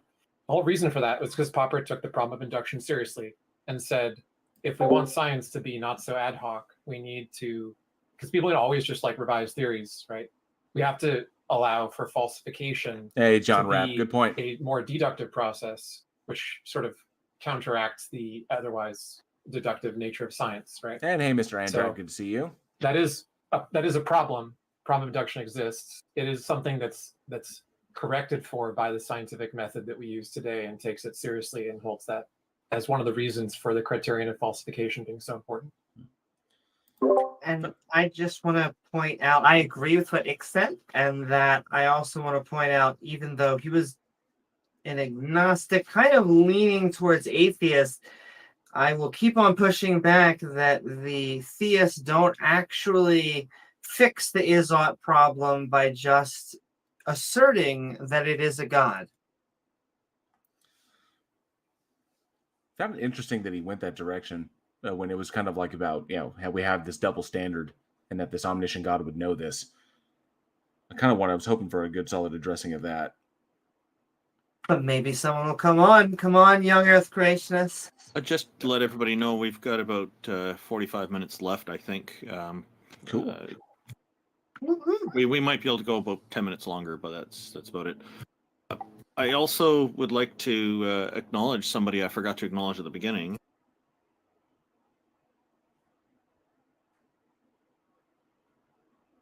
Pepperidge Farm. Did we lose you? Pepperidge Farm does remember. Pepperidge Farm remembers.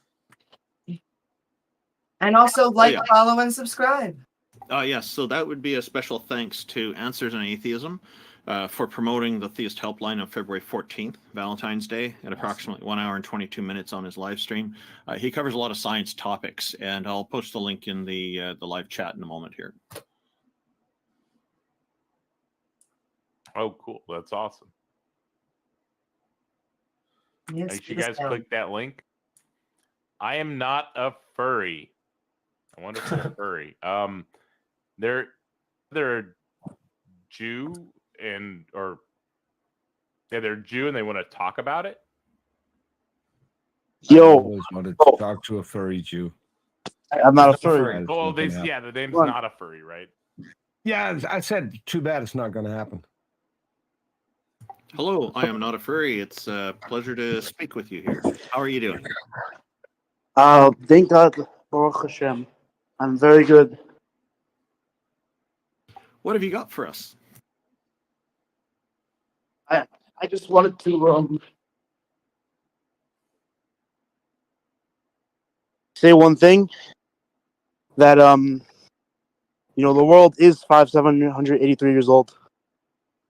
Oh, okay. So this is a reflection on an earlier guest's ideas, Mr. Straight, who was saying that the Earth was 900 million years old. Is that right? Yes. So if the Earth is a little over 5,000 years old, why does the evidence indicate otherwise? Because it's wrong. But we've independently verified it, so we know it's not wrong. Well, listen, I think this comes on the predicated belief of whether you believe in the Torah or not. I think there's plenty good evidence that proves otherwise, but I believe that the Talmud and the Torah overrule that. Okay, but Why should we believe the Torah? uranium zircon dating disproves all of that. So, like I said, the evidence states otherwise. So it's not whether or not the evidence is wrong, not whether or not the Torah is wrong. The question is, why does the evidence indicate otherwise? Okay, but how are we supposed to say that the half-life of things that we observe now are the same over an extended period of time? So you're saying that the half-life of uranium was faster in the past? It very well could have been, or it's even easier. You could say that why can't God make something seem older than it is? So there's a couple reasons why we think that there's some regularity in the laws and constants that we observe in the standard model of physics. And even if we allow for some of those things to have emerged in the early universe, around the Big Bang time frame, we think that the constants and so on are interrelated strongly, such that if you were to just arbitrarily change something in the standard model, it would break almost everything that we observe about the world. So to just arbitrarily have radiation behave differently at a random point, given that we understand how radiation actually works, it's not just a number we picked out of a hat to say it decays it this way. It decays in this way because of how quantum mechanics works and so on. So unless you're going to change cosmological constants and stuff mid-universe, which would break reality, then you're not going to be able to just change those numbers midway and have everything look the way that it does now. Did you cover this is actually an excellent point that Ix is bringing up, and Gutsick Gibb and Erica over on her channel addresses this many times over, regarding the heat problem of young Earth creationism, because there is a heat problem. The only way to get around it, what it is, changing these things so that they do what they're supposed to do, but so that they look a certain way now. The only way to literally say that this thing happened would be God magic, or would be a miracle. Essentially, God would be upending the fundamental laws of reality in order to accomplish this task, and then the result of him upending the result of this entity doing that would be evidence that contradicts the claim that that's what God did. So there's a fundamental problem there. So you either have to appeal to miracle or appeal to magic, or you have to go with the evidence. So, well, listen, I'm not necessarily opposed to say that what I said was wrong. I'm not a scientist. I'm sure you know more about this than I do. I'm going to be intellectually honest where I can be. I don't know much about science. I haven't studied it. I've only been to a Jewish school. I didn't learn these types of stuff. Yeah. Are you Orthodox? Okay, so your parents tell you this stuff, right? Your rabbis tell you this stuff? Partially, yeah. Okay. Sharp and soft alien. I had a friend who's very really steeped in a heavy Orthodox rabbi family, and he was very scientific, all that, but he was for sure. So afraid. Yeah, I just wanted problematic, to say that his father was wrong, because his father was a rabbi, right? Listen, I just want to say, first of all, if you mind me making a side point, the belief in the world being that age, in the end of the day, is not an important tenet in Judaism, and there are plenty of big rabbis, such as Rabbi Bachaya and 1500s, I believe, maybe. I don't know the exact time period. Who said the Earth was about 15 billion, the universe is about 15 billion years old, based on different Kabbalistic measurements, things like that. And there's been plenty of other rabbis that said different things. So this is what I believe. This is what I was taught That's by why the. it's Orthodox, because not all Jews think the same on this, right? So 100%, 100%. Yeah. And Rabbi Bechaya was an Orthodox Jew. There's plenty of Orthodox Jews, very big Rabbanim, very big rabbis, very big Gedolim that believe the universe is older than that. I hold to the belief that when the Torah says something, it's being literal, and that's what it is. I'm not a yeah. I don't I'm know not of a any furry. Jews that are not. Let me just finish. I don't know of any Jews that aren't Orthodox that believe that the young Earth creationism is true. So it's a subset of Orthodox Jewish belief, basically. That's why I asked. Yes, but I don't know anything about what young Earth means. I've never heard that term before. But yes. So so you're espousing young Earth creationism. It's the idea that the Earth is young and was created, thousands of years ago, as opposed to So before we diverge off before we diverge on something else, do you have an answer for my question, Furry? It is like the evidence says one thing, we understand it implicitly, we have independently verified it, we know it to be true. Why does the evidence contradict what the book says? If I can jump in. The way I would in real quick, Peter, hang on a second. I'd like it. I have a I link. know, No, Peter. I would like an answer to my question first. Go ahead, Furry. If you'd like, I can tell. I'll give you an analogy. Let's say, so you watch movies, yeah? You know like Anakin Skywalker in Star Wars. Let's say he was about 12 years old in the movie, right? Okay. Did he have an 11th birthday? Did he have an 11th birthday? If the character is 12, then it's it's not a difficult assumption to say that he had an 11th birthday. Sure. No, he came from a poor family. Sure. Wait. But he didn't have an 11th birthday. He was a character in a movie in a world that was made to look older than it was, in a way that you could imagine a probable story beforehand and probable story afterward. You could imagine his 12th birthday, 13th birthday, so on and so forth. Ooh, a deceiver god. Yeah, but the problem is one of the most brain dead analogies. Yeah, so but Furry, it's disanalogous because that is a work of fiction, and we're talking about reality. So unless you're equating the Torah to a work of fiction, I don't think you understand my point. My point is, it can look like an open system, but it's not. It's not. So I think the implication is like God is like the greatest of all deceivers. Yeah, is that the route you're going? The universe is not an open system. We know this. So I'm telling you, the evidence. I'm asking you for an answer to this question. It should be fairly simple. The evidence says what? Unless, of course, your answer is that God is deceptive, that God has deceived us deliberately. Well, no, he hasn't. That's why he gave us the Torah, right? Okay, so why does the evidence contradict the Torah? Nowhere in the Torah does it say the I don't Earth think it is does. 5,783 years older than old. it is doesn't mean that is an at interpretation. So I am not afraid. Like with all due respect, if you study cosmology and physics, and if you study archaeology, especially biblical archaeology, you will find a mountain of evidence that makes you doubt those claims. I don't think, by your own admission, that you're qualified to understand these topics yet, and I would just encourage you to look into them. Also, it's the difference between 5,000 and 4.500000000. So just a slight difference. There's just a little bit, yeah. What was the number of years again? 5,783. Top Shinpei base. Sorry, 5,7 something 3? 83. Oh, 5,783. Yeah, and you think that number comes from the genealogies, which are an account of who begat who, and that if you add those all up together, you get that number. Am I not audible?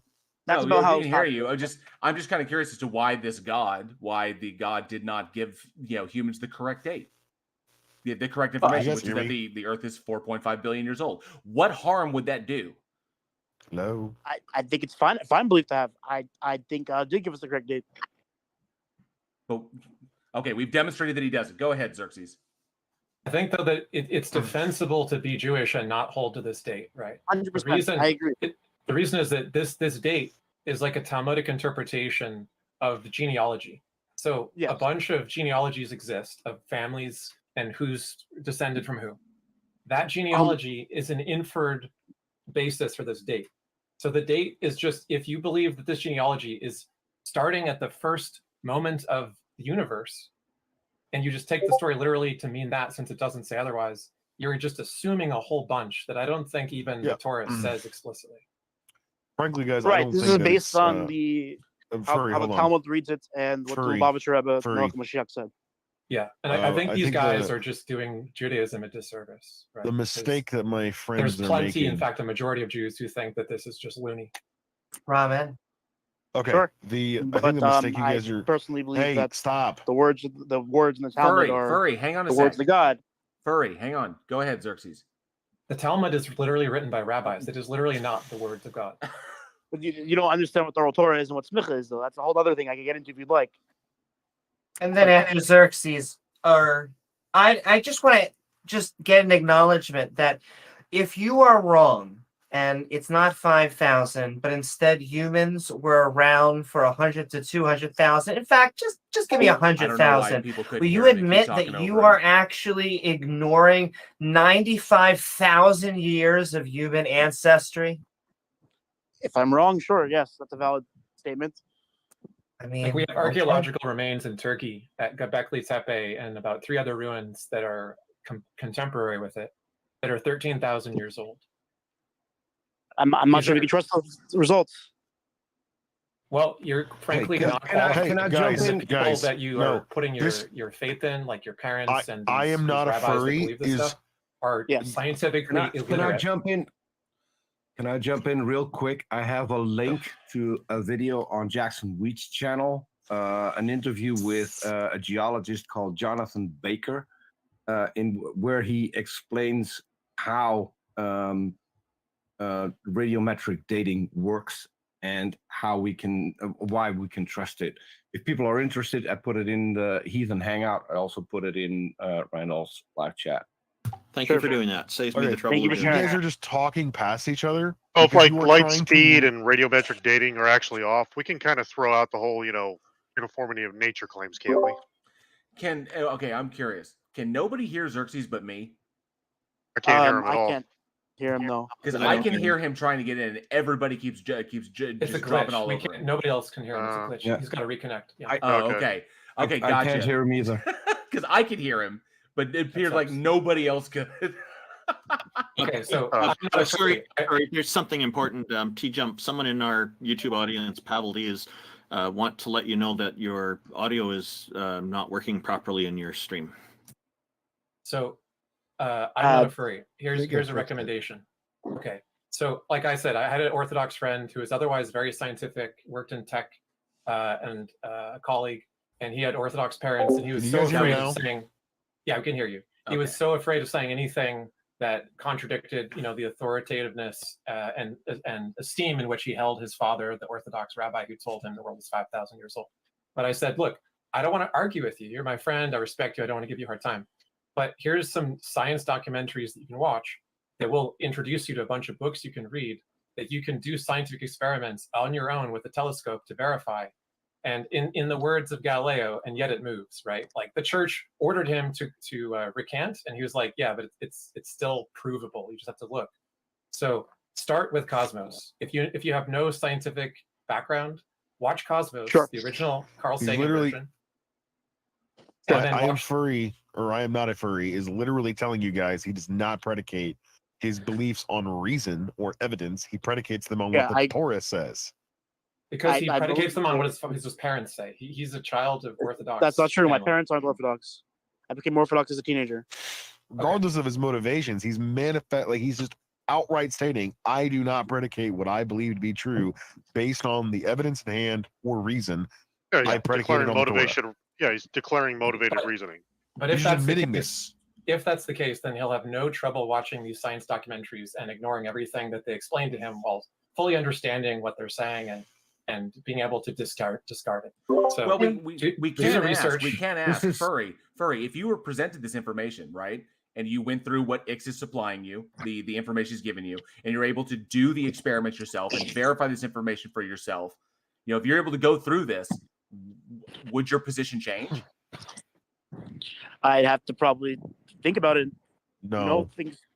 I'm not sure. No, it wouldn't. What I'm asking you is it in the acquirement of new evidence that leads to a more accurate depiction of reality, a more accurate explanation of reality, if you are given new evidence, are you willing to change your position? Just in general, not on this specifically, but in general. If you get new information and new evidence, are you willing to change your position?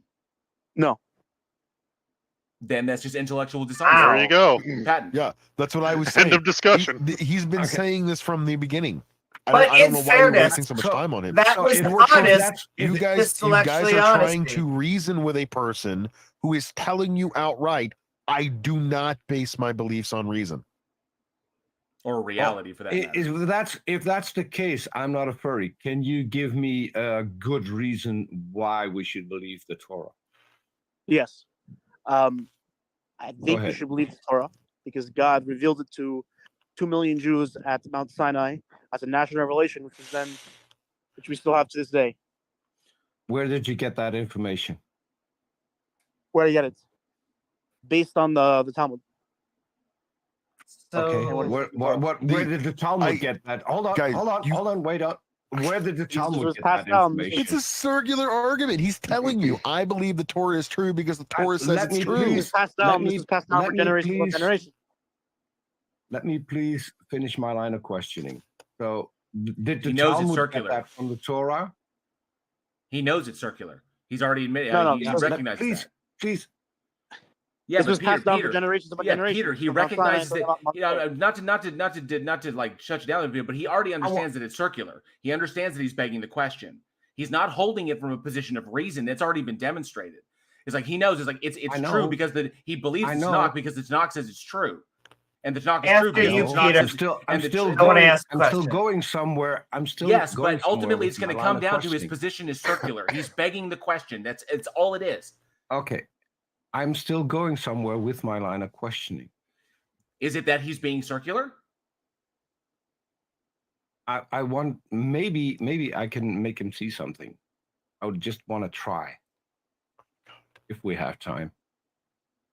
I would say it would be a futile endeavor because he's already stated implicitly that he holds his position and that evidence in and of itself that no amount for him. He's already stated that no amount of evidence or argumentation is going to change his mind.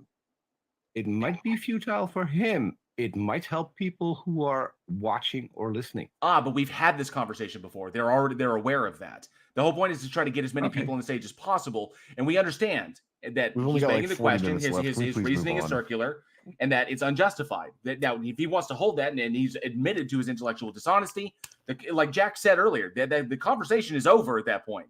Because can I just ask two questions that have nothing to do with it? Since Or we have similar? only one other guest who just wanted to slap someone who was on before, I think we have some time left. Can we let Peter ask? Because Peter's been real quiet. Most of the way. Yeah, if there's no time, then I will concede and I will just leave. I don't see a problem. Peter, how much time do you think you need? Just probably 5 minutes, right? Not a long time. We could have. Let's give this a couple There's more a questions. hypothesis I'm going to disagree with. Yeah, so I'm not a furry. I still haven't heard a decent reason for me to believe the Torah. Okay. So, what exactly did I listen? I personally believe that it was passed down from Mount Sinai into modern day through the Jews and their kids and the sons of the kids, etc. Until we get to nowadays. Yeah, but that's not a reason to believe it, right? There are other things that are passed down, like the Bible, the Quran. All of those things have been passed down over time. But those were only revealed to one person. The Torah was revealed to an entire nation.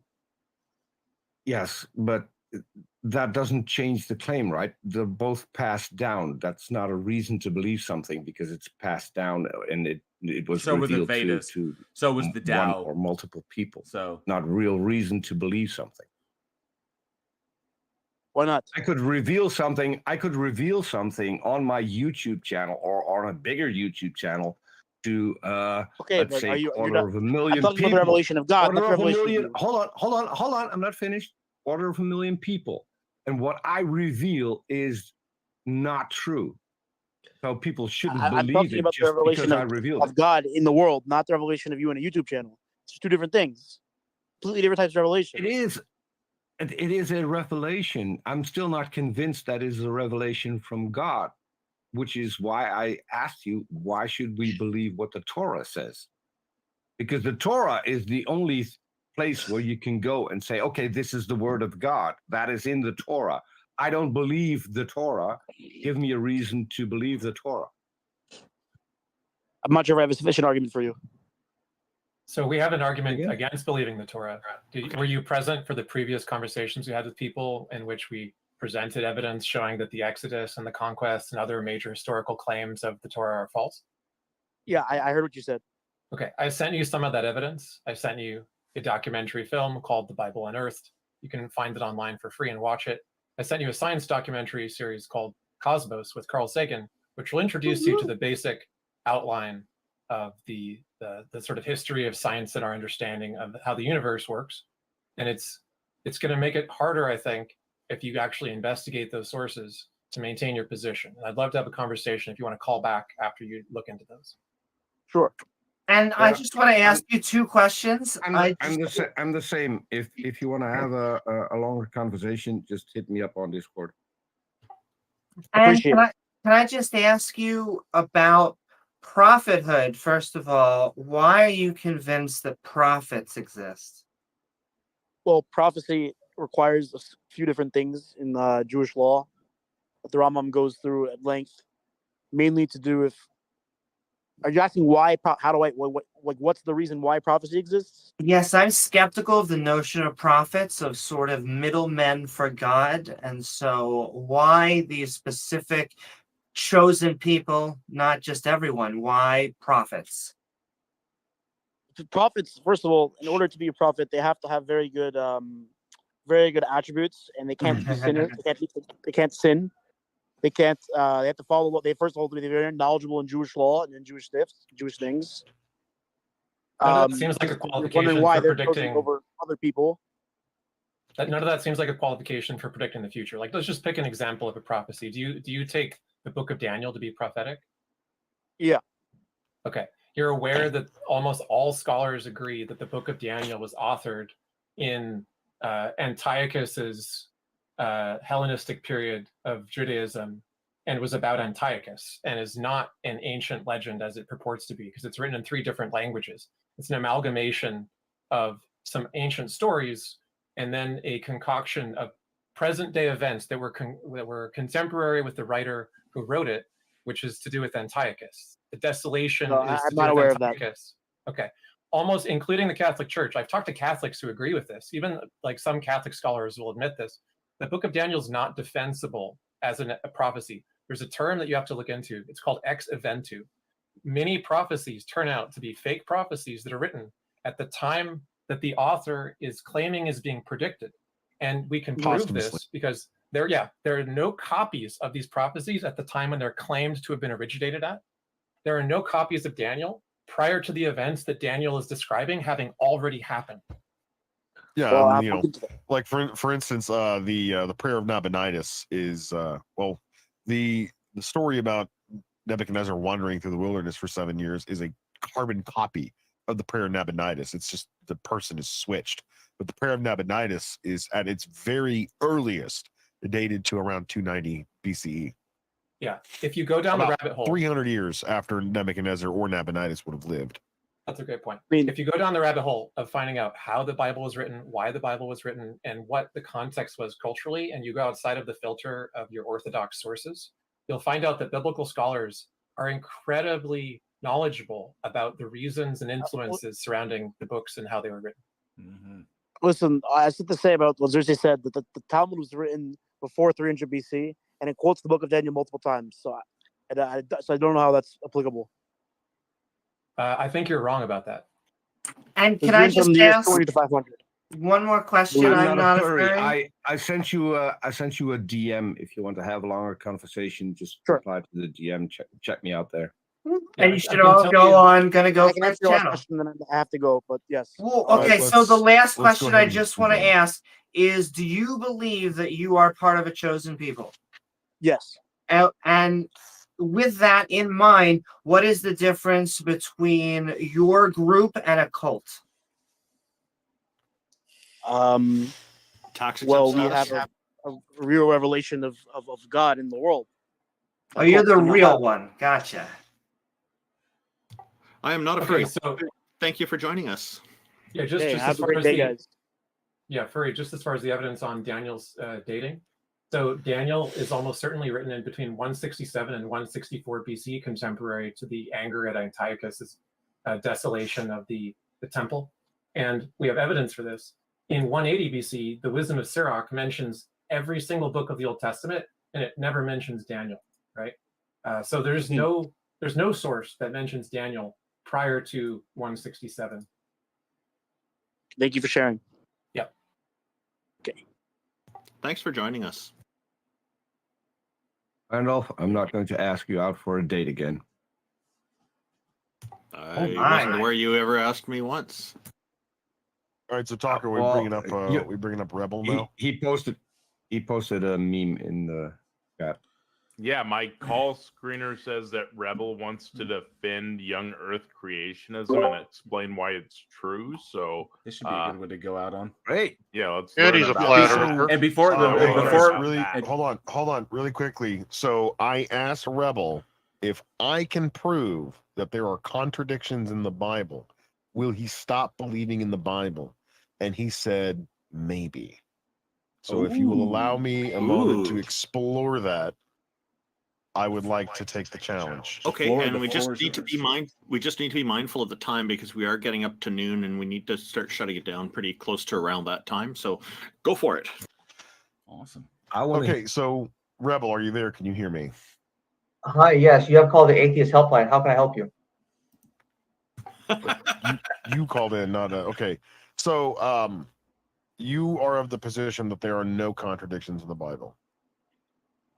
Not any significant ones. If there are, it may have just been like what constitutes fallible human error. Okay. Wait, so first and foremost, what constitutes a significant contradiction? Secondly, if you Something- already admit that there is fallible something- human, Yeah, something that Yeah, would there's- throw off the entire theological doctrine. okay, so if you already admit that there are fallible human errors which contaminate the words of the Bible, how do you know that the document in its entirety is reliable? Because in a general sense, as a What's whole, up, Timo Cusella? it's What's still up, Red preaching Keen? the same Good to see you. theological doctrine that can lead to the salvation of your soul.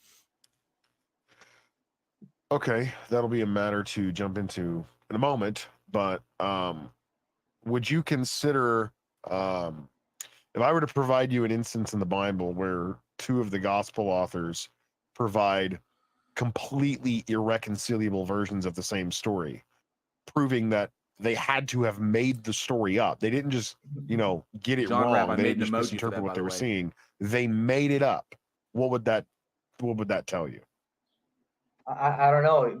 Maybe you have to show me, but I mean, as far as I'm concerned, I'm still, I'm still gonna have eternal life in the heavenly kingdom of God. Okay. So were you lying to me when you said that if I demonstrated a biblical contradiction to you that it would be substantive? I mean, never say never, right? I mean, you still haven't shown me your specific, whatever you want to show me. You just said never twice. So Never say never. The Gospel of Matthew and the Gospel of Luke have two different birth narratives of Jesus Christ. And they cannot both be true. And not only can they not both be true, but they both incorporate fictional details of history, which proves that these authors made them up. Mm-hmm. They Of are course, fabrications. Of course, that would be the conclusion you would come to, right? Absolutely, yeah, without a doubt, 100%. Okay, so if we can know that the authors of these narratives made them up, why should we trust That's them? a good question, Bunny. And good to You see you, don't Bunny know Killer. that at all. That you're making just a claim out of thin air. Well, if a person invented a narrative or fabricated it, what would we expect to be the case about that narrative? What evidence would we look for to determine that's the case? That there's no basis of it in reality. There's no sort of historical or archaeological evidence. Okay, sure. All right, let's go with that.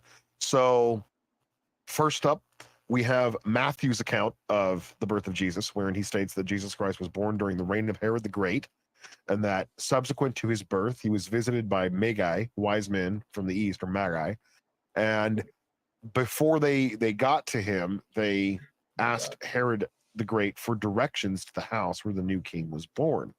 And Herod, obviously, What's up, unbeknownst Unlocked? to Good him, to see you, bud. Thanks for was being here. confused by this request because he thought he was the king of Judea.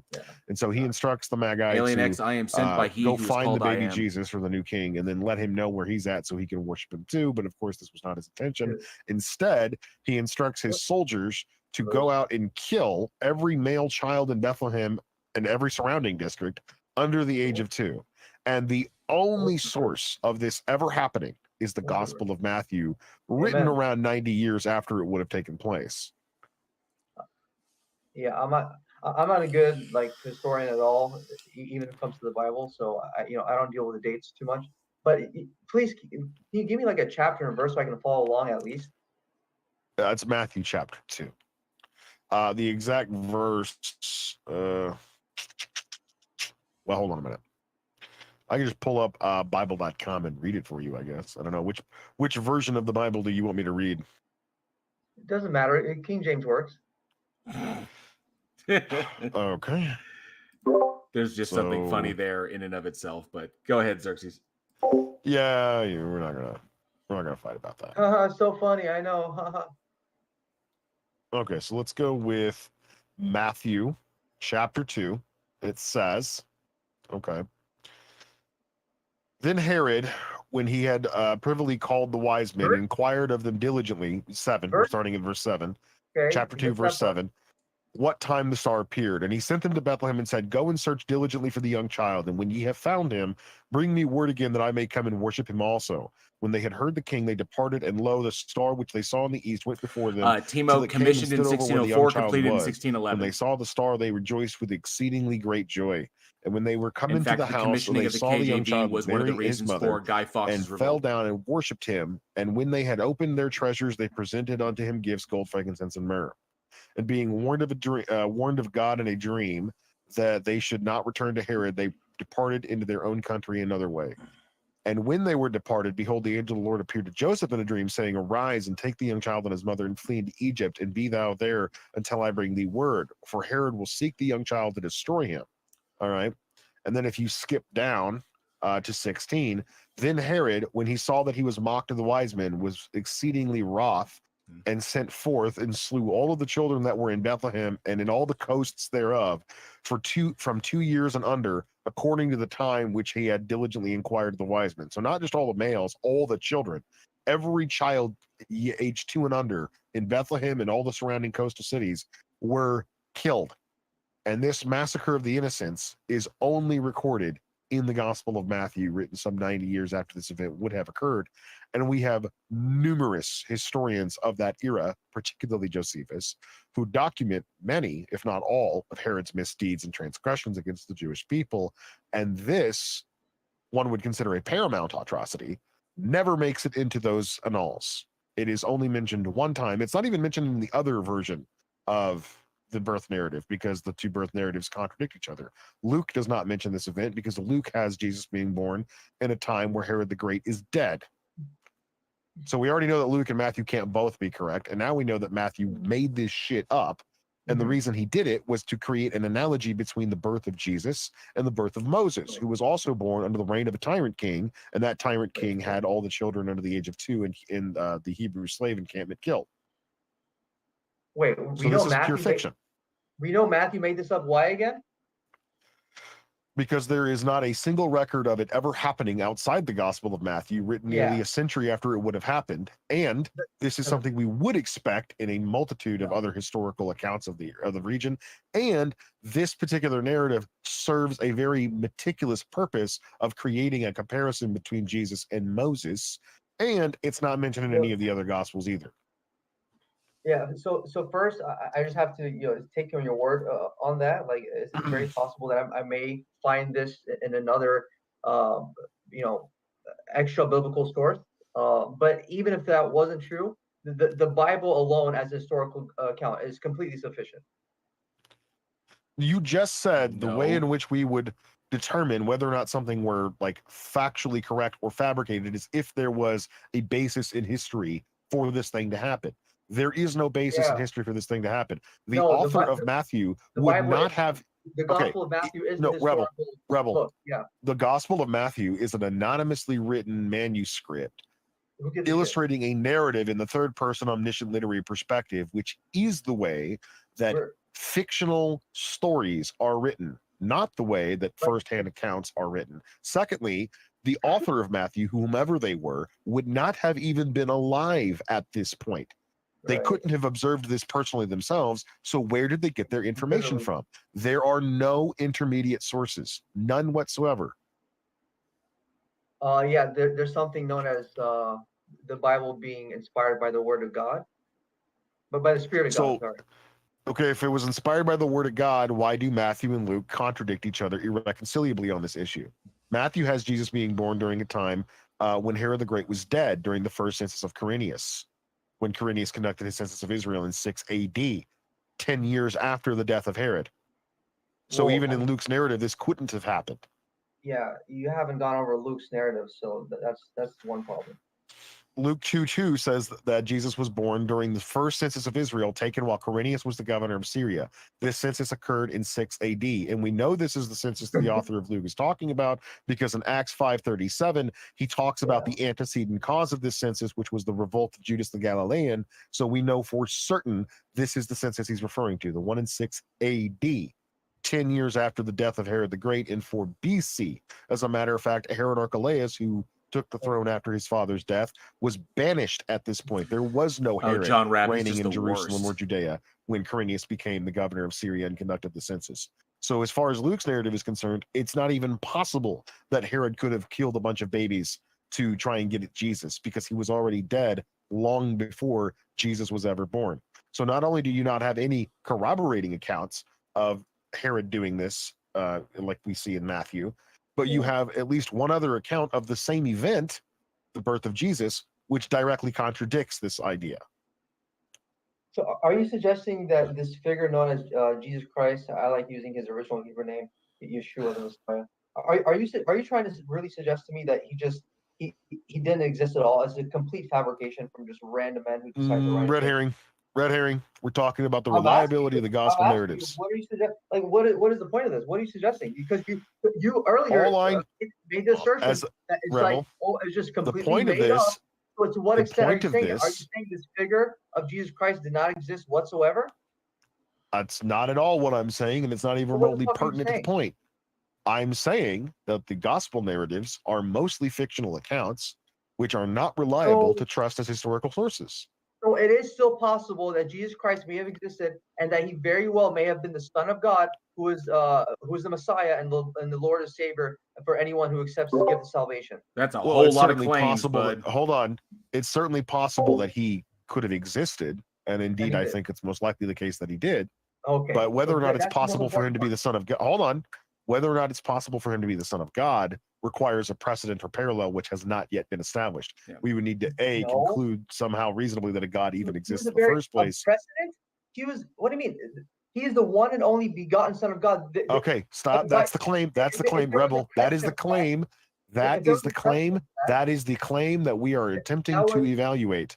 And the source material of that claim, as I have just demonstrated, is completely chock full of fabrication. Person. Rebel, There's Rebel. there's no I precedent. have given a Rebel. I have given a concrete Rebel. Stop.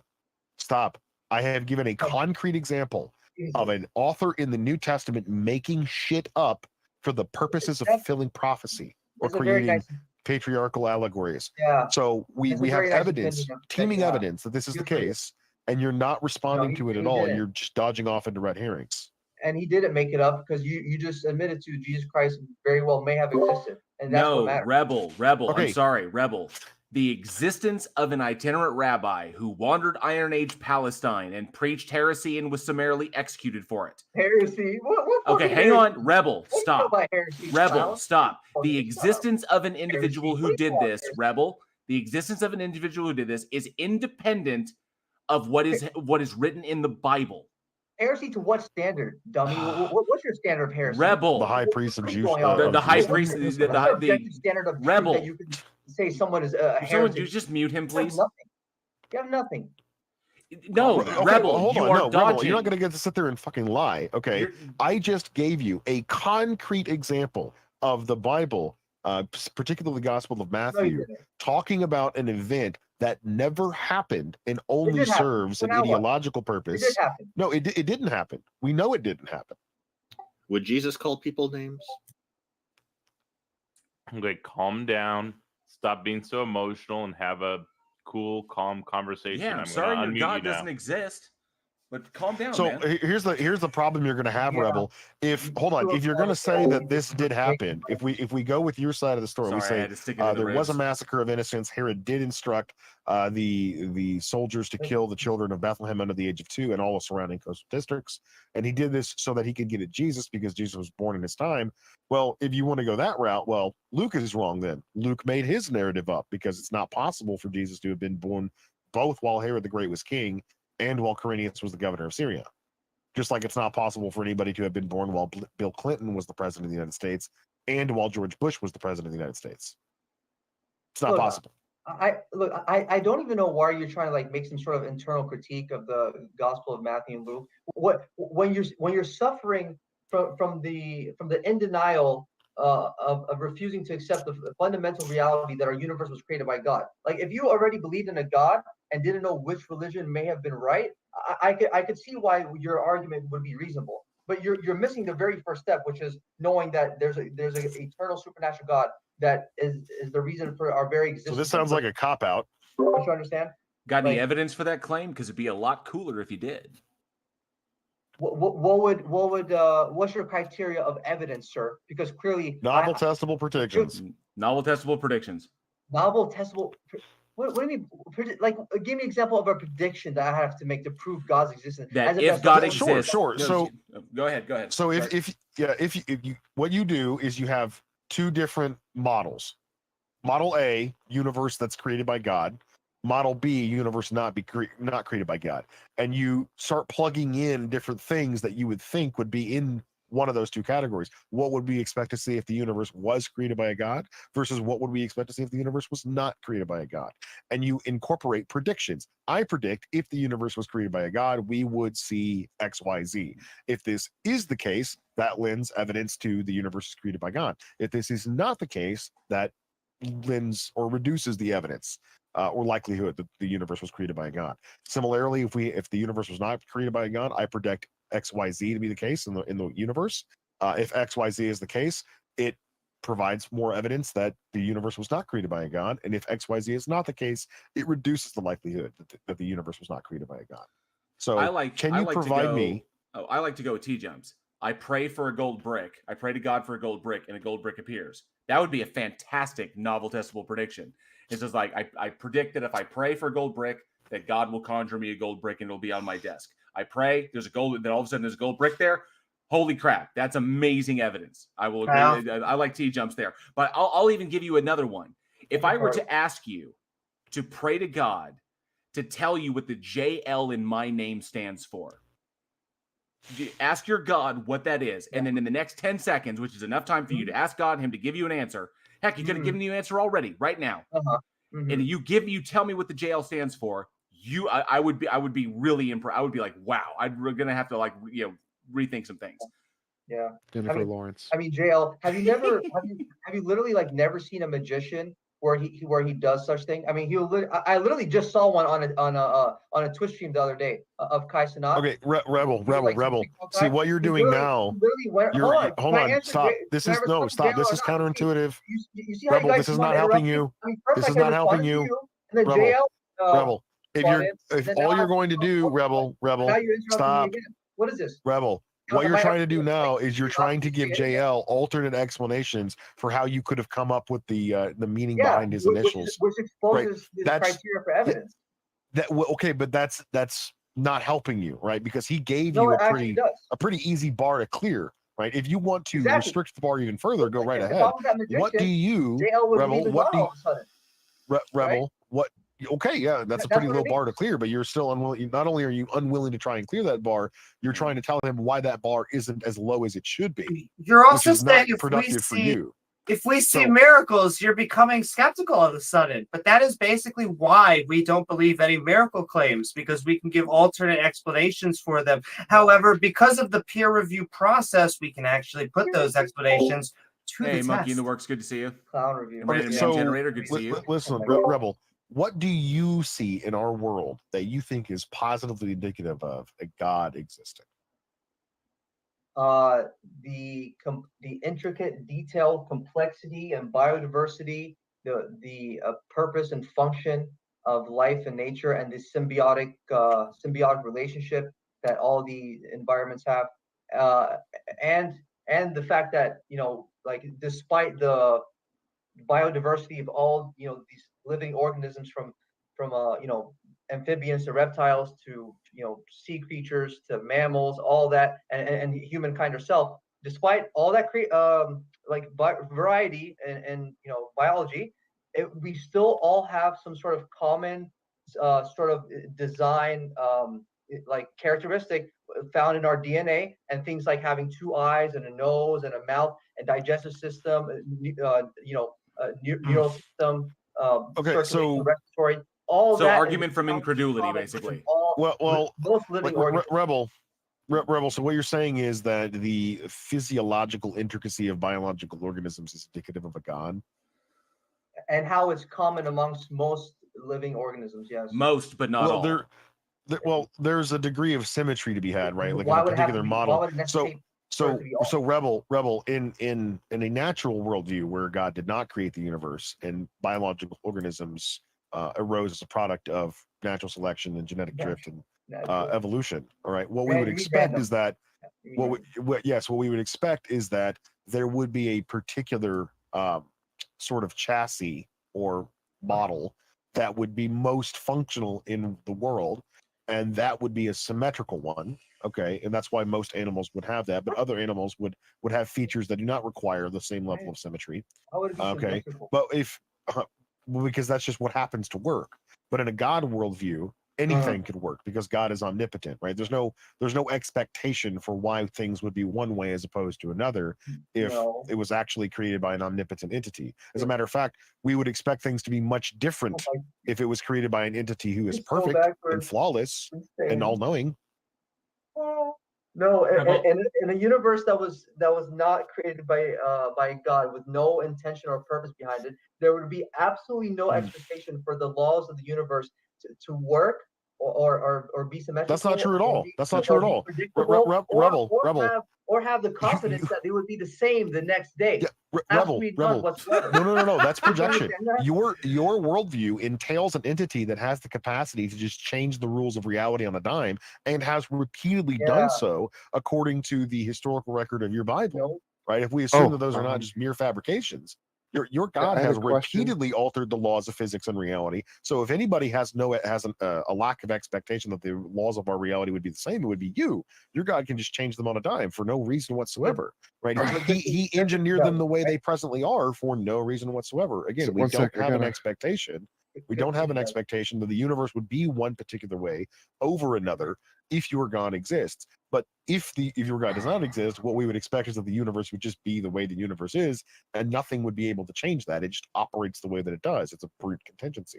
Okay, I had a question from my chat. Thank you for the super chat. Can you ask whoever's talking what their definition of justification is in general? I think it's a question for everybody in the audience or everybody speaking as well. Like, what is your definition of justification? How do you define it? Justification in what sense? For what's the Evidence. context? What? Anything. Justification of any belief. Evidence. How do you justify your claims? What is the definition of justification for evidence? For evidence of a God, I guess, in this context? Evidence of anything. Evidence of anything. Well, I think it matters. I think it matters. Does the word epistemology mean anything to you? You'd have to remind me what it means. Something about like the study of knowledge or something like that? Yeah. So like justification theories, truth theories, these are all like knowledge theories. These are all things that are part of epistemology. But when we're having these conversations, even if we're not philosophers, I see what you did there. These are usually like the bare minimum things we want to get clear on before we get into an argument where one person's talking past the other because they just have totally different ideas of what justification even means. So T-Jump is asking you, what do you think it means to justify a claim? I mean, it depends on the context, right? Like if I wanted to, like if I His God still hasn't told him what if the I had a jail stands for. girlfriend and I wanted to justify the fact that she was cheating on me, I wouldn't just like outright accuse her. I'd probably need some sort of evidence, like she was texting this guy, or like she actually slept with him, or something like that, right? But if it comes to a God, there's no visible sort of evidence we can get for like him creating it, because that was like a one-time event. So therefore, you'd have to concede to some sort of inductive logical reasoning to come to that conclusion. No, going with that, we go by the evidence, what the evidence tells us. We don't assume what it is. We go by what the evidence tells us. The evidence supports a naturalistic origin of the universe and of the earth, and of course of everything. So no, assuming that God doesn't get us anywhere, we go by the evidence, because the evidence doesn't indicate a God. No, it's just a simple. You guys might get triggered by this, and I haven't heard anybody said it. So don't, like this Randolph guy said, like don't trust your priest, like William Lane Craig or whatever. 5 rules of science. I don't listen to him whatsoever. But Okay. I would go out on a limb. Thank you. I would go out on a limb and say that there in the universe there is a law of design, because 10 times out of 10, anything that I've experienced or used or owned myself, whatever it may be, like this keyboard, this computer, this phone, my clothes, my car, my house, it's always the necessary antecedent to the creation and existence of that thing. Always took an intelligent mind to have designed and created in the first place, right? Okay. Have you ever used a sticky note? Have you ever put a sticky note on your fridge? I just want to point this. This is an example, even with human design. Have you ever put a sticky note on your fridge or something with a note? And now you're gonna say, oh, it was made by accident or some bullshit like that? Yeah. So even with human history, like it's tempting to say that everything humans have comes from intentional purpose creating it. Did I say intentional? What we actually see is that things emerge, and sometimes they emerge unintentionally. Sometimes no one intended for a state of affairs to come into effect. But what actually happens is that some emergent phenomena happens that is not predictable from the preceding conditions or plans of any agent.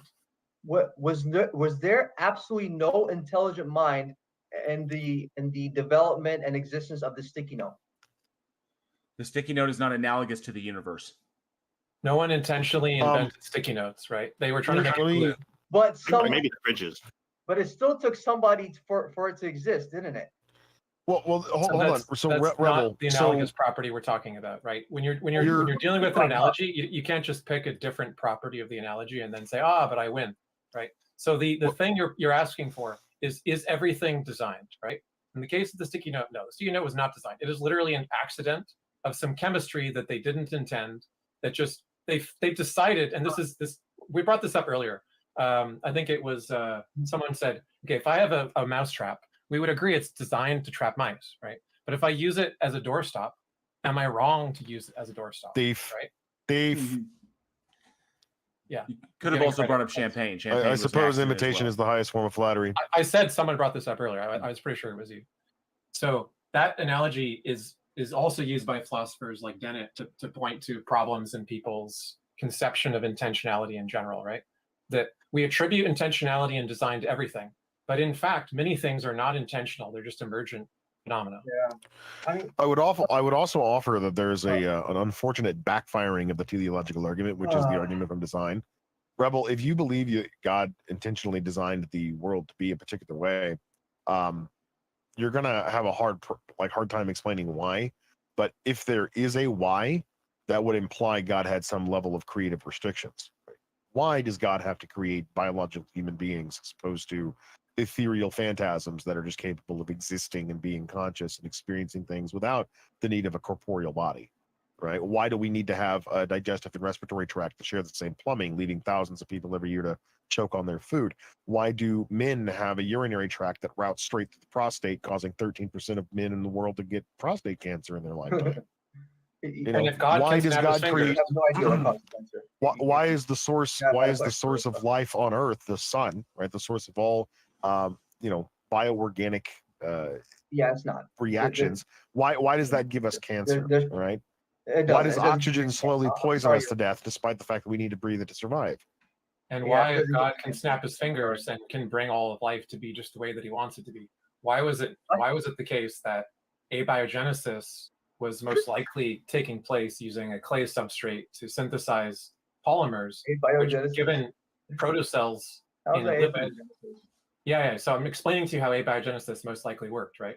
So why would God need to snap his fingers and not just have the sufficient natural explanation be there without any intervention or intention by him, when it's the case that clays synthesize polymers of arbitrary lengths repeatedly and randomly, such that one of them will eventually be a replicator? And why are lipids capable of forming protocells, which can then enclose and allow homeostasis and reproduction of those lipids in a closed environment that it can absorb energy and maintain itself and replicate?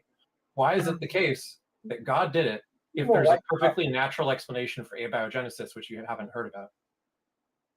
I mean, all these why questions, it's just so pathetic. It just tells me like you guys don't want to accept reality for the way it is. I mean, if you like Xerxes earlier said, like, why do humans have to be in the form that they are? Why can't it be like these ethereal things? Well, if it was a case that God made the pinnacle of his creation to be some sort of human form, but rather an ethereal ghost like spirit type being, then we would sit here in the same conversation and you would ask me that same question and be like, oh, why did God create us in an ethereal way and not in a fleshly human form instead? I mean, you're just not accepting. No. So rebel. It's like No, it's like rebel. saying, oh, Rebel. why is the grass No, green? stop. And why Rebel. isn't it blue? It's like saying, Rebel. why is it's like crying about No, stop, blue, rebel. You're not like red. this is a complete straw man. Okay. Who gives a shit? No, Why, rebel. The reason stop. The reason I am asking hold on, Randall. The reason I'm asking the questions the way that I'm asking them is because there is a conception of optimization for the human anatomy. Obviously, the human anatomy would be better optimized if we did not have a respiratory and digestive tract sharing the same plumbing. It would be better optimized if the Can somebody mute him, please? It would be better optimized if the gas that we needed to breathe didn't also slowly poison us, degrading cellular meiosis and causing aging. It would be better if the sun, which is required for anything to live on the planet, didn't also give us cancer if we were exposed to it for too long. All right. It does. The sun doesn't cause cancer? Prove it right now. Solar radiation causes skin cancer. Yes. People get skin cancer all the time. Why again? So why don't I have skin cancer? Because we have an ozone layer. Because you are to some degree protected by the ultraviolet radiation or the ultraviolet light by the ozone. But if you are too long exposed, like you get a sunburn if you're out in the sun for too long. Okay. I don't. Have you heard of black people before? Have you heard of black people before with their melanin? Rebel, first of all, yes, they do, and they have to buy suntan lotion. yeah, Rebel, can I ask what your medical? One day in my life, that shit is yucky. Can I ask what your medical or academic background is? I literally have a degree in public health and nutrition. In public health, what? And nutrition? You have a degree in public health and nutrition, and you are trying to make the statement that you cannot get cancer from going out in the sun. Correct. That's accurate. Do you think any of your teachers would agree with that statement? I don't know, and that's completely irrelevant to the scientific. So you don't believe in melanoma? No, it's not. I think this guy is just trolling. Rebel, the scientific consensus is that yes, you can. In fact, it's advising. It's why we make sunscreen. Argument ad populum. No, it's not. It's why we make sunscreen, dude, so that obtuse. people don't get burned. Because the more you get burned by the sun, the increased likelihood that you will develop melanomas. Okay. By the way, that's not an argument ad populum. Cancer is a thing. Hold Holy on. shit. Rebel, do you believe cancer is a thing? Do people get cancer? Yes, but it's not. It's a biological adaptation designed by God to actually help the body survive. It is not a deadly malfunction of the body. Okay, awesome, Rebel. So people don't die from cancer? Hold on. Rebel. No. Then how do you Stop, explain? No, hang on a second. How do you explain xeroderma pigmentosum? I have no idea what the hell you just said. XP. He doesn't know anything. Xeroderma pigmentosum. It's literally an allergy to the sun that human beings can have. Okay. Wait a minute. You're telling me that cancer doesn't kill people? Cancer does not kill people. In fact, what does Is that barbaric? Okay, can we get rid of him, medical- please? Yeah, he's done. barbaric medical treatment as chemotherapy. This dude is either trolling or too stupid to have this conversation. Curious as to how he can breathe. Well, that was a fun episode. Both my mother and my grandmother died of cancer. Like, what the fuck? This guy needs to be institutionalized. I have a feeling he may have a degree in that came from one of those not so reputable schools. Yeah, because for he probably Patriot doesn't- Bible University, Patriot that University. fucking trailer in the middle of the desert. Anyway, that was a fun episode. everybody. That kid is he needs help. Well, thank you, everybody. I'm going to probably just talk briefly about a couple of things, but I just wondered if anybody else had any final thoughts first. I'll let you all go first. Yes, don't listen to him. Wear sunscreen. The sun causes cancer. I'm just gonna begin to make that clear. PSA. Excellent Just a final PSA. thought. Wear Everybody. sunscreen. The song Yeah. was right. Wear sunscreen. Too much is probably better than too little if you're not sure how much. Indeed. Yeah, really quickly, if anybody else had arguments that they want to present to convince us that a God exists, I'll open up the atheist voice chat. You can join there for the after show, and we can talk in that room. Oh, and I just want to say thank you to Mr. Twitch and the YouTube audience for telling us that we're all insane. We check our sanity regularly. In the membrane? Oh, he left the membrane part out. Gotcha. I actually were going to say something. I was surprised. He hasn't. Yeah, I was expecting him to pop into my live chat because he usually does. He didn't pop in there today, so I guess he was just relegated to this one. Cool. Or he's on my YouTube channel. I was just going to say, for anybody in the audience who hasn't gone and watched Cosmos or read the Bible Unearthed, those are my homework recommendations for next week or 2 weeks from now. So check those out if you haven't seen them, and it might just spark a lifelong interest in learning more about science. And to clarify, Cosmos, the original series with Carl Sagan, and then the newer one with Neil deGrasse Tyson are both top of the line. And they have different information, so it's not like a rehash. There's different stuff in Neil deGrasse Tyson's, so it's worth watching both. Yes. Ix, before we go, Ix, I would like when you get a chance to read up. I don't know if you have already, but there is a the lost palace that was recently discovered, the 4,500-year-old palace of what was it? This friggin' ad thing is blocking me. Oh, Jail Warren, Mr. Twitch is indicating that you've got him blocked. Oh, this is a Sumerian palace. Yes, This is that brand one. new. Wow, this is exciting. Yes. Okay. So when you've had a chance to read into that, because I know you love that stuff, I'd love to get your take on that. Yeah, totally. Really Wait, interesting. it's brand new. Twitch blocked. Because we just found it. The clay tablets, the clay tablets in there, just by initial observation, by initial kind of like investigation, may fill in a lot of the gaps as to the text that inspired major sections of the Bible. So just to give it like an example of that, so we know that the flood myth has like 10 or 12 different versions in 3 or 4 different languages, and that each one embellishes upon the last, right? So it's not just that the Bible's flood myth is an embellished rehash of a Sumerian myth. It's an embellished rehash of a Babylonian, rehash of an Akkadian, rehash of a Sumerian, rehash of maybe an older story, right? And there, in each of these versions that we have, are new details invented, much like the Gospels, right? So in the first Gospel, Jesus just dies and it says he resurrects, but nothing further happens. And people weren't very satisfied by that ending. It kind of sucked, right? So in the second edition of the Gospels, they invented new details to make the ending more juicy and satisfying, right? The same process happens in all forms of mythologization, which is that people think the story could just be a little better and that they could add their own little twist to it. And that's how you accumulate Gospels and Torahs and Tanakhs, with dozens and dozens of mostly anonymous authors just adding their little bit to the story. Wow. Jack Burton, final thoughts? Nope. Have fun, guys. See you in 2 weeks. Okay, it's great having you here as always. T-Jump, final thoughts. I'm going to predict that he'll probably just say potato again.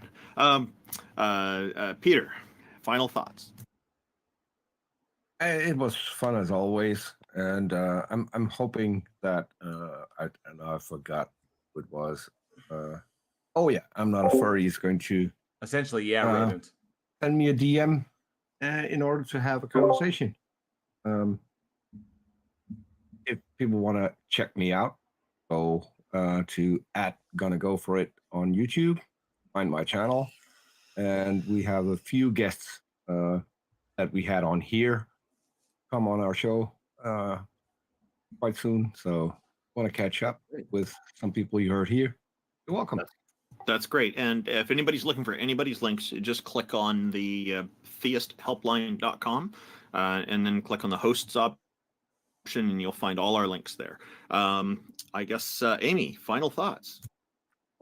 Thank you, Randolph. easy, And you Alien can X. find Have a my great channel one. at Talk to you later, bud. youtube.com/Amy Newman. I'm there with my co-host where we do skeptic comedy and content.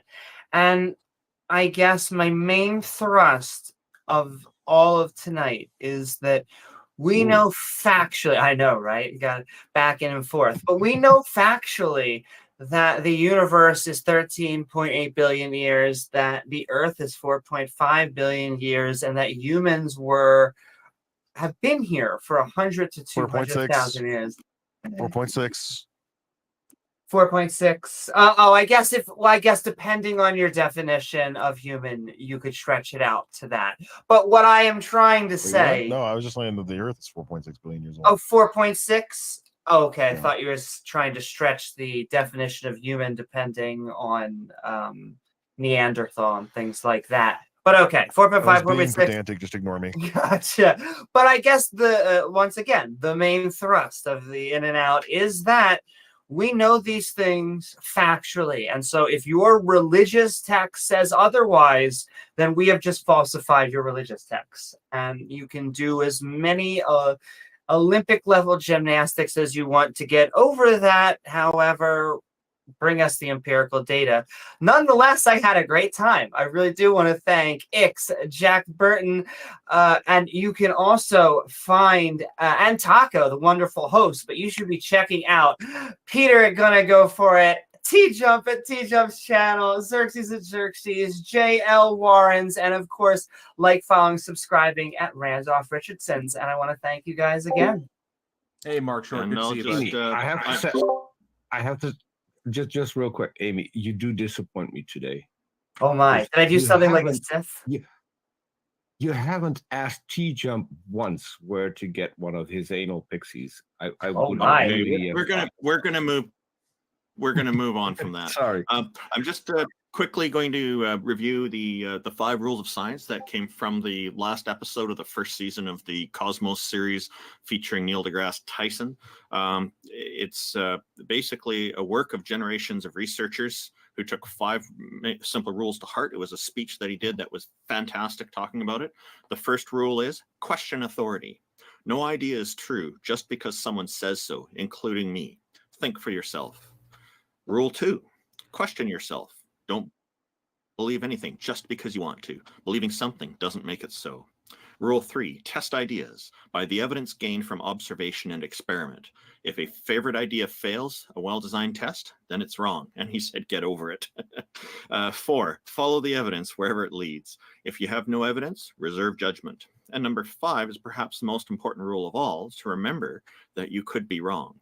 Even if the best scientists have been wrong about some things, Newton, Einstein, and every other great scientist in history, they all made mistakes. Of course they did, but they were human. Science is a way to keep from fooling ourselves and fooling each other.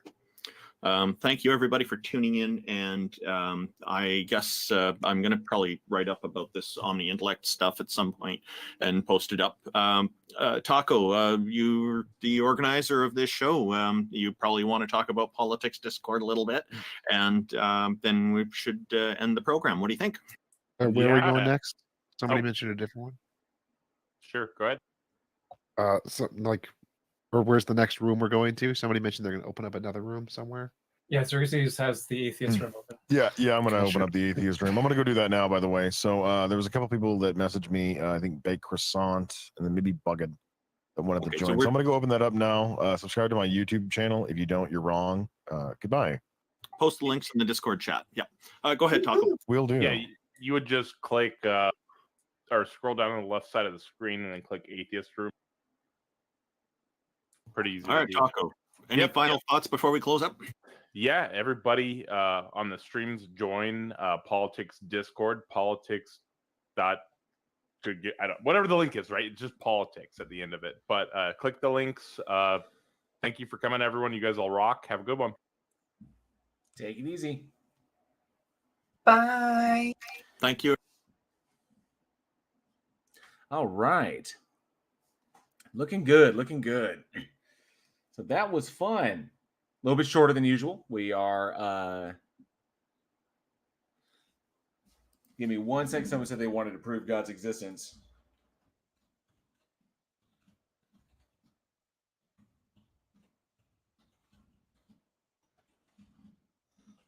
Live chat.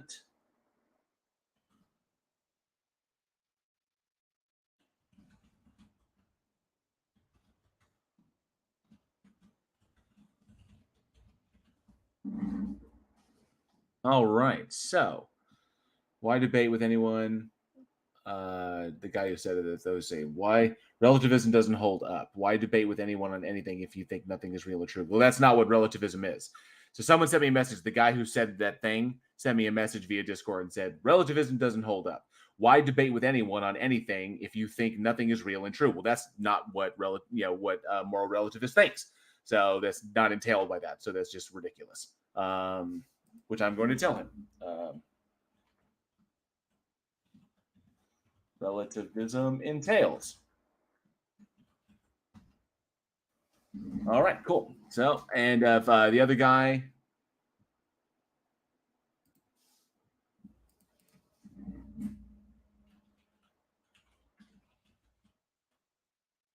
Oh.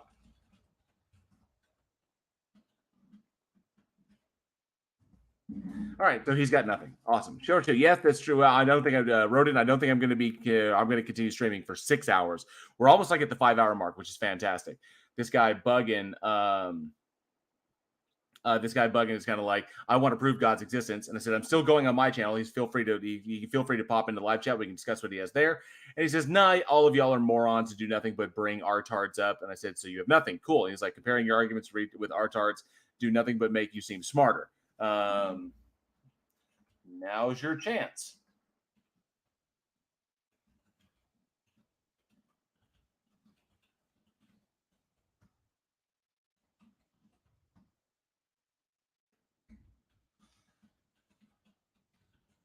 That's just silly. He's blaming me. He's like comparing our OC. You brought up a child who thinks the sun doesn't give you cancer. And I said, I'm not in charge of the stage. I didn't decide who gets to come up and not.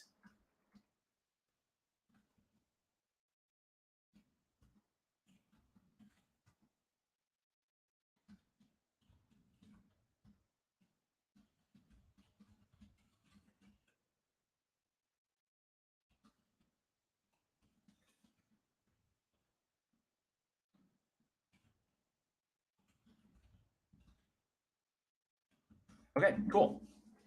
Sorry about that. Somebody is wrong on the internet. Yes, Turing test 2. All right, so that was a lot of fun.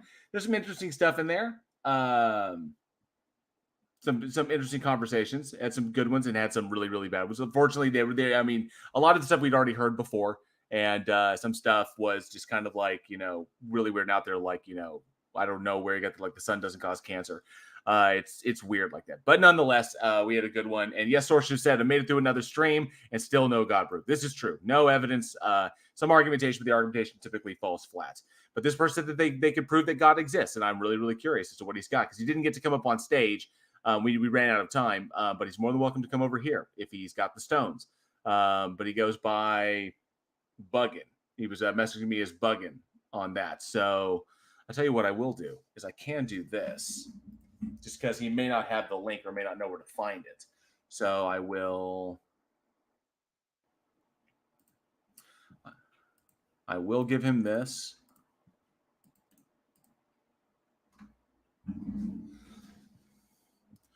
All right. So let's see if he comes over. He's got the link, so he can come in here and jump in here and give me what he's got. Javier Hara says, JJL, the guy with the cancer comment was absolutely wrong, but the belief that he has is very real in some uninformed Christian circles. Some believe that cancer is good. Agreed. Very twisted shit. Science is bad because of God magic. Absolutely. That's essentially there was that same guy, Calvin Smith from Answers in Genesis Canada, makes that same claim. How science is bad because it damages the God belief and everything. So you shouldn't do it because it does harm to the God belief, and that's really problematic. So, but then again, AIG has never been accused of being honest or forthright with their crap. So let me see here. Anyone who uses TARS is a waste of oxygen. Agreed, John Rapp. Is an absolute waste of oxygen. I'm just really curious if he's going to come over. Otherwise, I mean, I can call the stream, but I want to give him the opportunity. So.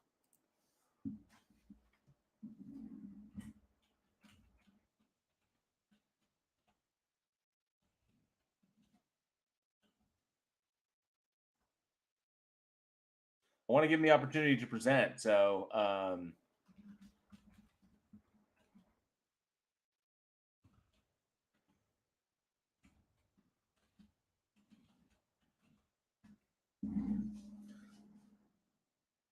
so that he can't say he didn't have the chance. That's the whole point. I want him to say, here's your chance. Come on, come over here and present your evidence. And now he's not responding. So, yeah, I doubt he will. Anyway, so Sorsha says, yes, my skin tone does prone me to see. Yeah, that's true, Sorsha. Absolutely. Fair skin will do that. Fair skin is extremely prone to developing melanomas in sun overexposure. And surprised that someone who has a degree in like health, in public health, would not be aware of what XP is, because XP is well known. An allergy to sunlight is well known, because human beings can be allergic to virtually anything. There are humans that can be allergic to other humans. It's wild, but yes, human beings can be allergic to anything, including sunlight, which is it's a rare condition, but it's well known and well understood. And they are also extremely prone to cancers, and burning. Rodolph's name said, Rodolph's is also, if we try to go to heaven quicker by our own means, we go to hell. Theistic logic, right? That's true. God gives cancer so we can go to heaven quicker. Theist logic. And also, if we try to go to heaven quicker by our own means, we go to hell. Theist logic. Yeah, this is true. It's ridiculous. It's all on God's timetable, is what it is. It's absolutely all it is. Come on, dude. Come on, man. I want him to come over. I really do. I want to hear his evidence for God. I really, really do.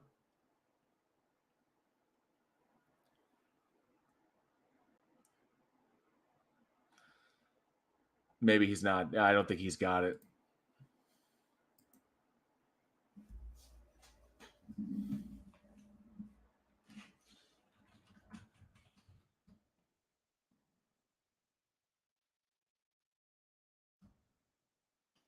Last chance.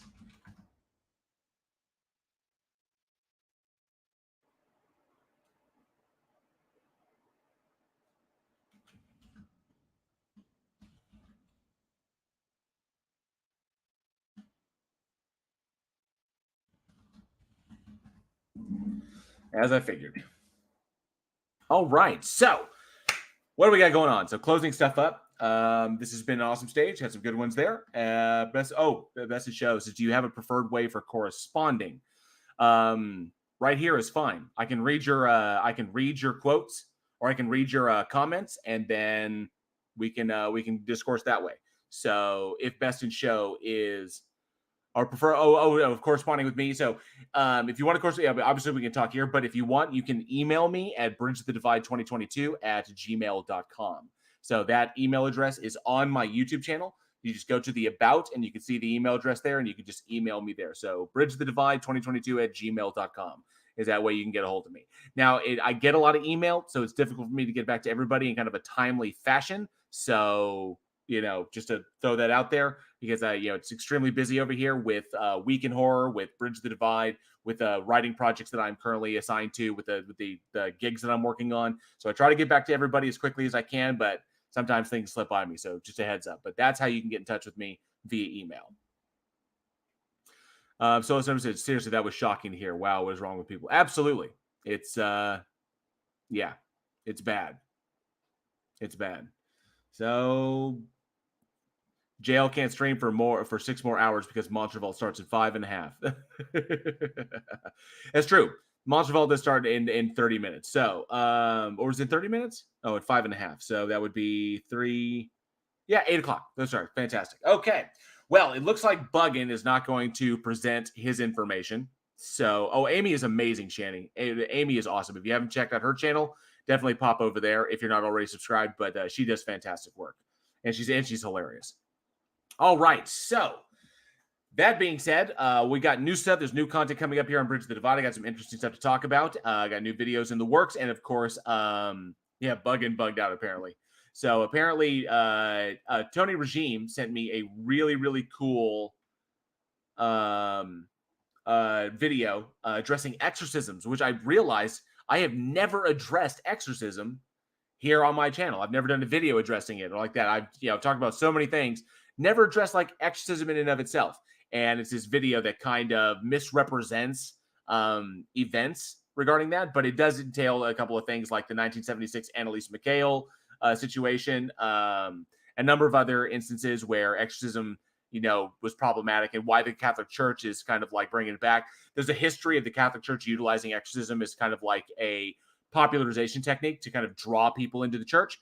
And exorcisms in third world countries are on the rise, but that's simply because we have a better criteria for identifying mental health illnesses. And so by that, if you think that mental health, like mental illness is indicative of demonic possession, and you get better at identifying mental illness, then those who believe that will get better at identifying what they think they're identifying as demonic possession.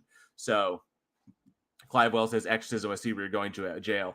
Not ghosts, demons, different thing. Very different, Clive Wells. Different form of energy there. John Rapp says, now that it's just us, jail stands for, I can't tell you. I use that. I use that to always like ask your God to tell you what the jail in my name stands for. It's very simple. It's now, if you went digging on the internet, you could probably find what they both stand for. Ever since I started doing this, I've cultivated, my name is J.L. Warren. It's the name it's my author name. It's not a pseudonym, but it's the name I go by as an author.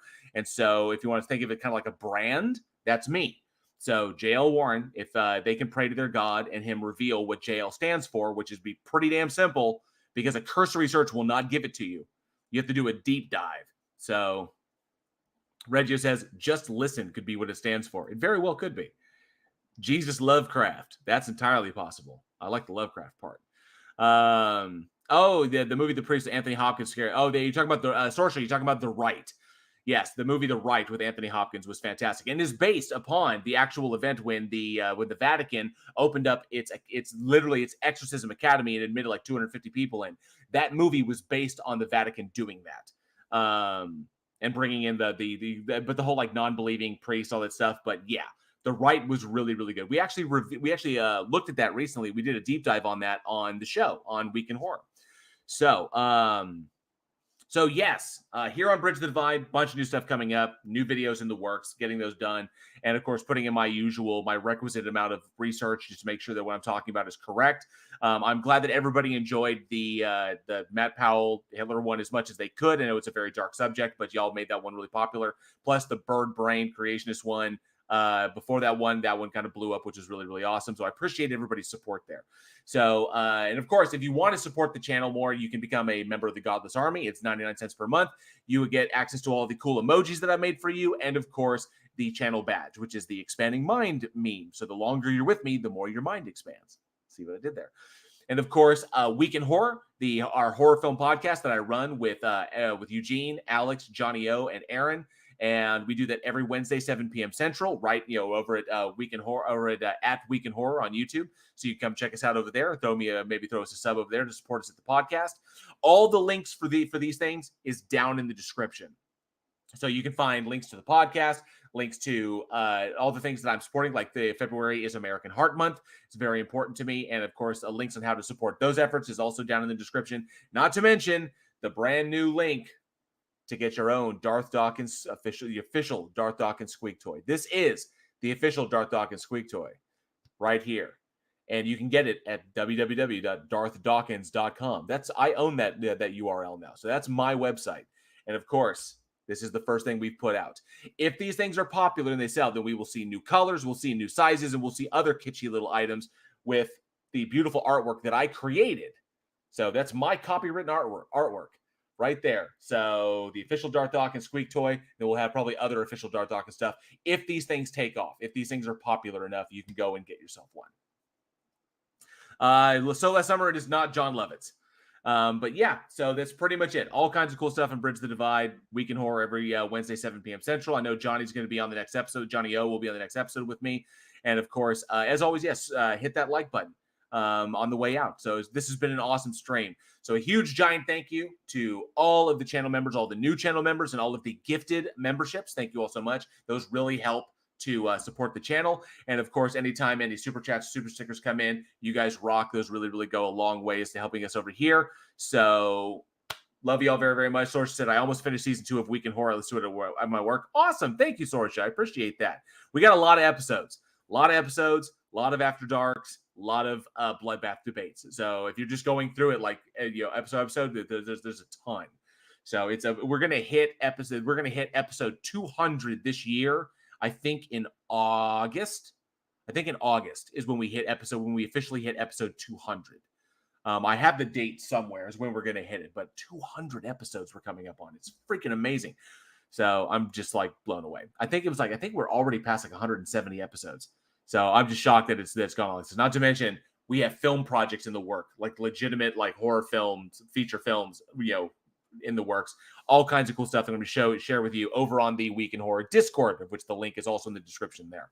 So all kinds of cool stuff. So thank you all so much for hanging out with me. This has been an absolute blast. I'm JL. This has been Bridge the Divide. And as always, be safe, be excellent to each other.